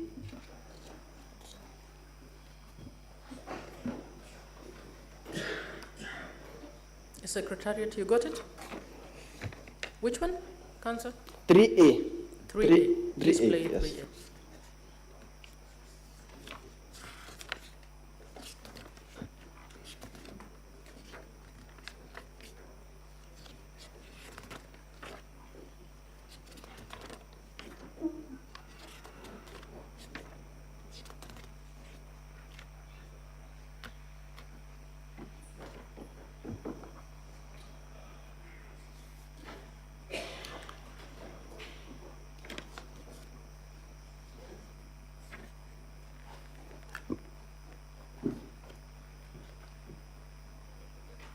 What's happening?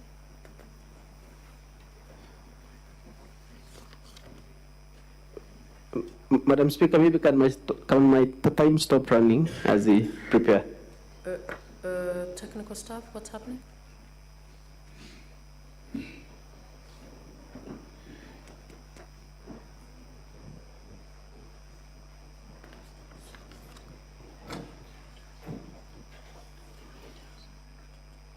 Did you say 3A? 3A, 3S, Madam Speaker. Is there a problem with 3A?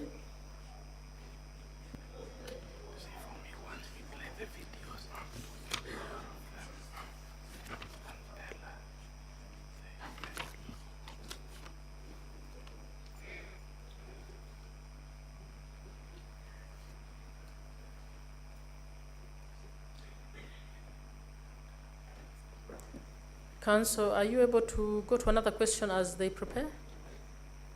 Or Madam Speaker, at this point I wanted the videos to be played in quick succession in the interest of time so that I ask the questions that all the 4 videos have been played.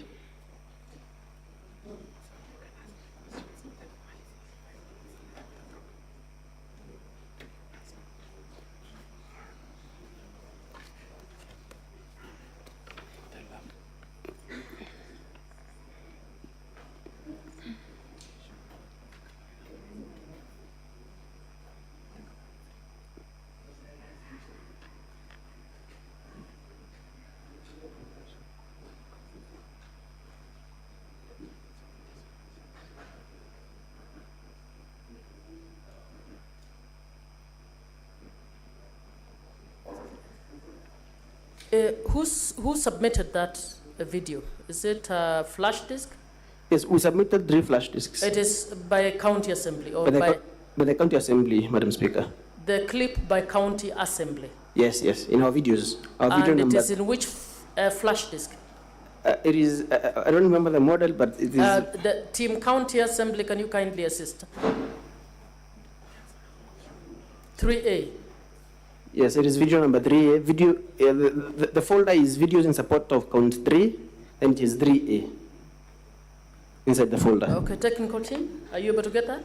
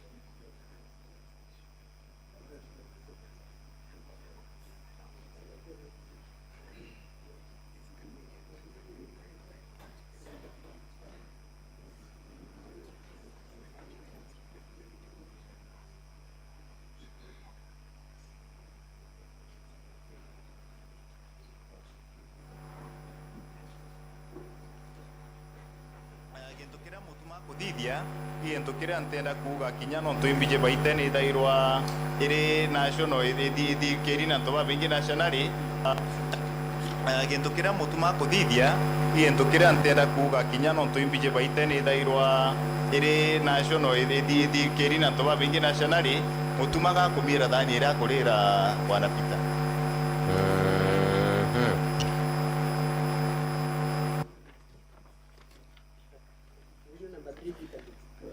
Madam Speaker, I request that video number 3B be played.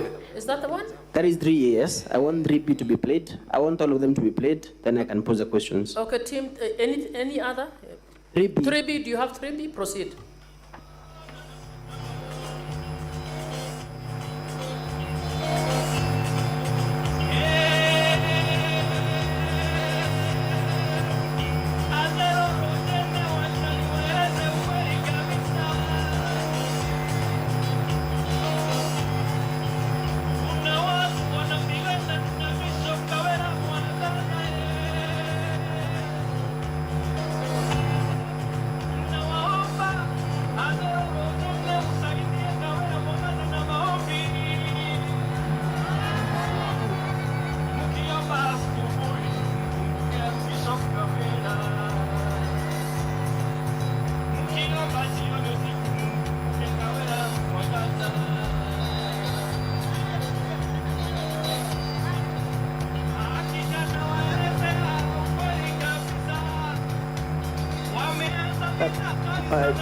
Madam Speaker, I request that video number 3C be played. Say that again? I request that video number 3C be played because I'm strained for time. Number C? Yes, number C now. Okay, move on to C.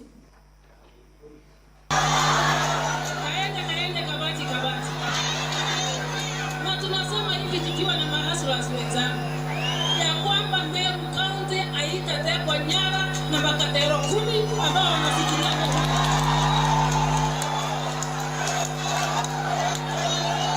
watu 10 viongozi ambao wanalipa mshahara wa 1 million ama 500 and above hawawezi ku make decision ya kwamba Meru iko katika shimo, whereas we know shida yao ni yao wenyewe binafsi, tumbo zao. Tunakuomba ufungue Meru siku ya leo, Mheshimiwa Rais. Madam Speaker, we can move to video number 3D. 3D. 3D? Yes, the final one. Proceed. Yanare antediretie mweri jo mwegi tene achoka meri etano etathira tona gakothia kaire Saitani ashindwe. Mwana na tora kwa nini yako na mero mwakale. Wange mwakoro. Wangale ale. Mwani yamba yambuki byambuza leti bu atigere kabira bene kigwa. Ibo atigere yekyo yero maru. Tukiomboka komboka. Tusema na ili yabo kieninde. Bwana asifiwe. Na ndi nyambo kama tio kabuyo kama utaneze. Kama tako impeachment ya vivi ya. Kubia dizerie. Ta kama aliganiria kwamba bantu kwera bonjuria la kalivale. Banjuria ndare la meto bijazira. Mukama tio kabuyo akamba akakobia umaleta. Pena kiangala kengine kwa kaije kama koroga. Mulungu abalinga 20-0. Na ndiba okanebeje tuekuja tuteku. Aike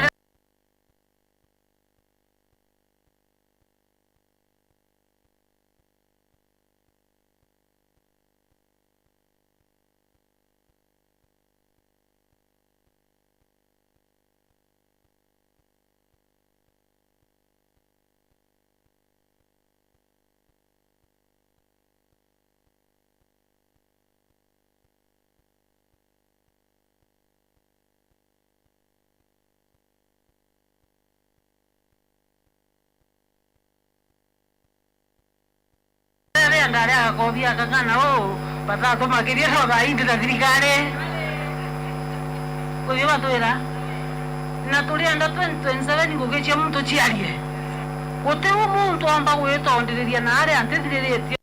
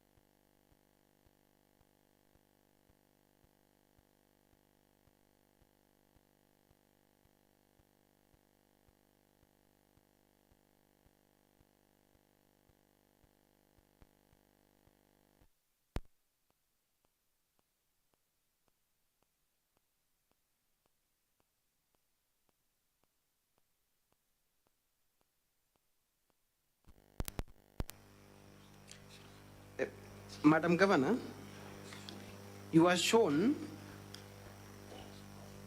or rather, there's a work ticket. I don't think I have time to show you the work ticket, but there's a work ticket that has been used 17 times. And I'll refer you to the page numbers.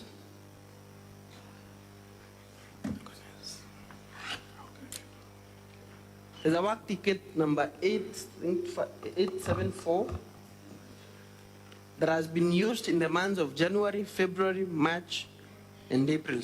More than 17 times in total.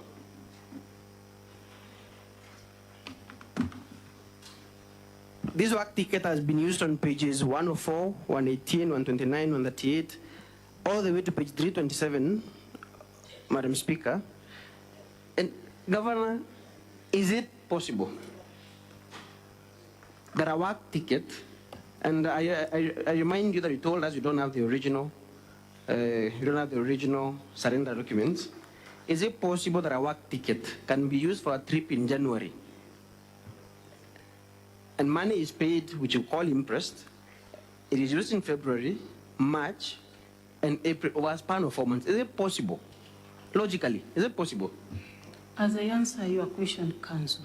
Is it possible? It's a yes/no question, Madam Governor. Out of the 600 vehicles we have in Meru, is Governor supposed to verify work tickets for every vehicle? No, Madam Governor, these are the documents you've provided in your own bundle of documents to justify the payments that have been made to your sisters. And yet you seem not to be able to explain. And you've used one work ticket 17 times. And my question is, do you intend that that work ticket be used to justify the payments that you made to your sisters? Yes or no? I'm not aware of the work ticket. You're not aware? Photocopied for the purpose of this impeachment. It has been photocopied. Very well. Madam Speaker, I believe 6 minutes. I will yield them to my colleague, Mr. Muriuki.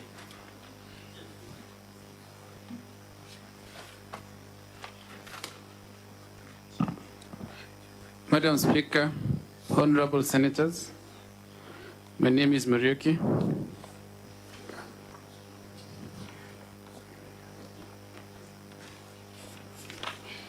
And I shall continue from where my colleague has left.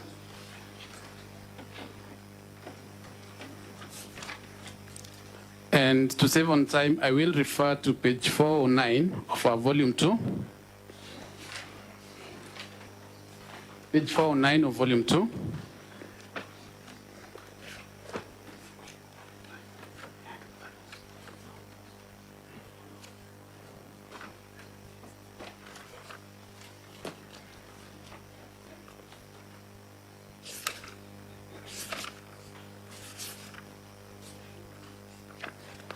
Are you there?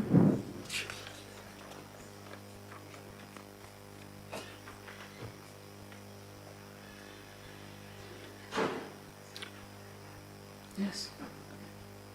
Confirm that that is the official county Facebook page. Yes. Confirm that the post made therein is dated 4th of March. Yes. Confirm that it is a post regarding the traffic marshals. Yes. I will also ask you to look at page 411 of volume 2.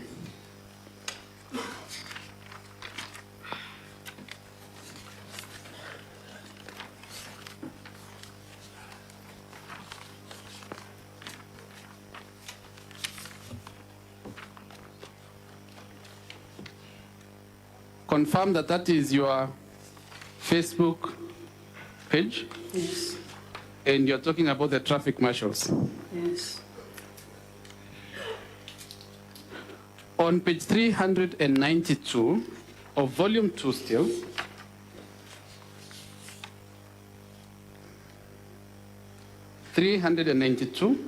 volume 2, you're there? 392 of volume 2.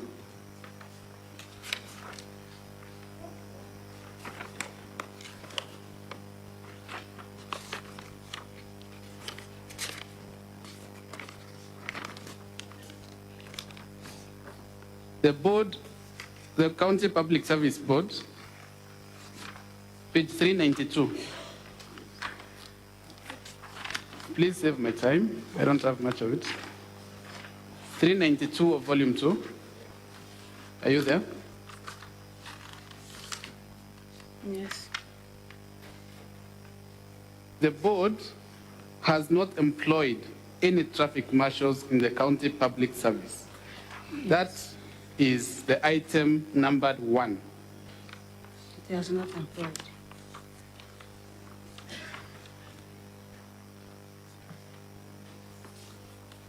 That is page 392. Can you see the item numbered 1? Yes.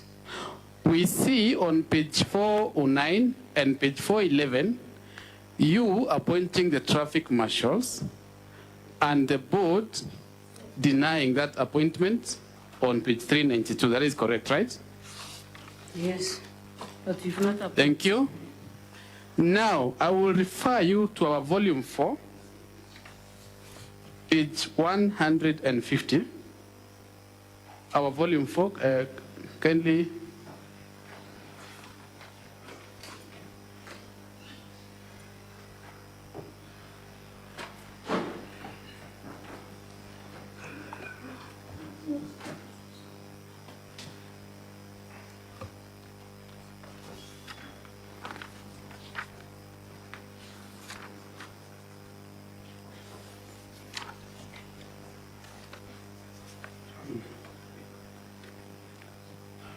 Volume 4,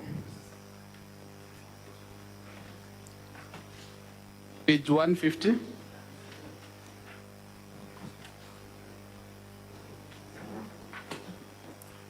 Council, you'll have to hurry up. You hardly have any minute. Madam Speaker, I'd like to beg your indulgence, remembering that the Secretariat took quite a number of minutes trying to get the video. So I humbly request that you accord me just 5 more minutes and I'll be done. Council, I'll accord you 3 minutes to make up. You might also want to expedite when you are guiding. Page 150, volume 4. On the 3rd paragraph, you will confirm that that is an extract of the Hansard of the Meru County Assembly. Honorable senators can also confirm. And you will confirm, Governor, that your advocate on record for that day admitted that you appointed the traffic marshals since they were in your manifesto. That is the 3rd paragraph.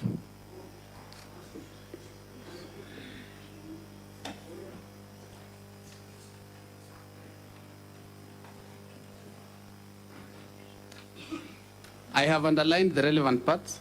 Can you please read for us the underlined part? The voters in Meru accepted the manifesto of Border.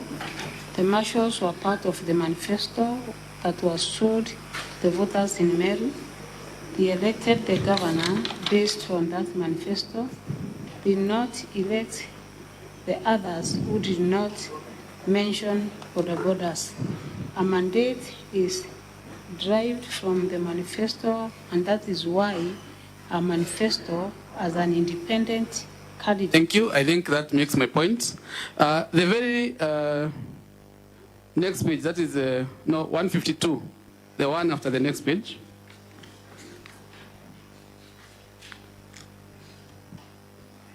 Confirm that on that page, through your counsel on record on that day, you admit that you have not assigned any duties to your deputy, and therefore your deputy should not be paying any bills or asking for any budgetary allocation.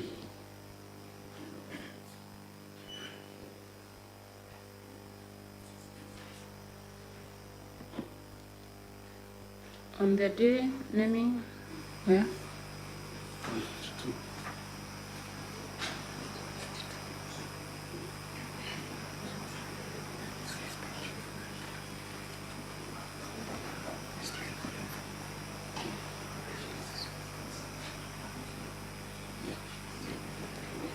The deputy governor is paying his bills.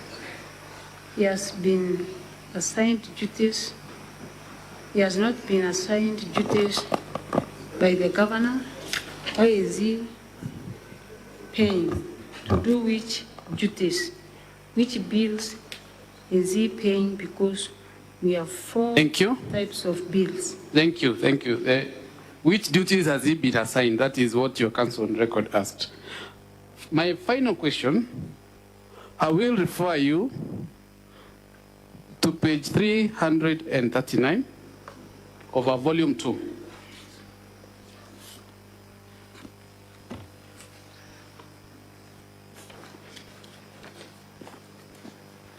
Council, please wind up. Final question, Madam Speaker.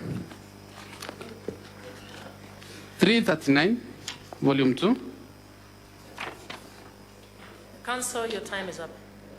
My final question, I was waiting for the governor to get the page, Madam Speaker. On that page, who has made that post? It is I. Owning the changes in the saga, that is the liquor board, the revenue board, and the liquor board and the revenue board, more specifically, correct? Press release. Thank you. From you. Therefore, Madam Governor, you cannot run away from the letters on page 336, 337, and 338 of the same volume, which sends these officers on compulsory leave with full payment that you have already owned in your own press release. Am I right?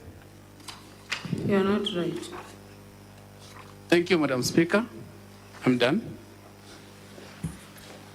As the team for County Assembly prepares for re-examination, and we will be strict with time, Honourable Senators, I have a communication to make on the address to Parliament by His Excellency the President, pursuant to Article 132(1)(b) and (c) of the Constitution. Honourable Senators, as you may recall, on a sitting of the Senate held on Thursday, 2nd November 2023, I communicated of a request by His Excellency the President to deliver his inaugural address to Parliament in accordance with Article 132(1)(b) and (c) of the Constitution. This is therefore to remind you that His Excellency the President will deliver his inaugural State of the Nation address to Parliament during a joint sitting of the Houses of Parliament tomorrow, Thursday, 9th November 2023 at 2:30 p.m. in the National Assembly Chamber.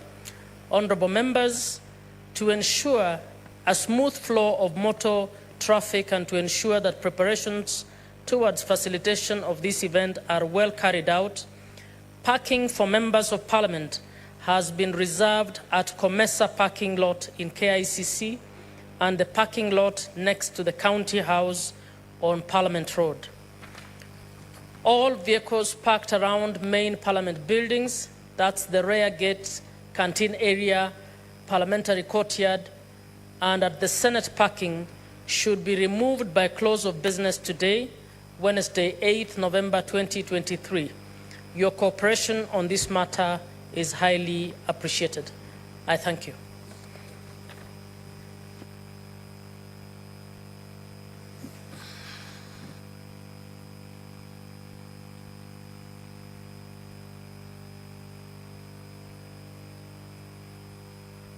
Now, to the County Assembly team, you have 20 minutes for re-examination.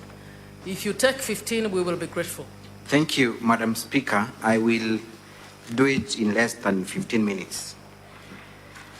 Let us begin from where you have left on the Facebook post regarding the changes in the liquor board. You have been told that you bear the responsibility of sending those individuals for compulsory leave because of your Facebook post. Are you looking at your Facebook post?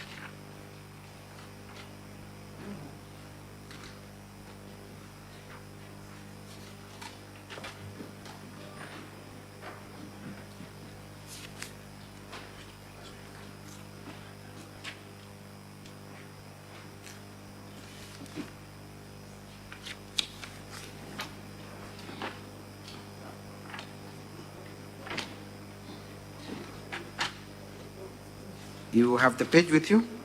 Yes.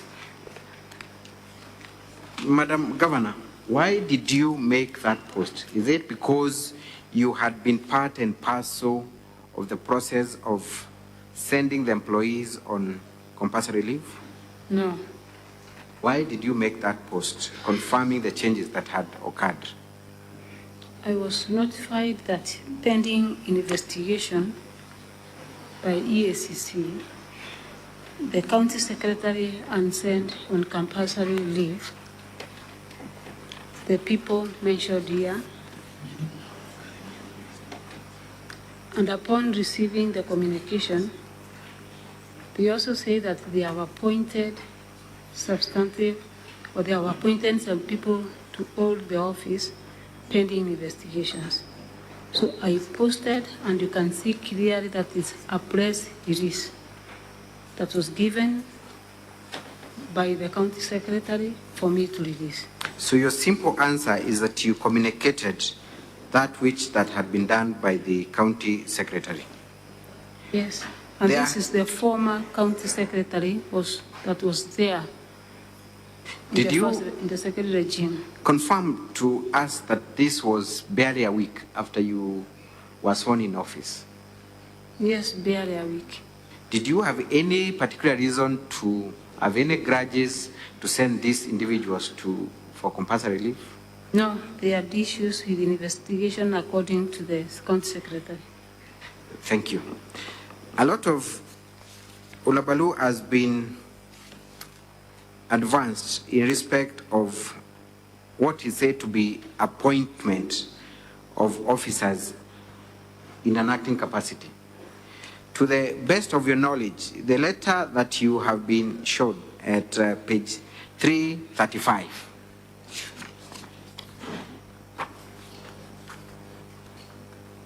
is it a letter of appointment? No. What is it?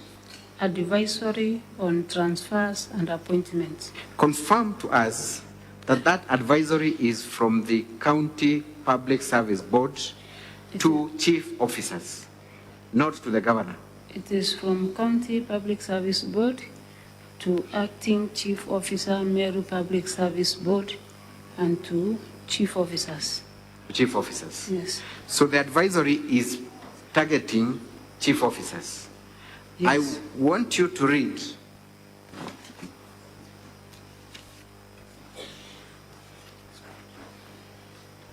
I want you to try and read the first paragraph of that letter so that we understand the import of the advisory. Reference is made to a memo, reference CGM/CS/IM/3/3 286 of 6th December 2022. 2022. Yeah, continue. This advisory is to emphasize the message by the county secretary that the arbitrary transfers without due consultation with the CS office is discouraged at all times. So then it is pursuant to a previous advisory by the county secretary. Yes. Targeting chief officers. Targeting chief officers. Proceed. CS office is discouraged at all times. Transfers and deployments should not be done as a form of reprimand. Staff transfer should address issues such as staff service balance, leave, and staff development, among other positive reasons, as guided by Section 43. Thank you. Thank you. So then, it cannot be said that that advisory was targeting the governor or the county secretary, because the advisory was from the county secretary himself.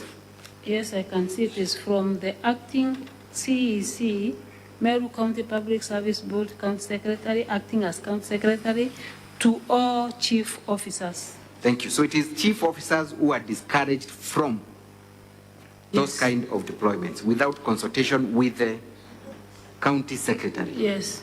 So that cannot bar the county secretary from exercising his right. Yes. Thank you.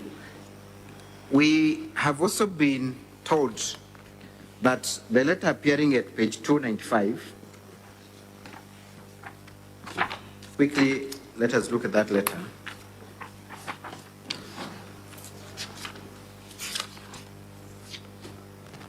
Is a letter of employment. To the best of your understanding, what is the title of that letter? Redeployment. Redeployment.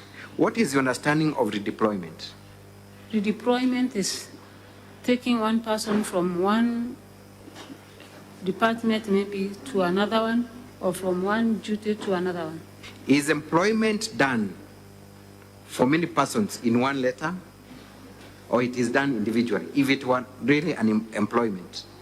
This is done for so many people in one letter. In one letter. Yes. Is any of those people a new person that is not yet working with the county government of Meru?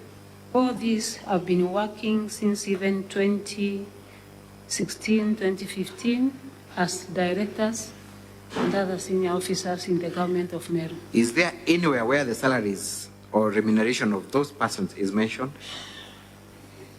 There is nowhere that is mentioned. Normally, a letter of employment would have their salaries.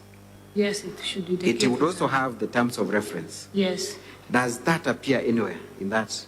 It doesn't appear. It doesn't appear. Yes. So in your evidence, does that amount to employment? It doesn't amount to employment. Is there anything that bars the county secretary from making changes within inter-departments within the county? Nothing bars the county secretary from doing redeployment. Thank you. You have been referred to what is now being said to be monies that were not accounted for. And by that, council took you to page 13 of their documents to indicate that monies appearing in the infamy system were not accounted for. Page 2, page 13, and the total amount is said to be 2.7 million that were allegedly paid to Rose Kinyua Wantai. Yes. That is a line of cross-examination. Confirm to us that this document that appears from page 1 all through to page 16 does not portray the IFMIS extract, but a mere complaint by one Salesio Mutuma. This is a mere complaint by Duranera Salesio Mutuma. The table that bears the total of 2.7 is not from the IFMIS extract, isn't it? It is not from the IFMIS extract. Thank you. When you look at the charges that you faced, was there anywhere where any specific amount was mentioned that was received by any of the people termed as your relatives that you are supposed to explain why they received such monies? Specifically, figures. No specific figure. Thank you. That will be all for this witness, Madam Speaker. Thank you. Thank you so much. We now move on. And perhaps I can ask just one more question with your leave, okay, Madam Speaker. Thank you. So, Governor, then, what would you plead the Senate to do, having heard the case from the County Assembly, having given your evidence? What is it that you ask this Honorable House to do for you? Madam Speaker, humbly I would request this Honorable House, a constitutional house, to see, as we have heard all the allegations that are labeled before me, I'm appearing as third, fourth, fifth party in all these accusations. It is my humble request that as you sit as judges, I'm forced to answer allegations that are done or some issues that are not directly involving the governor of Meru. In these allegations, there is nowhere, Honorable Madam Speaker, that I have signed any document nor delegated anyone to any person via the allegations tabled today before this Honorable Senate. Madam Speaker, today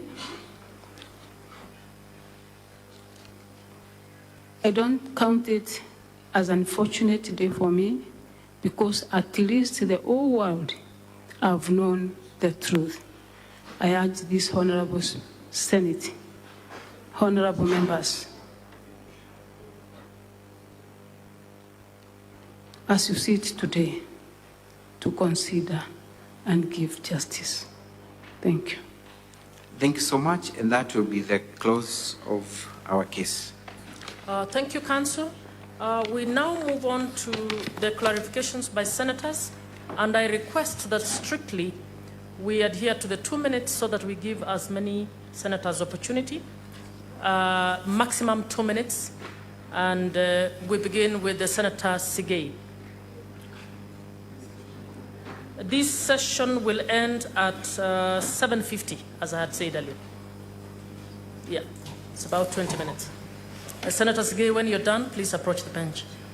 Thank you, Madam Speaker. And I'm troubled with three things. I'll ask three clarifications, and this one is to the Council for the Governor, alias Mutuma. Number one, I want to get your response, in particular to the allegation with regards to a gentleman by the name Nefat, whose employment history dates back to 2016, employed at Job Group H. In 2023, acted in Job Group R, and the document that we've been given appearing at page 384 of the County Assembly's bundle from the County Public Service Board. I would wish to get your responses, Council.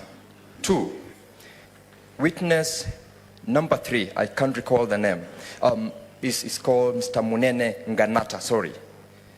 At paragraph 13 of his affidavit, he made reference to employees whose position at the time of employment was cleaners, and a document which has been submitted as evidence before the House appearing at page 407 and 374. The responses that will clear my mind will probably be that coming from you, because what Mr. Nganata responded to as he was asked is not clear to me. And lastly, your position with regards to a number of videos which entertained this House on oathing. On the one hand, there was an element of some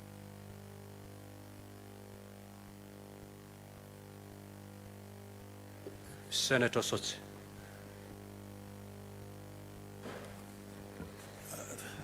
Thank you, Mr. Speaker. Mr. Speaker, I want to direct this clarification to the Council for the County Assembly. Mr. Speaker, there seems to be some disparities in the document submitted by the County Assembly in relation to the invitation letter to China. The document submitted by the County Assembly on page 60 differs in content from the document submitted by the Governor on page 425 of the bigger document of evidence. But when you look at the two documents keenly, Mr. Speaker, the document for the County Assembly does not refer to the other assignments the county government went to do in China. That is housing and agriculture. But another document attached on page 68 of the County Assembly bundle confirms that actually housing and agriculture was one of the functions. So my concern, which I want clarification from the Council for the County Assembly, is to explain the deviation in the two letters, the letter by the Governor and the letter by the County Assembly, and explain to this House which letter is the correct letter to go with. Council for the Governor, proceed to respond to the question as asked by Senator Sigei, and then the Council for the County Assembly, you will respond to the question raised by Senator Osotsi. Thank you very much, Mr. Speaker, sir. In answer to the question posed by Senator Sigei, my understanding of job grouping is that the position to which a person is appointed then dictates the job group they will fall to. So one would rise from one job group based on the new position that they have been given. Indeed, my understanding is that we've had chief officers appointed as CCMs, therefore necessitating the change of their job groups. That would be my simple answer to that question. I'll invite my friend, Mr. Mutembei, to answer the other question on the cleaners. Thank you.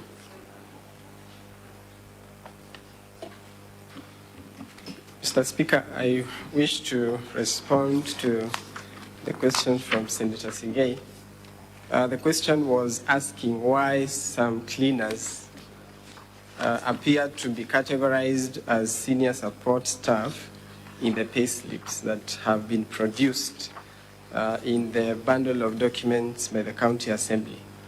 Although the witness, notwithstanding the fact that the witness confirmed that the pay slips cannot be authenticated,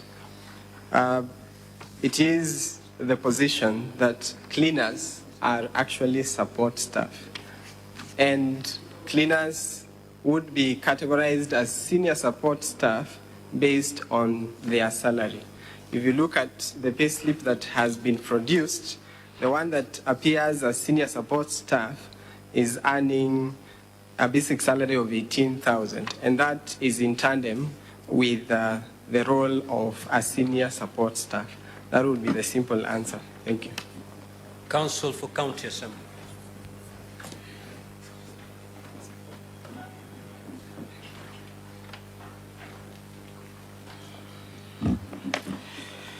Mr. Speaker, the question was as to discrepancies between the letter at page 425 of the governor's bundle and the letter at page 60 of the Assembly's bundle. It is indeed true, Mr. Speaker, that there are discrepancies, and that's why we have kept telling you the governor has forged the document she has presented to you, and here's why. If you check the document at page 60 of the Assembly's bundle, you will note, Mr. Speaker, it bears the stamp of the county government, received by the county government on 25th of April. The one the governor has produced is not stamped by our own county government. That's one indication of what we call forging of documents. And if there is any other doubt, Mr. Speaker, when you go to page 68 of our bundle, the county secretary, when they wrote to the ministry, they attached the letter inviting them to China. And the letter the county secretary attached is the version that the county assembly has produced, and it is attached at page 69 of our bundle with the same stamp.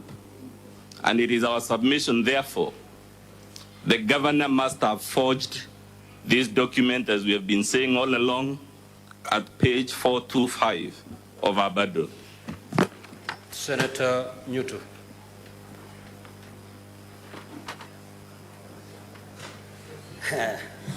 Thank you, Mr. Speaker. My question goes to the governor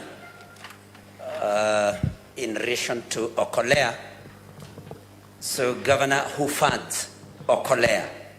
And if you may, because it's in public domain, that the activities of Okolea were once banned by the Minister or CS for Interior, why, in your view, was it banned? Number two, Mr. Speaker, the image that has been portrayed of the relationship between the governor and the county assembly members has been very rosy, especially after the past impeachment proceedings. Governor, where and why did the reins start beating you, as in the relationship between you and the members of the county assembly? Thank you, Mr. Speaker. Those are my questions. Governor, proceed to respond. Thank you, Mr. Speaker. The Okolea program, as I said before, has been there for the last 12 years. It is purely funded by Baite Family Fellowship, where I'm the bishop.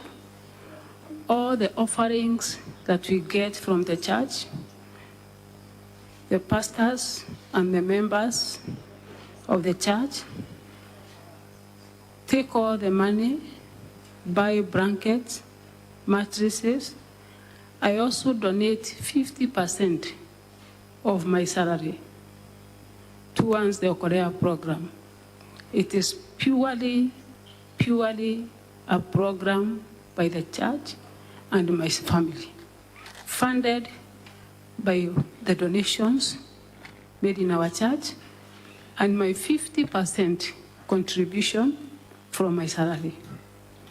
The issue of banning the Korea, it is just the other day when we had one at Igembe, where my deputy governor incited the youth, as you saw in the video, slaughtered the cow that was supposed to be donated to a poor woman. There was some chaos. And then from that event is where now the CS came and said because of the unrest in Meru, he has to ban the Okolea until there is rest in Meru. It was not banned permanently. I think for his own wisdom, he decided and acted so that you get peace and continue as a church. It is purely a church program. From the day I left this Senate during the first impeachment, we've been working well with the county assembly members until the last 2 months, when people, external forces, tried or are trying to interfere with the leadership just because of 2027 politics. That is the whole truth. And as I stand here, I know that the members of county assembly have no issues with the governor, apart from the external forces forcing them to cause a lot of confusion in Meru for those who have decided that they will run for the position of county governor to have space and have a route via the deputy governor or via making it that Meru doesn't work. Thank you, Honorable Speaker. Senator Hamida.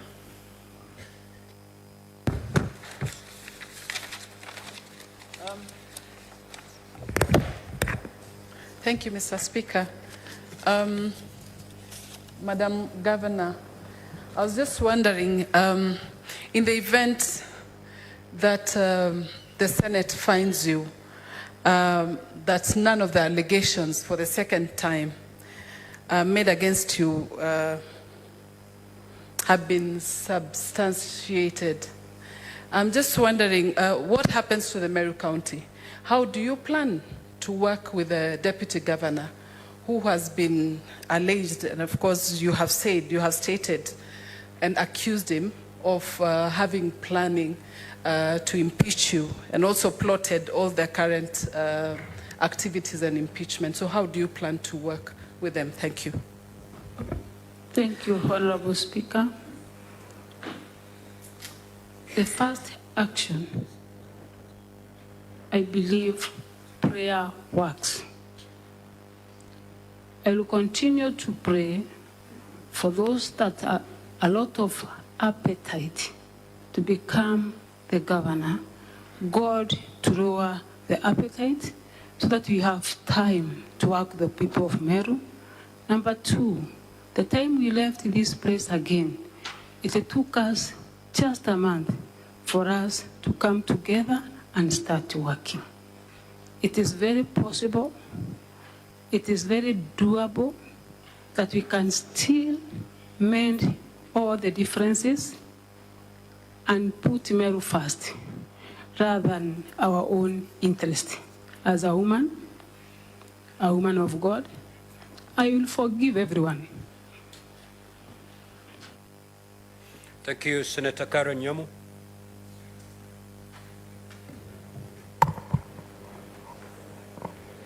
Thank you, Mr. Speaker.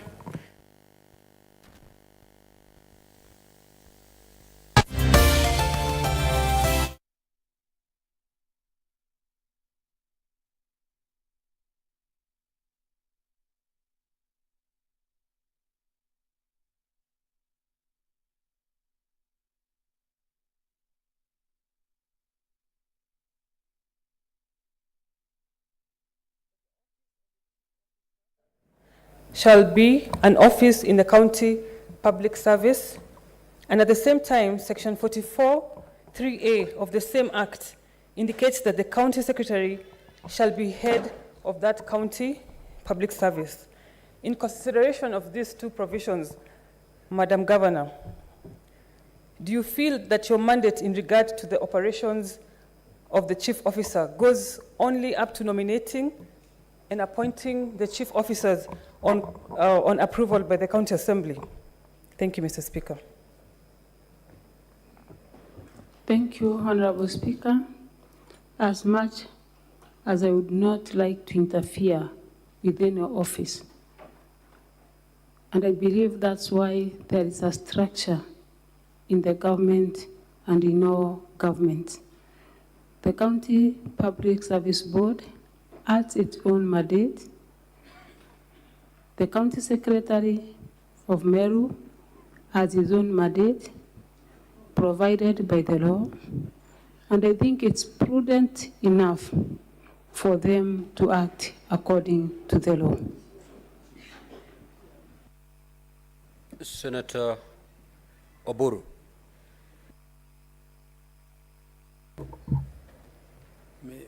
Mr. Speaker, I withdrew my question because it is exactly the same as the one Honorable Amida had asked about the reconciliation between the governor and her deputy. If she was saved, would she be able to reconcile with her deputy?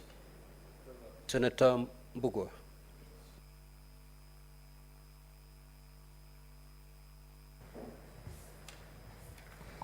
Thank you, Honorable Speaker.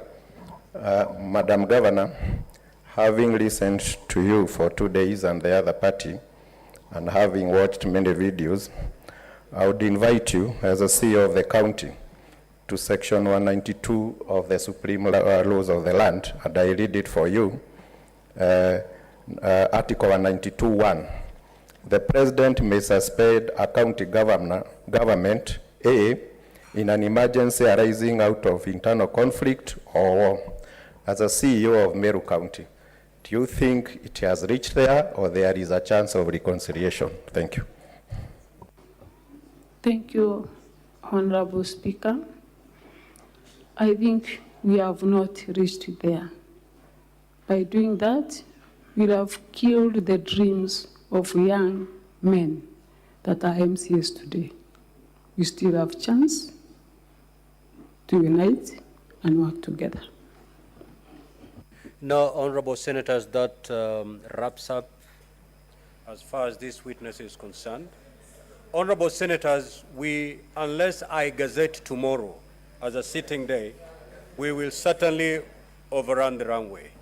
Looking at the time allocated here, if you lose just a minute, I will have to gazette tomorrow to be a date for us to sit to continue hearing this matter. It's about the time factor. We only have up to midnight.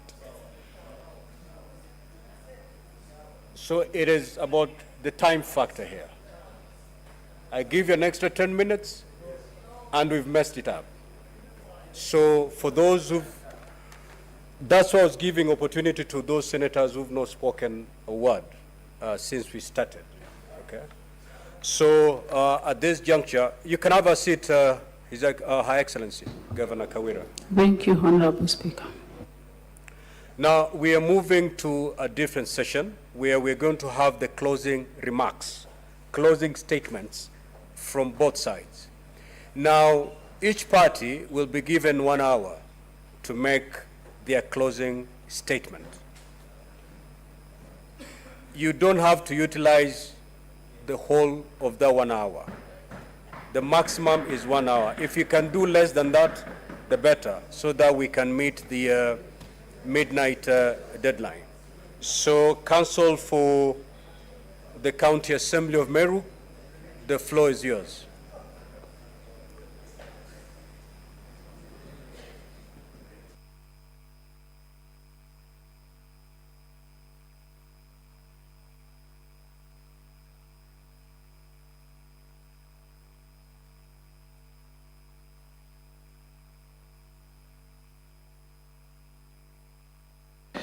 Thank you very much, Mr. Speaker. As communicated yesterday in my opening, this is the third time we have an impeachment motion against the governor of Meru. And as I kept telling you, all through and through, from the time of the first impeachment motion to today, the governor's position has been that the problem is everybody else. To use our own words, she is the foremost peacemaker in Meru, even though I recall the Honorable Edwin Sifuna asking her last year, how do we reconcile the aggressive governor we see in the videos with the meek, humble, vulnerable governor that appears before the Senate? And I heard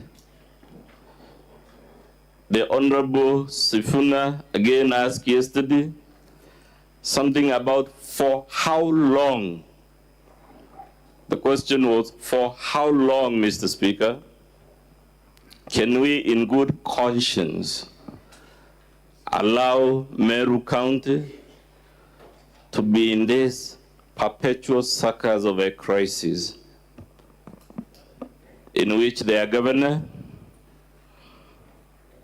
on average, every 4 months, has fallen out with the MCAs, has fallen out that time with all the elected leaders, the same problem now, that time with the church, now with our own deputy. And the point I'm trying to make, Mr. Speaker, it cannot be said, at least not honestly, that the Honorable Governor Kawira Mwangaza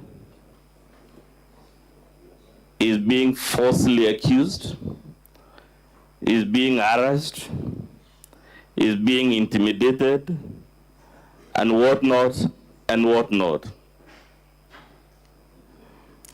I have said many allegories, some of which have put me in trouble with the Senate. I'll tell you a few more, and hope this time I won't fall in trouble. Mr. Speaker, there is a famous book by Robert Greene, which I'm sure many of us here have read, called The 48 Laws of Power. And it describes many world events, many leaders, their successes, their failures, their mistakes, and whatnot. One of the stories I love in that book, because it is relevant to the matter before you, but also because of the event it describes and how it changed the world history. The world would be very different today. There will not be a Republic of Kenya today. Perhaps Britain and France would never have emerged as superpowers. In the 18th, 19th century, perhaps the United States would never have emerged. But for the failure of a leader in antiquity called Cyrus the Great to observe a simple rule of life called knowing when to stop. Mr. Speaker, it is our humble submission that if there was an impeachment motion in October last year highlighting misconduct of the category now before you, that motion failed because, of course, the High Court stopped the Assembly from debating it. But the point I'm making is issues were flagged about how the governor was running Meru County in that motion. She persisted, as a result of which a second motion was tabled and it reached this House. She was given very many kind lessons. I recall yesterday citing lessons from the Honorable Senator Tobiko. I recall many lessons from the Honorable Senator Karungo, and indeed many other senators. And when we came again, just like today, the look was of that of a humble, meek, polite, vulnerable governor. And she promised, as she has just promised now, that if I recall her words, Meru will be a shining example in terms of good governance, in terms of calmness, in terms of everything good. Then, as they say in the medical world, people with conditions, sometimes they use a word called relapsing. The governor, after making that promise, and admittedly after the county enjoying brief moment of honeymoon, relapsed yet again to the very things that were in the first impeachment motion, to the very things that were in the second impeachment motion, and hence the reason we are before you for the third impeachment motion. Cyrus the Great, who is our lesson on leaders should know when to stop, when to change tact, when to turn a new leaf. Of course, we all know Cyrus the Great. The reason he is called the Great is that he was a great conqueror. He conquered the known world then, from Babylon to Mede, to Achaemenids, to Lydia. And basically, he was the ruler of the world as it was known then. But then there was one small country he discovered that didn't seem to be part of the known world, of a people called the Masageti. And instead of being content, he declares war on this country. For the record, Mr. Speaker, this country was actually led by a woman called Tomiris. And Tomiris, when Cyrus assembled his mighty army, Persia then was the superpower, assembled it on the river separating the boundaries of his empire with this small kingdom, was sent a message telling him,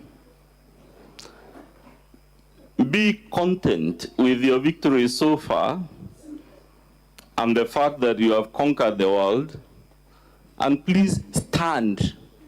Attempt to tolerate seeing me rule my small, miserable country with its little resources,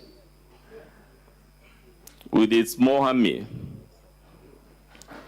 and don't attack. And he was warned in that letter that if he attacked, nothing good would come from it. Instead of learning when to stop, Cyrus insisted on a war. Tomiris told him, then if you insist on a war, I want peace. I will allow your forces to cross the river without any resistance, and will fight from my side of the border. On one condition, that will fight a conventional war. Cyrus agreed, but because he could never stand another leader enjoying any form of glory, just like our governor cannot stand an MP, an MCA, or anyone anywhere else in leadership, she must bring them down. Cyrus was obsessed with bringing down this little kingdom that, for no good reason other than his own vanity and his failure to know when to stop. So he pulls a trick, and we have seen many tricks on this podium, of a meek, humble, vulnerable-looking governor who is a victim of very many things, whose defense is, it wasn't me, it was someone else. So Cyrus' trick involved drawing a lavish bash and setting up the soldiers of this small kingdom to a drink, and then while they were inebriated, he massacred them, leaving only a few, and took the prince of that other small country as a prisoner of war.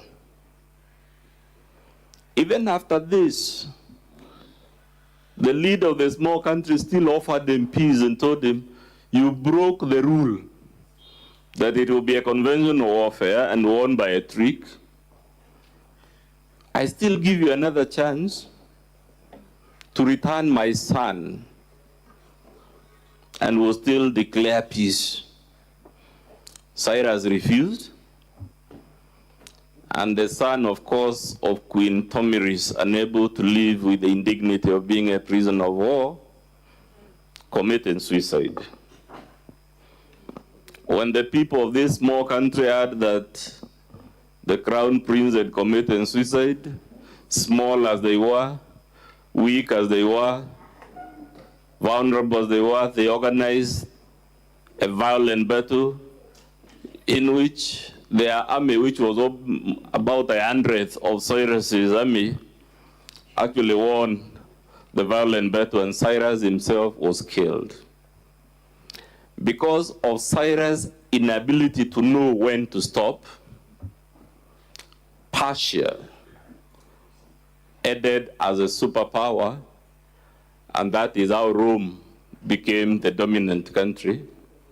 And of course, the world and human civilization as we know it today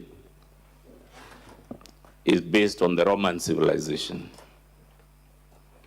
That's why he said, Mr. Speaker, there would have been no Britain, no France, no America, but for the mistake of one leader not knowing when to stop. Our greatest fear is that the history of Meru may take an irreversible, tragic path. We saw very violent slaughters of animals, threats of slaughtering people and whatnot, and we don't know, as I was telling you, as long as our governor keeps relapsing to these confrontations, when things will take a turn for the worse in a manner that is irreversible. Is it fair that the people of Meru live in this state of anxiety? For how long can we subject them to the situation that has now prevailed? Governor Kawira Mwangaza, of course, will tell you she knows when to stop. The record is clear. You have seen the videos from our side. You have seen the videos from our side. It is clear.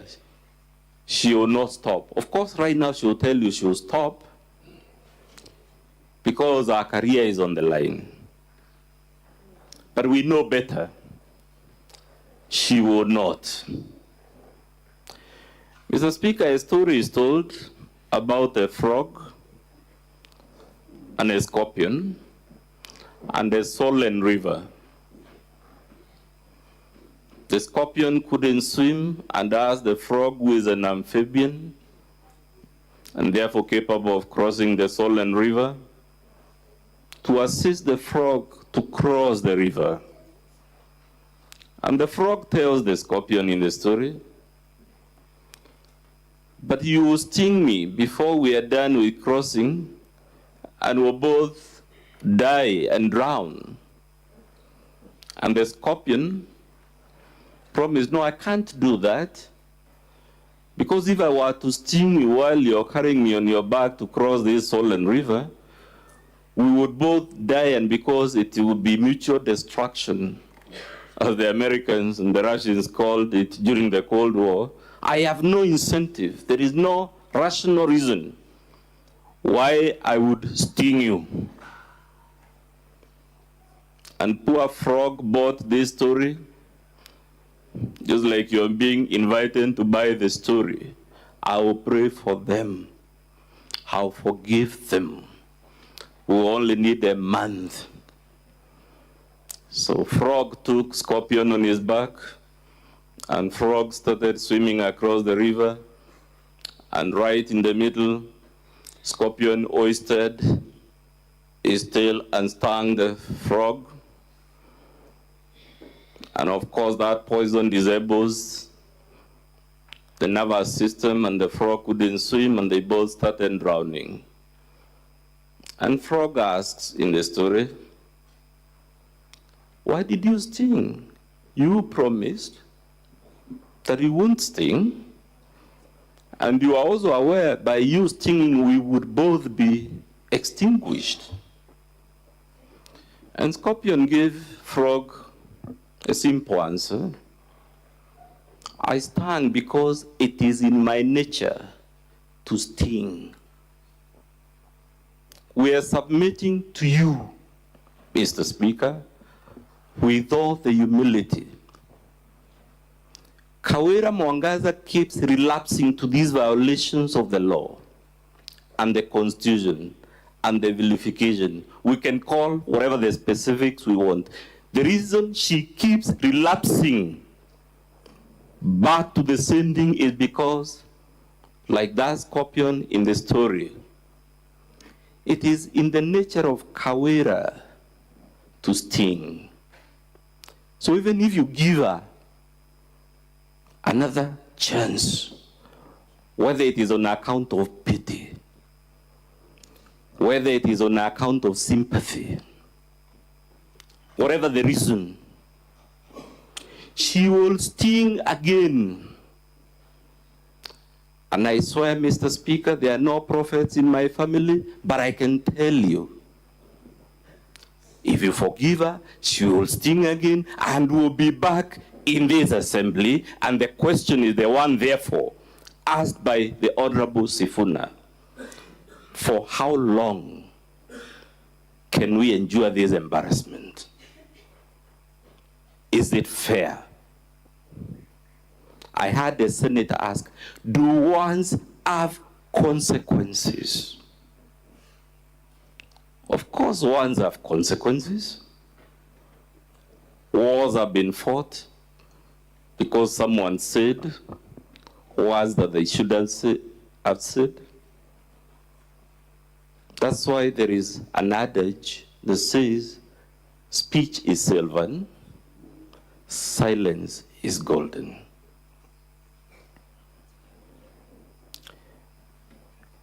Mr. Speaker, you were told kaende means development and other nice things. I invite any of you because it's an open country.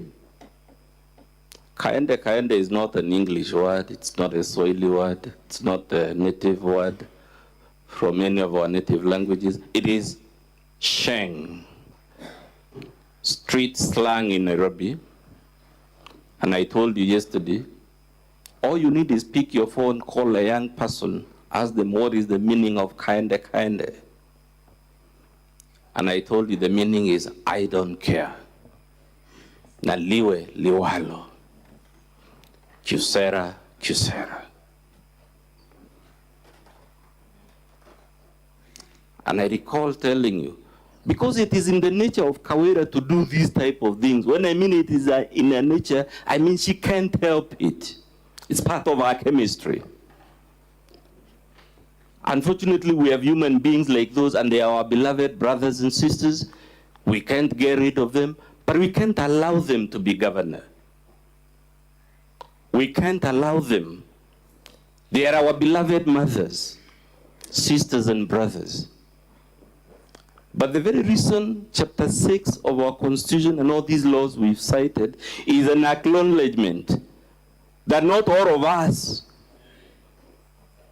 can be a state officer. Some of us may be very intelligent, they may be very eloquent, they may have very good mobilization skills. As a matter of fact, they may be loved by the people. Barabbas was so loved that the people chose him over the Son of God. But it doesn't mean they are the right holders of certain offices. And if, by what I called in the last impeachment, that seemed to bring me into trouble with the Senate, an aberration of democracy.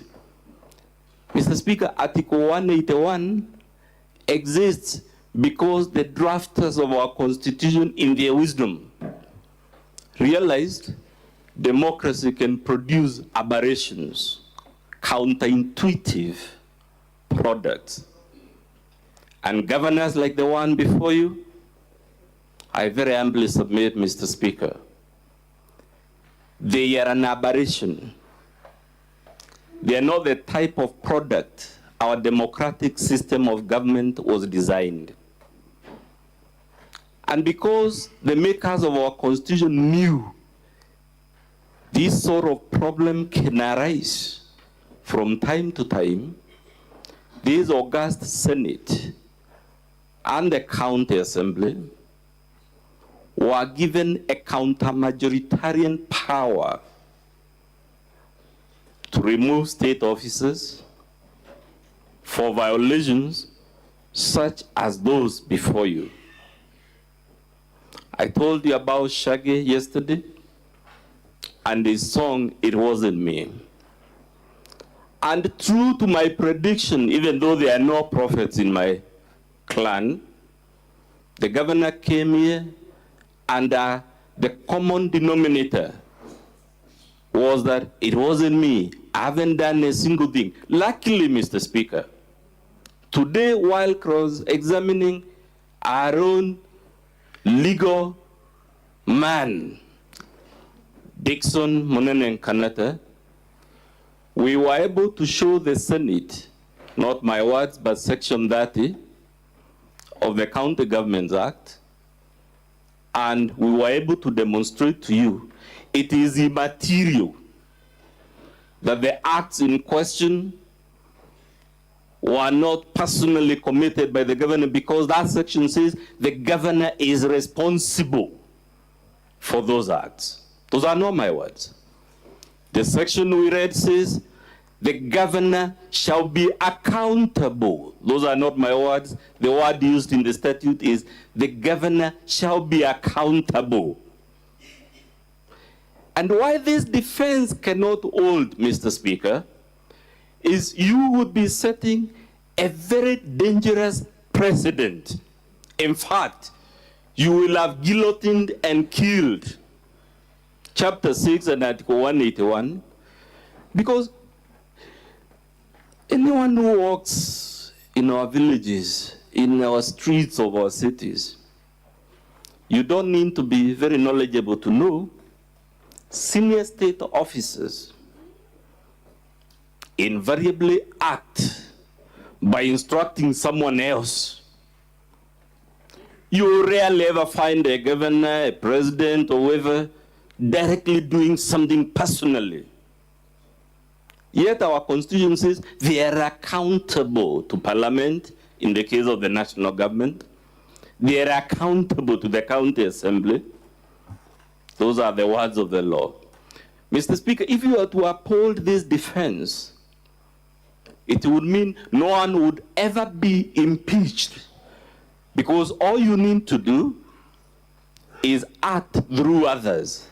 Luckily, Mr. Speaker, we also cited another law for you that expressly speaks to acting through others. And in short, all we are trying to tell you, Mr. Speaker, is that there is no valid defense to the charges against Governor Kawira Mwangaza. What she has done, which is what she has done all along, is to tell you it wasn't me. Even if she was caught on camera, it wasn't me. Even if she was caught in various places, in Shaggy's song, the man engaging in Anki Panki is caught in the bathroom, on the sofa, and in yet another place, and it's all recorded, and his persistent reply is, "It wasn't me." We have shown you that defense is not available as a matter of plain law, but it is not also available as a matter of principle. I propose to leave it at that point, Mr. Speaker, to share the remaining minutes with my learned colleague, Mr. Muvenge Jacob Ngwele, who will take you to the specifics of what is the case we brought before you, what is the response to that case, what are the admissions the governor made at the county assembly, and when all that is done, we shall beseech you in the name of God, whether it is the Christian God or the God of the Nyambene and Mount Kenya hills that they are mere worship before the current civilization, that the time to stop this madness in Meru has come. And if there is no reason, if we haven't proved or satisfied you, the governor is the bishop in the Holy Book. In the event we have not persuaded you on the evidence, Mr. Speaker, I hope we have persuaded, wherever the truth lies, there is an unsustainable crisis in Meru. And even if you must jettison one person to save the ship, called Meru County with the 1 million inhabitants,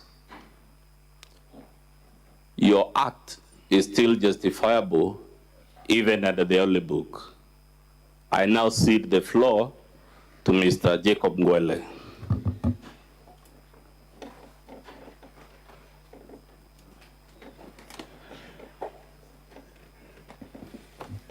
Just to remind you, Council, your time terminates at exactly 8:50. Thank you very much, Honorable Speaker. My name is Jacob Ngwele. I'm an advocate of the High Court. I've been given this onerous responsibility of taking the House through the evidence which has been submitted before the August House. Mr. Speaker, the Senate is sitting here pursuant to Article 181 of the Constitution, which provides for removal of a governor from office. The question which arises and which begs this House to look at, what is the standard which this House should apply on the evidence which has been submitted by the County Assembly of Meru? My learned colleague, my learned senior, Elisha Goya, when we started, he did inform the Senate that this House is sitting in quasi-judicial proceedings.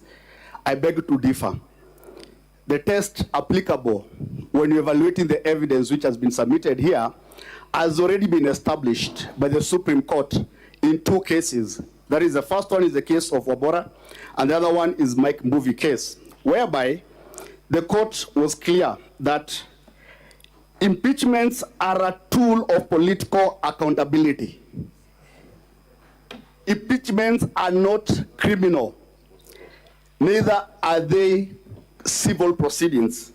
And therefore, the standard, the applicable standard before this House has already been established that the burden of proof, the standard of proof, is slightly above that for civil cases, that is on a balance of probability, and below the beyond reasonable doubt.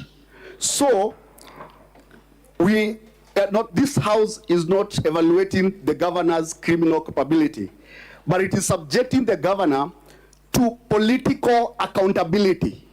Political accountability for the actions of the office which she occupies and the deeds which she has undertaken throughout that period of time.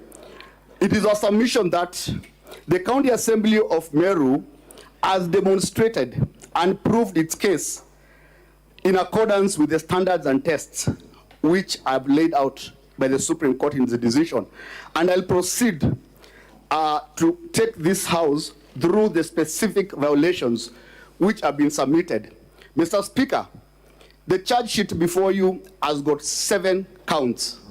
And out of the 7 counts, those 7 counts consist 39 specific violations. And the first count, which of course is going to be read later on, is misappropriation and misuse of county resources. Article, I can't read the time. You have 30 minutes. Ah, good. Thank you. Article 181 of the Constitution provides the grounds which the governor can be impeached on. That is gross violation of the Constitution, gross violation of the laws, that is conviction, criminal conviction on breach of the national law.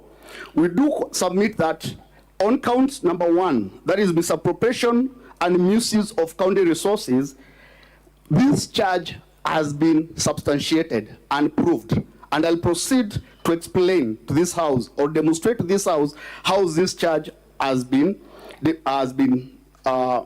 substantiated. When you look at the charges, we have drafted them that the governor has engaged or by connivance or complicity. So the governor is implicated either directly or indirectly. What my learned colleague Mr. Mudhomi has said, that it's not about the governor's direct action, so that if the Senate finds there is no direct or individual responsibility on the part of the governor, then the governor is going to be acquitted. No. There are instances when the governor is complicit or connivance or part of that violation, and that is what we're going to prove. This charge, the first one, is about embezzlement of county funds and withdrawal of county funds. A lot of energy has been dispensed here to demonstrating how a total of 78 million was, I can use the word, looted, swindled, plundered, or carted away from the Meru County Treasury. And this swindling involved a scheme which comprised a clique of 2 groups. One was a clique made up of governors' relatives. And all of you have heard names: Miriam, Rose, Kenneth, the Guatai, and also Meme. This was a clique, an inner circle clique of the governor, which was used to pilferage money from the county treasury in the name of interest or prepayments. The other clique was a group of officers working under the office of the chief of staff. Collectively, this group of people swindled an amount of 78 million shillings over a period of 1 financial year.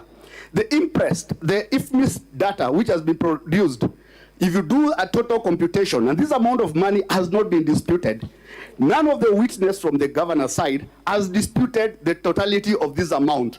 What they have done is that they have only submitted evidence to justify an amount or to account for an amount of 2 million only. What they have not done, they have not brought evidence to justify the balance of the 70 million. This group, the first clique, was responsible for 6.5 million shillings. The other group, that is the chief of staff and his officers, they were responsible for the balance of the amount. And in that group, you'll find a person, I'll just single out the individual, by the name Kadhure Rukaria. Individually, over a period of 1 year, she was paid in form of prepayments an amount of 21.8 million shillings. We have sat here for 2 days. No document is in front of you justifying that payment. Nobody has disputed whether this payment was withdrawn from the county treasury. Nobody. No documents in form of a payment voucher, an interest warrant, has been submitted to justify. There has been a deliberate attempt to distort the story and to focus the attention of the Senate to the interest. And the narrative is this amount of money was being paid as a form of facilitative interest for the governor's entourage. Can a governor's entourage collect a totality of 78 million? The amount of money which has been accounted for is only 2 million shillings. Where are the documents?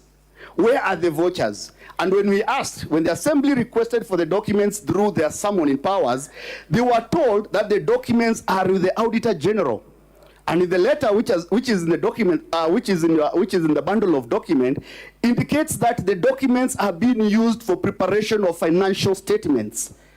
Everybody who has got elementary accounting knows very well that you don't generate financial statement using vouchers. Financial statements are generated using cash books and ledgers. And even if these documents were taken to the Auditor General, where is the delivery book? No evidence has been submitted to show where that amount of money to support that expenditure. And in absence of such document to controvert this allegation, we do most humbly submit that this allegation of investment of funds has been proved. On their defense, what they attempted to do, they submitted documents here, a bundle of documents, which we have raised issues about its authenticity. We do submit that these documents were afterthought. They were generated ex post. They were ex post creations to justify those two, and they were not, in the attempt to justify, they only justified 2 million shillings. When they had an onerous obligation of justifying 78 million. Those documents were not signed, they were not examined, they did not comply to elementary accounting standards applicable to any accounts department in a public institution. So we do ask the Senate to disregard that defense which has been put forward and know that 70 million shillings, as we sit here today, has not been accounted. They had the obligation, they had the responsibility of calling in the Chief Officer Finance. They had the obligation, they had the opportunity to call in the CC Finance. They had at their disposal the entire county treasury to come and explain those amounts of money. They have not, and for that reason, we do submit that this allegation, that is count 1, has been proved. I'll swiftly move and quickly to the other parts of the other count. The next count is count 2, that is nepotism and related unethical practices. We do submit again that this count has been substantiated and proved. This count involved fraudulent, 2 violations. I'll just pick up 2 violations because of the interest of time. One was fraudulent misrepresentation of the governor's relatives as technical team. When the governor received an invitation to go to China, to visit China and do a benchmarking on a cancer machine, instead of governor sending a technical team, that is a top-notch oncologist or other technical team, the governor decided to send members of the same clique, which was made up of our relatives. 2 sisters, 1 brother. These are the team which was the inner team. This is a team which was sent to China. And you look at the documents which were presented to the Ministry of Devolution, there was apparent misrepresentation by the county secretary that these are technical officers. These are technical team. And the document is there. You have been shown the document. And we do submit that the argument has been raised here that no public funds was lost. But the County Assembly of Meru states that an opportunity was lost. Those who have done accounting or maybe economics, I think it is in economics, there's something called opportunity cost. The cost of not doing something. The cost of not doing something. That is the cost which was incurred by the County of Meru. And there was that violation of misrepresentation. The letter was addressed to the governor. The governor cannot run away, as my colleague, Mr. Mudhomi, has said, and say it was not me. The letter was addressed to the governor. She minuted it to the officers, and the officers went ahead and misrepresented those members of the clique as county technical officials. The other violation in this particular count is the designation of Nefad Kinywa, who is a member of the clique. This is a clique which had access, power, and influence. And the clique involved the sisters, 2 sisters, and the brothers. It's the one which runs Meru today. So Nefad Kinywa, in order to reward him, when he was in a small job group without competitive process, and the governors admitted, in cross-examination that his appointment was not sanctioned by the County Public Service Board. It has been admitted. Kinyua was appointed as a director, external linkages, without a transparent and competitive recruitment process. We do submit that count 2 has also been substantiated and proved. I'll move quickly again because of the time we have been given. Of course, it's so difficult to condense all the evidence which have been given within the short period of time which I have, but I'll try my best. The third count is count 3. That is bullying, vilification, and demeaning other leaders. Chapter 6 of the Constitution was not made in vain. The Chapter 6 of the Constitution operates with other laws. Principles key above them is Public Officers Ethics Act and the Leadership and Integrity Act. If you look at those provisions of the law, and those are the ones we have said the governor violated, I'll direct the Senate to Section 9B of the leadership of the Public Officers and Ethics Act, which states that a state officer shall not bully any person. It's there. There's also a call for professionalism within the Leadership and Integrity Act. There's also the professionalism means that a state officer shall treat the public and his fellow public officers, now these are public officers, with courtesy and respect. The aspect of acting through others has also been brought forward within those laws, and it makes it an offense for causing everything to be done through other persons. My colleague, Mr. Mudomi, has mentioned that the governor is now hiding, that it was not me, it was the county secretary. The county secretary has become the bogeyman. But the law, the drafters of the law knew very well that state officers and public officers who hold positions of powers will draw away responsibility. They'll shift responsibility to their juniors. And that's why the law says that you cannot run away from that responsibility. One of the violations under this particular account was actions against the deputy governor. I'll just bundle them to that. We've put several violations against the deputy governor. Key among them is that the governor made the deputy made a deputy the bogeyman, the symbol of hatred in Meru. And by that, she orchestrated a well-organized campaign to vilify the deputy governor and excluded him from performance and discharge of public duties.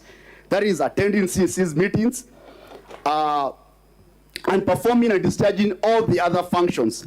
Evidence has been adduced.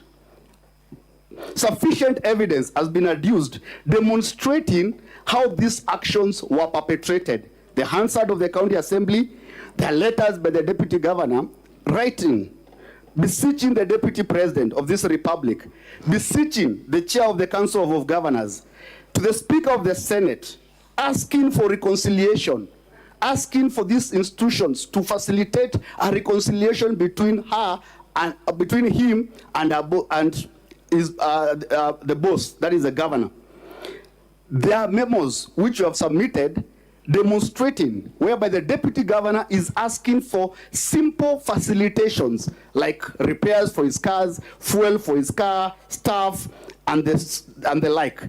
We do submit that this violation, this specific violation has been demonstrated. What the governor has done has turned the battle on the deputy governor. Instead of justifying or explaining, now the deputy governor has become even the author of these impeachment proceedings. They have created a narrative around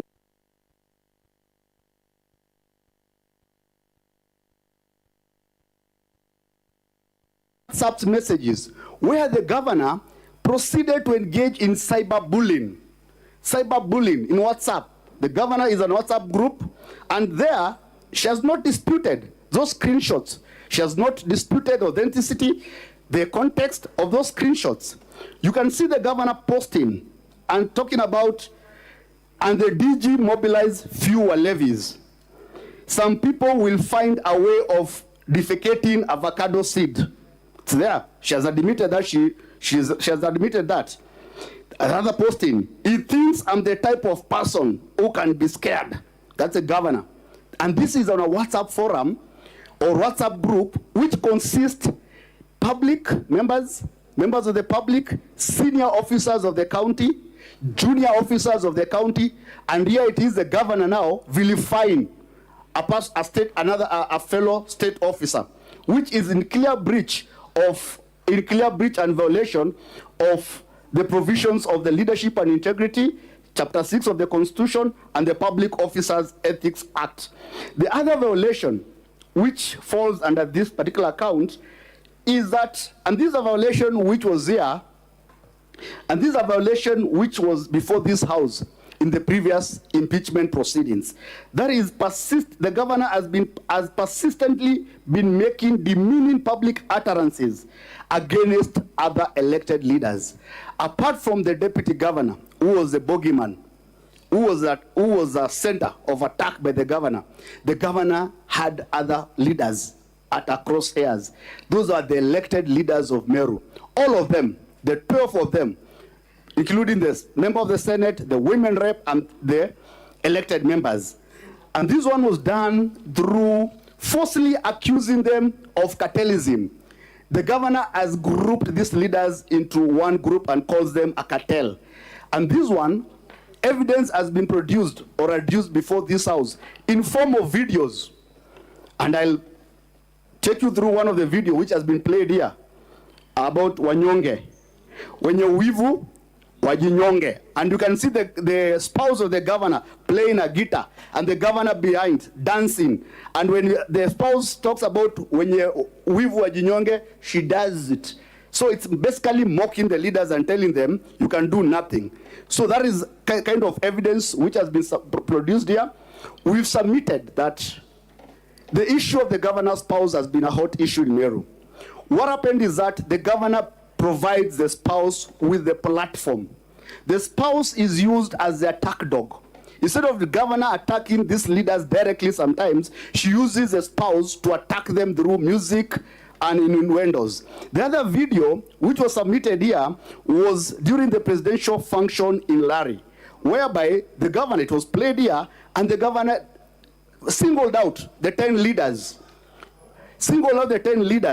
and called them names, and falsely accused them of being members of cartel and trying to blackmail a regime. Honorable Speaker, we do submit that this count 3, that is bullying, vilification, and demeaning of other leaders, has been proved. Before I jump to that one, we brought a witness who is a member of parliament. That is Honorable Mugambi Ndikiri. He is the chair of the Meru, the members of parliament caucus, and he explained to details the pain and suffering they have undergone as leaders by the actions of the governor vilifying them, and what he felt together with the other members when they were vilified during the presidential meeting, when he felt insulted, demeaned, humiliated, when they had not provoked the governor. We do submit that this allegation has been substantiated. I'm moving quickly to my fourth count.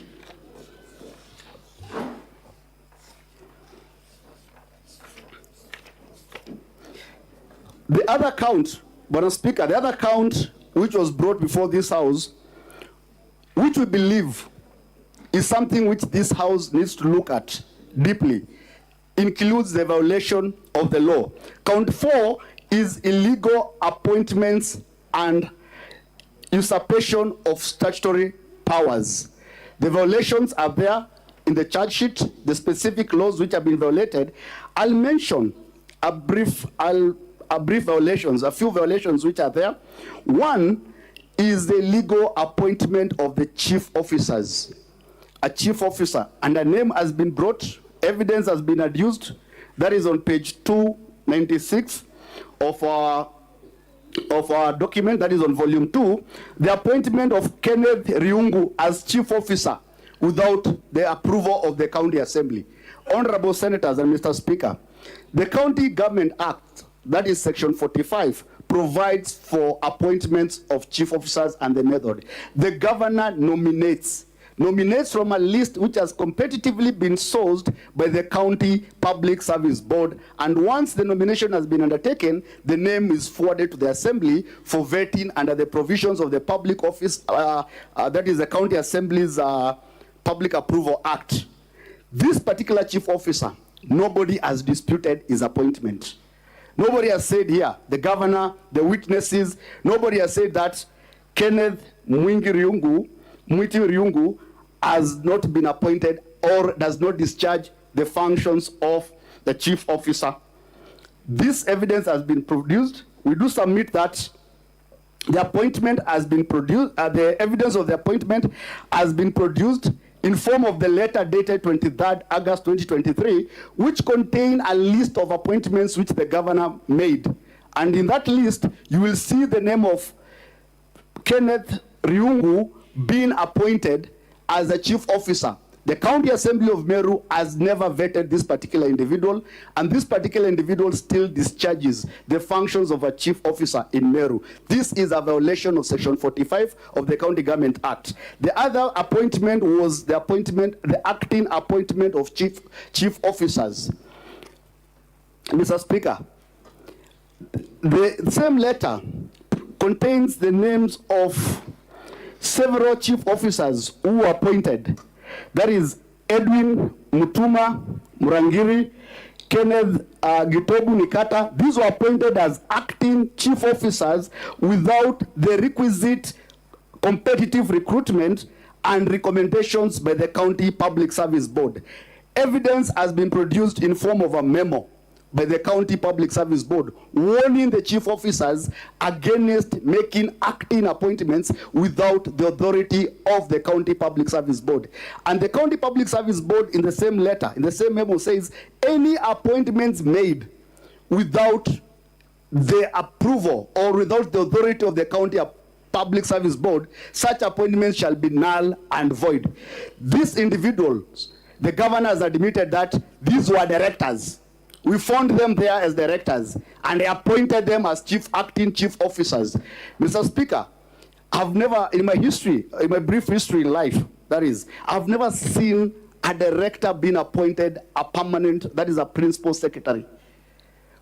In case there's a vacancy in the office of a principal secretary, one of the principal secretaries doubles in that particular office, because the appointment for that particular office is special and specific. You cannot pluck in an individual from the ground and you make that particular individual an acting chief officer. So this one is a demonstration that the governor usurped the powers of the County Public Service Board and made this illegal and irregular appointments. Of course, there was the issue of appointment of traffic marshals.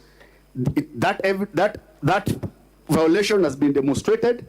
The County Public Service Board, in their letters, they are very clear that they have not approved such appointments. They have demonstrated the same, but in the bundle of document, you can see the same traffic marshals wearing uniform, riding motorcycles, and the governor posting on WhatsApp that these are going to be the frontline officers to make Meru the next city. Who appointed them? The governor circumvented the powers and functions of the County Public Service Board and by herself appointed these particular individuals. The other appointment, the other violation was in regard to with regard to sending the 4 CEOs of the corporation, that is the parastatals in Meru. That is Dr. Ntoiti, the CEO of County Revenue Board, Paul Mwaki, who testified here, the CEO of Liquor Board, Kenneth Kimathi, the Managing Director. These are CEO of statutory corporations. They're employees of the boards. They're not the employees of the governor. What the governor did, through the county secretary, of course, they were sent on compulsory leave with pay. It only took the intervention of court after 1 year. That's when they have resumed their duties. The boards are the ones which recruit. The boards are the ones with the statutory powers to suspend or exercise disciplinary control over their CEOs. It is not the governor crossing over. I've never seen it in this country where a head of a parastatal, the CEO of a parastatal, when there is a duly constituted board, is sent home by State House. Maybe this one is new. The other one, the other violation is this particular one. Those are the violations. We do submit that this is the second time the governor is still being accused of usurping the powers and functions of the board. And with respect to count 4, Speaker, we do submit that the count has been proved. The last 2 counts, which I'm going to move quickly, is contempt of court. Evidence has been submitted here. How, despite the existence of court orders from Nyeri Employment and Labor Relations Court, the governor for 1 year disregarded those orders. And what the court has done, the court has convicted the governor. As we sit here today, the governor of Meru is a convict. She has already been convicted for contempt of court. That is a violation of Article 181, 1B of the Constitution, whereby, which constitutes a ground that where there is a, which provides that where there is a serious reason to believe in that a county governor has committed a crime under the national law. The governor has already been convicted by the High Court in Meru. She's only awaiting sentence. She has not discharged the conviction. She has not appealed the conviction. That ground has already been proved. That is a contempt of court. The last, the other one, of course, was illegal naming of the road. That one is okay. That one, we have said it's there. The evidence has been produced. The governor has been shown the Facebook posting whereby she's naming the road in the name of her husband. Lastly, I'll take the last one is contempt of the assembly. Madam Speaker, Section 22 of the County Assembly Powers and Privileges Act provides an impeachable ground for anybody who is a public officer who violates, who dishonors the summons of the assembly. The governor was invited to appear before the committee of the county assembly. And what she did, when she was invited, she wrote back a letter and said, there is no provision of the law which requires the governor to appear before the committee of the assembly. Yet, Article 195 of the Constitution is very clear that a county assembly or any of its committees can require, can invite, can summon, the word is summon anybody to appear before the committee to provide evidence or to give information. Section 18 of the County Assembly Powers and Privileges Act provides, enacts the same provision and uses the word any person. When the governor, our officers were invited, when the governor specifically was invited, her defense was that the assembly goes to the High Court, files a constitutional case, seeks a constitutional interpretation whether the governor can be invited, can be summoned to appear before the assembly. Yet the Constitution uses the word any person. At Section 22 says that where the assembly passes a resolution against an individual for violating that particular provision, that shall constitute a ground for removal from office. And that's why you see this ground, and Honorable Sifuna asked it, what is the content of county assembly, whether it constitutes a violation. That is the only violation I've ever seen on law whereby it makes it an impeachable ground for violating, for failing to honor the summons of the county assembly. The assembly can pass a resolution and request and impeach you. And that is what the county assembly of Meru has done. And we do submit that this count, together with the other 6 counts, have been substantiated. The assembly has demonstrated the same. And finally, my colleague Mr. Mudomi has mentioned about, is the governor individually liable for that particular violation? She has said all these things were done by the county secretary. He has mentioned about the provisions of Section 30, subsection 3. Section 30 or subsection 3 of the County Government Act, which will be my last section. That way, I just want to repeat what you have said. Section that talks about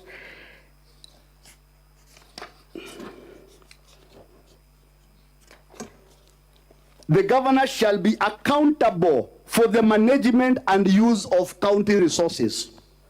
The governor cannot run away and say, I was not the one It was done by this officer. It was done by the county secretary. The law places the accountability at the hand of the governor. So the governor of Meru cannot run away from these allegations and say that they were done by others, that it was not her. Mr. Speaker, with that, I rest my case. The counsel for the governor, you may now proceed to make your closing statement. You have exactly 1 hour, starting now.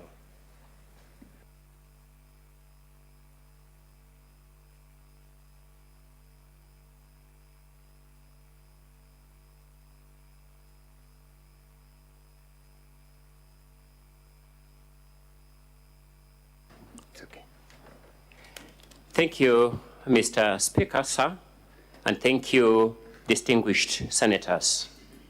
My name, for the record, is Elisha Ongoya. I'll be making the governor's final submissions. Mr. Speaker, sir, before I delve into the substantive part of my submissions, and because looking at the program of this House, this may be the last time I'm standing here to address on this matter, allow me, with great humility, to begin by thanking you, Mr. Speaker, and the distinguished senators who have given us audience despite the great time constraints that we have had to go through in making this case. I'll be failing in my responsibility for courtesy if I didn't thank the administrative staff, the secretariat staff of this Senate, who have given us significant support, both within this House and in the corridors of these precincts as we found our way around. Mr. Speaker, sir, at this juncture, allow me to proceed to the more substantive parts of the governor's closing submissions. Allow me to begin by pointing out that as a young Christian fellowshipping at Esrave Church of God deep in Vihiga County, and as a middle-aged Christian fellowshipping somewhere in Amalemba Church of God in Kakamega County, I have gathered some enduring lessons from Scripture, and I would start by drawing inspiration from those lessons. The wise man who authored the book of Proverbs, at chapter 18, verse 17, guides us as follows when we are confronted with matters such as this. In a lawsuit, the first to speak seems right until someone comes forward to cross-examine him. That ecclesiastical wisdom has found pragmatic rendition in these proceedings, as I will demonstrate shortly. Mr. Speaker, sir, the governor was presented in the opening remarks by the County Assembly's Council to this assembly, for lack of a better word, as some form of scoundrel.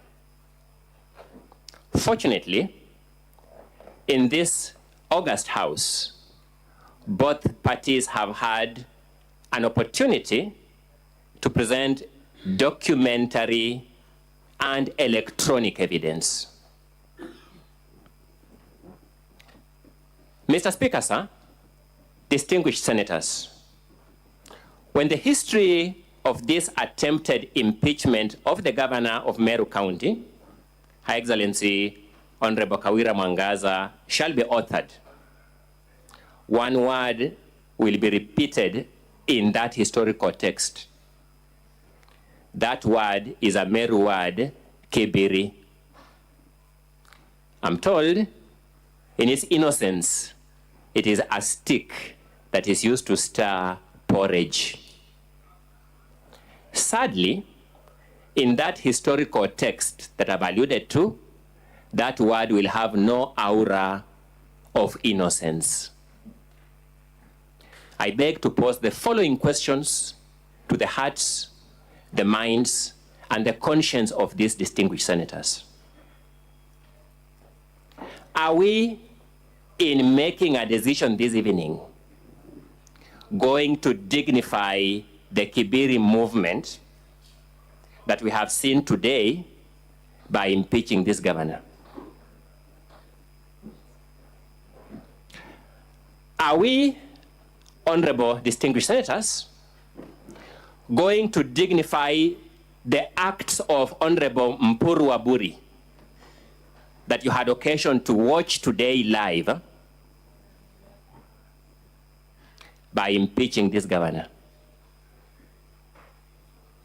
Honorable senators, are we today going to dignify the act of the honorable member for Buri constituency that we have seen today supporting the other acts of Mpuri Aburi that you had observed by impeaching this governor?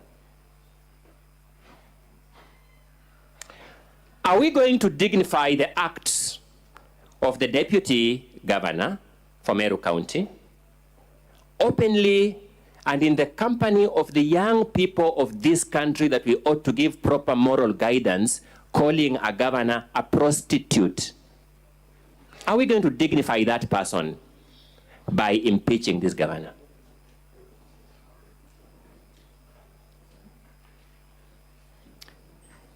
The governor has been accused of being a leader who disrespects other leaders. Video clips of the alleged disrespect have allegedly been played here, including a song, Wenye Wivu Wajinyonge. On the other hand, the governor has demonstrated to you the sins that have been committed against her by those very leaders she is accused of disrespecting. Distinguished senators, in good conscience, are you going to vote that this governor is a greater sinner than she has been sinned against? In good conscience.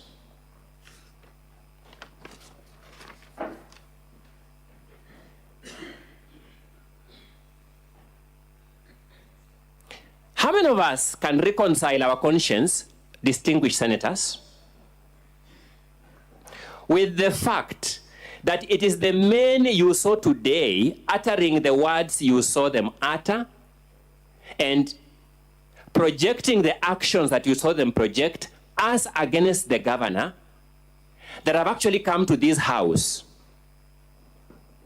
to complain against that governor?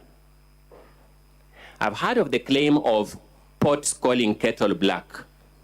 I never knew in my living history I would come across a pragmatic rendition of what that means. Today was my answer. I invite you to have that reflection, distinguished senators. I have asked myself, I invite these distinguished senators to ask themselves, Mr. Speaker, sir, where did these leaders get the moral high ground to invite this house in view of the sins that they have committed against the governor to find that the governor has sinned against them? Distinguished senators, technology has been deployed in these proceedings.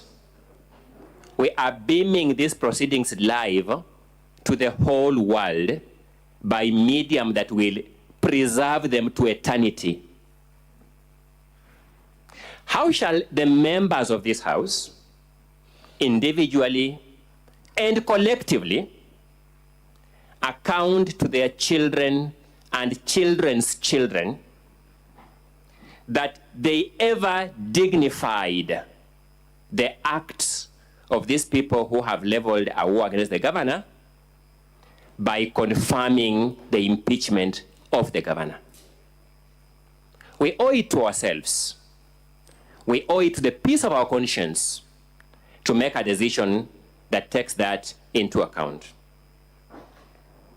Choices have consequences, or so it is a truism.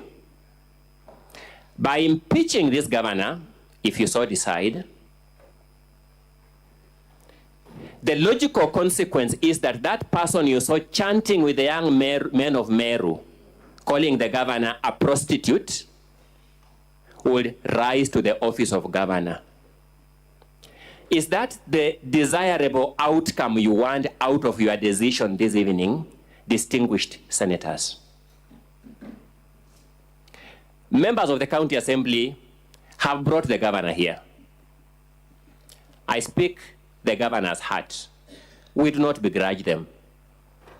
They have the power to do that. They have exercised that power. Have they rightly exercised that power? Distinguished senators, that decision lies in your hand.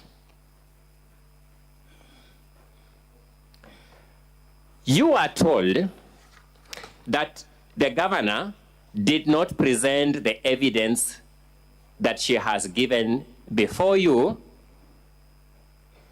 to the County Assembly.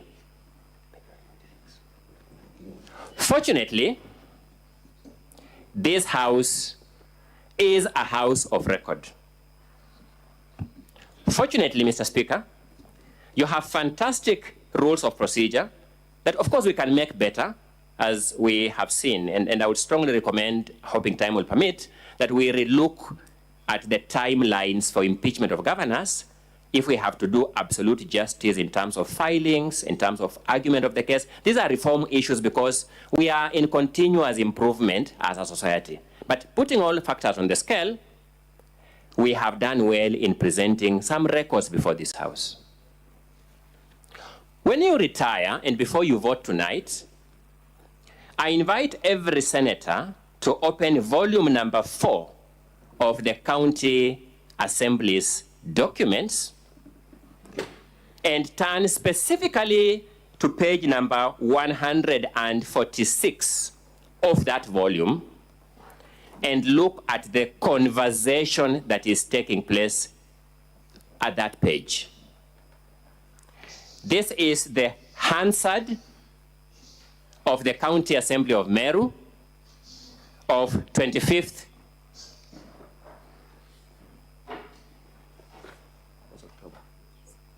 October 2023. If you turn with me to page 146, you will see this conversation.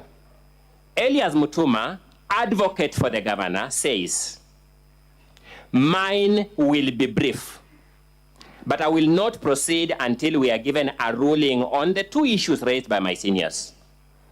We seek direction on how to table the evidence that we have and how we will get a ruling on the public participation." The governor is pleading to be given a chance to table her evidence. The Speaker, Honorable Ayub Bundi, says when your brother Omari was speaking, he mentioned a difference between honorable members and your team. He stated that he knows the division in this House and he cannot step on the other side. Anything you'd like to table in this House must go to the House Business Committee. You cannot do it when you're on that side. You must be on the side where the members are. I was wondering, Mr. Speaker, sir, how was Mr. Mutuma possibly supposed to get to the side where the members are? Was he supposed to organize a mini election in Meru County, become elected as senator for the temporary purpose of participating in these proceedings? I don't know. I am a career learner, and I learn every day. It is only allowed for honorable members. We are being told only honorable members are allowed to table evidence. You are not allowed to table evidence. We are going to make a reference to the Hansard systems because everything that you talk is being captured. You can proceed as the Speaker. The Speaker, we don't begrudge him. He had power to make a ruling. Mr. Speaker, just as you have power to make rulings here. Did he use that power correctly? That is the question I pose to the conscience of the men and women bestowed with the arduous responsibility of protecting devolved governance in this country, sitting in this house as distinguished senators. The conversation continues with Elias Mutuma, advocate for the governor, making an argument. My understanding, therefore, is that we will not lay the evidence that we have. The speaker answers him, how will you table it, Mr. Mutuma? Mutuma is asking him, you are the presiding officer in this house. Guide me on how to table. Mr. Mutuma is being challenged. How will you do it? You are not an MCA. That is why MCAs enter through the main door, and you entered through the back door. This was no longer differentiation. This was apartheid. Discrimination on the basis of the door you entered through. Whoever entered through the main door had a chance to table evidence. Whoever entered through any other door was denied a right to table evidence. Mr. Mutuma, exercising the persistence of a lawyer that we teach in law schools, continues. My hope is now pleading hope.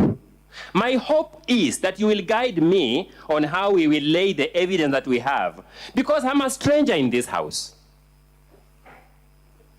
The speaker answers him, we are going to rely on the Hansard system.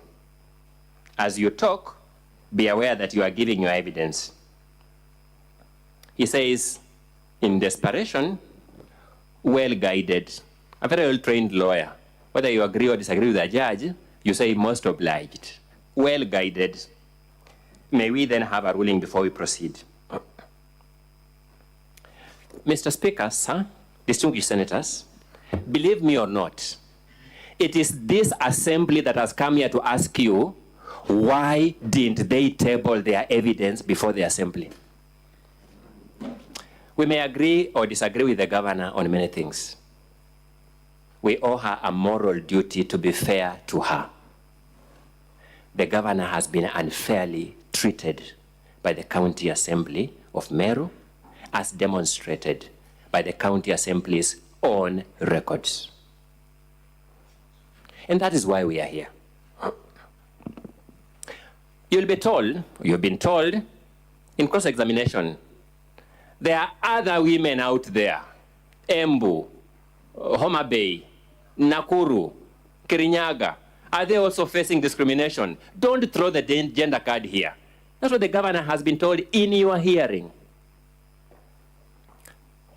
Mr. Speaker, sir, distinguished senators, those things were said to the person you saw with your own eyes and felt with all your other senses, including the sense of hearing, being told what was going to be done to her by the Kibiri. Those things, those questions. One day, I will teach about the moral obligation of counsel in cross-examination, particularly when particular evidence is now available. Will this Senate, in good conscience, completely overlook the evidence of Honorable Mpuriaburi in the presence of the Senator for Meru County, in the presence of the Deputy Governor of Meru County, in the presence of Honorable Mugambi Muridhania Rindikiri, demonstrating what they did with their hands holding the Kibiri against the governor? Shall we ignore that and say she's simply throwing a gender card? Shall we ignore the overwhelming evidence of the deputy governor chanting with youth in Meru, saying how the governor is a prostitute? Isn't that the locus classicus of a sexist remark?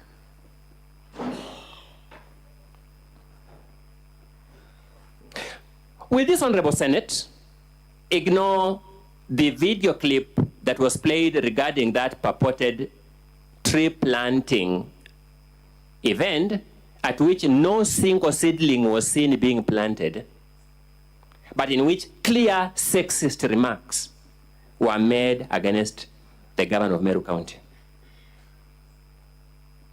Mr. Speaker, sir, distinguished senators, before you is a fellow citizen, sinned in the matter you have experienced with your own senses and presence, being brought to trial before you.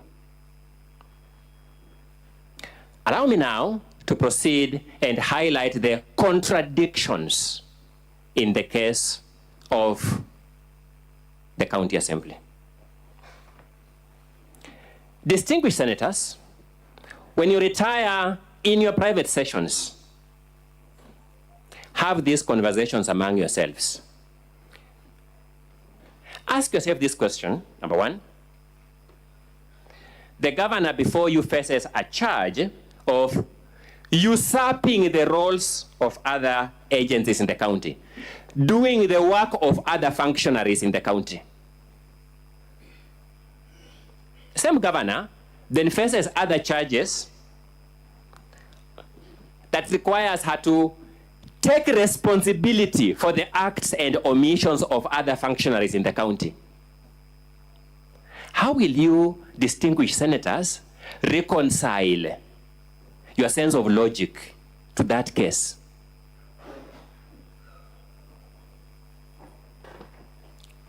When you retire in your private chamber, distinguished senators, reconcile this for me kindly, because I'm a career learner.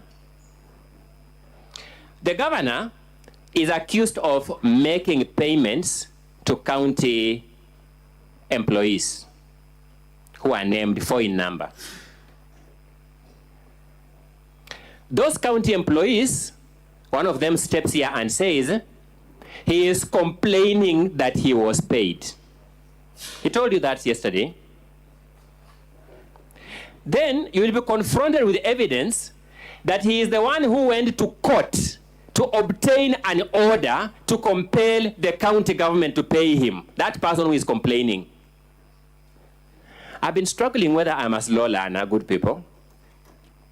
But I want you, in good conscience, to tell me, if you sat in the shoes of this governor, how will you learn a lesson from that? Because this governor is a human being. She's not a perfect person. She can make mistakes. But she must be confronted by logical claims from which she can draw logical lessons to become a better leader. That's what we do in oversight institutions such as this. But if you confront this governor with this kind of contradictions, how does she sit with her team and tell them this is the program of action on how we can become better? Same governor is accused of disobeying a court order because that payment was delayed. And the act of purging was the payment must be made. While at that, and I'll review this issue later, I am glad that in front of me, including yourself, Mr. Speaker, sir, are honorable members of the Senate of Kenya who have served as governors. I have a plea to those particular ones. Please convey the message to your members in your deliberations of just how many cases the governor of your county, being you, was named as a respondent. If for each of those cases, the governor was to be brought here and be impeached, how many governors shall survive in this country? Is that even a sustainable way of oversighting counties? The office of governor is a standard respondent, so to speak, in virtually all claims made against the county government.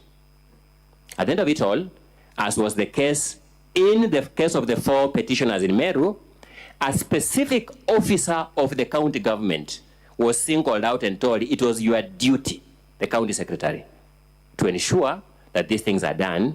Go back and comply and come back here to tell me you have complied. Shall we ignore that direction of the court? My learned colleague, Dr. Mudomi Thiankolu, has a legal philosophy called legal sophistry. Legal sophistry, according to Mudomi Thiankolu, is a process where people make technical legal arguments that technically make sense. But when you look at them substantively, they are unjust arguments. Sadly, he has advanced those arguments here today. We don't begrudge him. He is acting on his client's instructions. The Senate, you are to act on the instructions of the Constitution. Shall you buy into that legal sophistry, or shall you buy into the Constitution?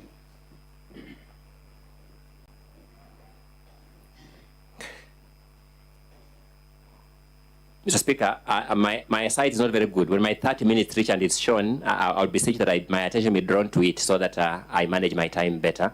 I know I still have some time. Yeah, Let me deal. You have 35 minutes to go. Thank you. That's consistent with what my chronometer is telling me.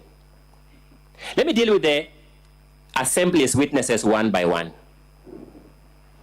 Arimi, Mwaki, Paul, you'll find the person who came before you denying the obvious fact that his salaries was paid pursuant to a court order, even when he is told to read the court order saying the salary be paid.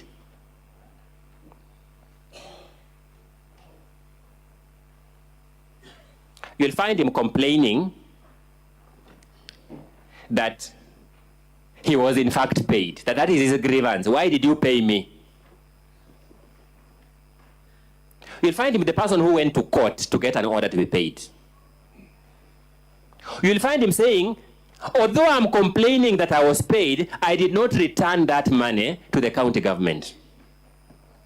You'll be told, impeach this governor on the strength of that evidence.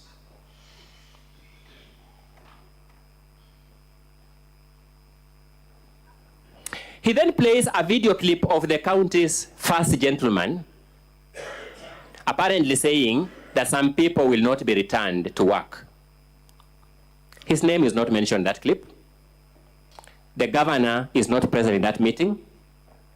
The person present in that meeting and not condemning those things is the deputy governor, the person whose case has been argued here more than the case of the county assembly. I sat here and I was shocked at how the county assembly's lawyers spent copious minutes arguing the case of the deputy governor than the case of the assembly. But that's the person who was in that meeting. Paul Arimi, for the sake of this impeachment, is prepared to forgive the deputy governor who was present there. He's prepared to crucify the governor who is not seen in that clip. Allow me to engage with my views on Honorable Mawira Evans Kara, the person who moved this impeachment motion. He has come here to tell you how Okolea Katoto Kameru is such a bad thing. You have seen his active role in Okolea Katoto Kameru up to August this year. You'll be told, impeach this governor on the strength of the testimony of that person. At some point, I asked my colleagues, what kind of people do these assembly members think senators are? Don't they have some residual respect for senators? Doesn't there come a time where you say, it's okay, I brought a very big case here, but I was misled. Now I am withdrawing limb 1, limb 2, limb 3, because I'm embarrassed by my own evidence.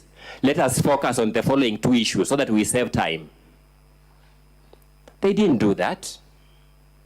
We don't begrudge them. We take confidence in the fact that this distinguished house is answerable to the Constitution and shall be faithful to the Constitution. Think about this, distinguished senators. Mawira Evans Kara Mheshimiwa tells you that Nefat Kinyua is the governor's brother-in-law. He then invites you to take judicial notice of that fact. It is in the public domain. I don't know. If I had a chance to engage senators one by one, I would have asked Senator Halwale, do you know that fact in the public domain? But I have no chance to get an answer to that. Good people, in legal practice, we take judicial notice of notorious facts. Facts like the sun rises from the east and sets in the west. Only a fool can counter-argue it. The fact that elections in this country were held on 9th of August 2020 is a notorious fact. No one can counter-argue it. To your utter consternation, at least mine, Mawira Evans Kara is asking you to elevate the marital status of Nefat Kenya to that and take judicial notice of it. Who do they take senators for? Will you buy into these distinguished senators? Even when confronted with evidence of a formal marriage certificate, he proceeds with his theory that his public domain hypothesis of the marriage of Nefat Kenya outweighs that marriage certificate. I would have hoped that as people who have a duty to this Senate, the council who presented Evans Mawira here would have at least withdrawn that part of their claim to save us time. Now think about the minutes I'm spending arguing this fact. We have to do it because they have put it to us. They disrespect this Senate. That's why they're saying they must preoccupy your precious time with this issue to the wire. The star witness, Honorable Mawira Evans, then introduces an alleged relationship between the first gentleman and Edwin Murangiri. He calls Edwin a nephew to the first gentleman. He's then asked, okay, somebody's nephew ordinarily is the sister's son. What is the name of the mother of Edwin so that we can see whether he's a sibling? He says, I don't know that name. Let me put it this way, Honorable Senators. This country inherited a common law tradition at the beginning of its legal system. We have shifted significantly from the common law tradition because of our transformative written constitution. In the old common law, there was the doctrine of parliamentary supremacy. In the new order, we have the doctrine of constitutional supremacy. But I say this, even in the traditions where parliament enjoyed supremacy, surely it had no power by fiat to impose relationships upon people. Tell somebody, this is your brother from today. This is your, you have been told to make that finding yourselves as Senate, that Edwin Murangiri is the nephew to the first gentleman. So what do you do when this man begins claiming inheritance from this family by virtue of your decision? Because these things have consequences. People will present this Hansard to courts in future to prove relationships. Shall we manage the aftermaths? These people did not respect this house. This witness insisted that county vehicles were destroyed in an Okolea event. We asked him, some senators asked him, vehicles in this country are identified by their registration numbers. There is no other method of identifying vehicles. I said, no, he has another method. Which is this method? The method is the affidavit of number 113748 PC Kevin Wafula is a method of recognizing or attributing ownership to vehicles. That was novel. I think the County Assembly's star witness elevated jokes to legendary heights. The witness tried to introduce a theory that the governor had employed Edwin Murangiri and Nefat Kenya, who he claimed were the governor's relatives. We've shown there was no evidence they were, and as a matter of fact, they were not. It then turned out that these people were employed in 2017 and 2016 respectively, that the governor employed them in the county in advance of her election as governor. I'm just wondering, good people, what do this protect Senate to be? Can somebody in good conscience sustain this case to the wire, as the council for the assembly have done? Dr. Gitonga Jeremiah Ruturi came to this house. I would invite you to look at the affidavit of that witness, but I'll not read it because of time.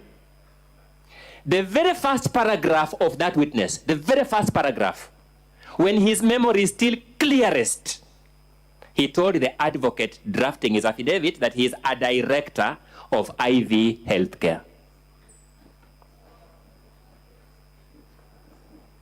When he stood here and was told to introduce himself, he took an oath before this Senate, and from his mouth perjured himself on oath, saying, I am a director of IV Healthcare. Learned Counsel Dr. Okubasu, exercising that power in the book of Proverbs chapter 17, confronted him in cross-examination. He asked him, if this Senate were to take the liberty and call a Form CR12 from the company's registry, would you appear on that CR12 as a director of IV Healthcare? He stuttered, and in that moment spoke about 3 other companies completely not mentioned in that affidavit. It turned out he was not a director of IV Healthcare. At paragraph 8 of his affidavit, which was read to him, he says that he was surprised upon arrival in China that the delegation that the governor had recommended to IV Healthcare were not a technical team. When he arrived in China, he learned that